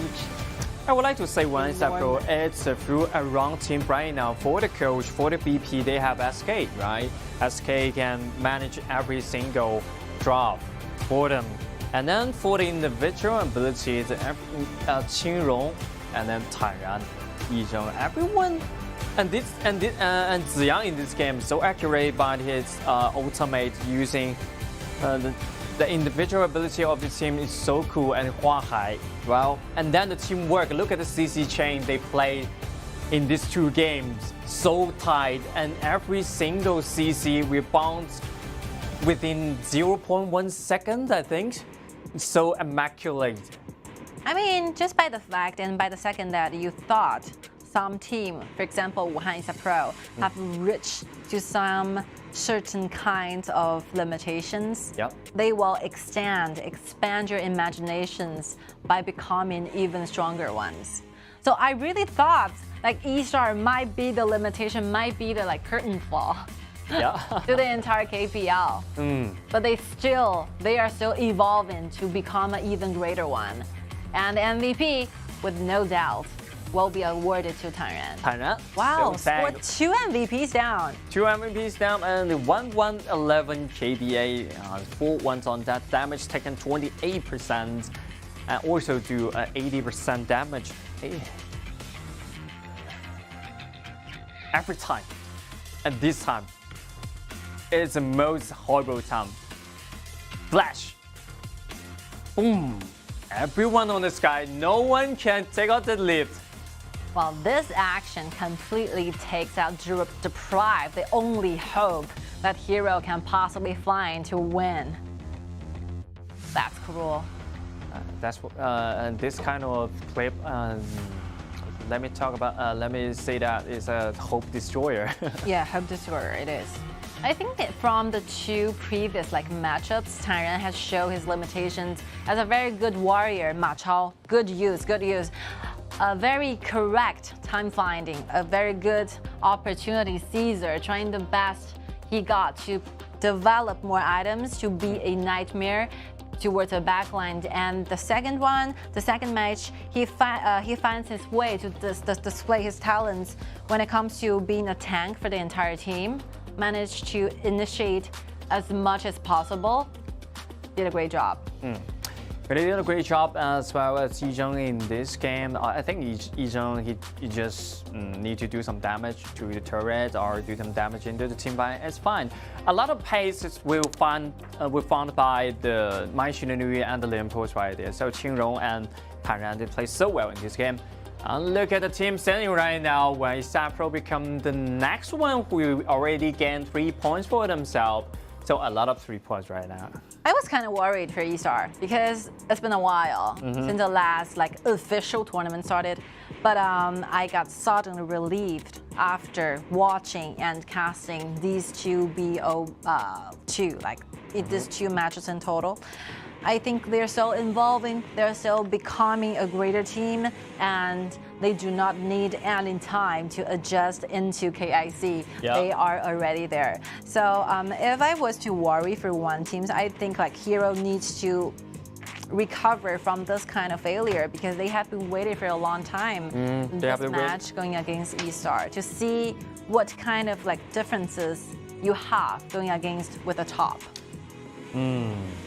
So this is really a big problem for them because this time they totally, I would like to say that's a totally destroyed their mentality, right? And dominated by their opponent. So the reset and recover is so important. You have to replay it and you have to find out the problem and you have to learn how is that pro they play, right? All right, so they still have a long way to go, a lot of future ahead. And let's directly jump into the interview. Let's see who's with us. Hello， 子阳，跟我们打个招呼吧。Hello， 大家好，我是武汉eSport 子阳。A lot of familiar faces are in your opponent's side. For example, Jiuku, Wu Wei, Xinghen. So how do you feel to finally get in one match against themselves? 就是在这场比赛，其实对于子阳来说，有很多老朋友啊，曾经一起效力在 Hero 的队友，都在这一场比赛，我们共同征战，感觉是怎么样呢？终于又和他们再一次在赛场上面见面。很奇妙的感觉吧，之前是队友，现在可以当对手嘛。Okay, it's a very magical feel because we used to be the teammates standing side by side, but right now we're going against each other. It's quite interesting, and hopefully we can all becoming better together. 在这一段比较长的休赛期当中呢，eStar做了哪一些调整和进步？觉得今天自己做的哪一方面是更好的呢？我们调整倒没有特别大的改动吧，还是保持之前就行了。All right, you have been experiencing quite a long time of resting. So what did you prepare for KIC? What adjustment did you make? So the answer will be yeah, we mainly focus on maintaining us in the best situation, in the best status, so that we can get ready for any kind of battles we are going to be facing in the future. 好的，谢谢子阳，这是我们采访之后的比赛，希望你们继续加油，谢谢。Oh, cool. Yeah, it's pretty cool. I think they already strong enough, so they have to play themselves and reduce the mistake. I think it's okay. Find a way to maintain the best version of yourselves. Yeah. Might be the solution to keep them all in the peaking times. I think eStar, it's good. You know, I'm pretty satisfied with what kind of performances eStar have shown us. And today's result, there's no tie. Scars, EDGM, Beijing Weibo, and Wuhan eSport Pro will be the winner for today's matches. And then the One eStar Pro will be the last game's winner of today. So a lot of 3 points were created in today because all of them is 2-0 win this game. They got a Group A, One eStar Pro, Nanjing Hero. And Group B, EDGM Impunity. Group C, Chengdu AG Scars, but Scars they already played 2 games. Yep. A lot of I think this is the first and the second day. Oh, tomorrow, interesting. XYG is serious, Gen.G, Chongqing Wolves, and Foshan DRGGK. So after tomorrow's matchups, we're going to be facing all the teams having their battle performed during the group stage. So tomorrow, still a lot of things should be expected and to look up to. And XYG, we have been waiting them, for a very long time. The last time will be dated back in the first round in the KPL qualifiers. Yep, the first round, they won the first round qualifier, but after that, well, it's been a long day of that. Yeah, and not to mention like Chongqing Wolves. And Chongqing Wolves as well. So hopefully we can see an excellent performance from the XYG and Chongqing Wolves. As we can see, One Cyber, they performed so well today. So tomorrow's matchup will definitely be as amazing as today. So hopefully we can still see you guys around. See you tomorrow. Bye-bye. Bye-bye.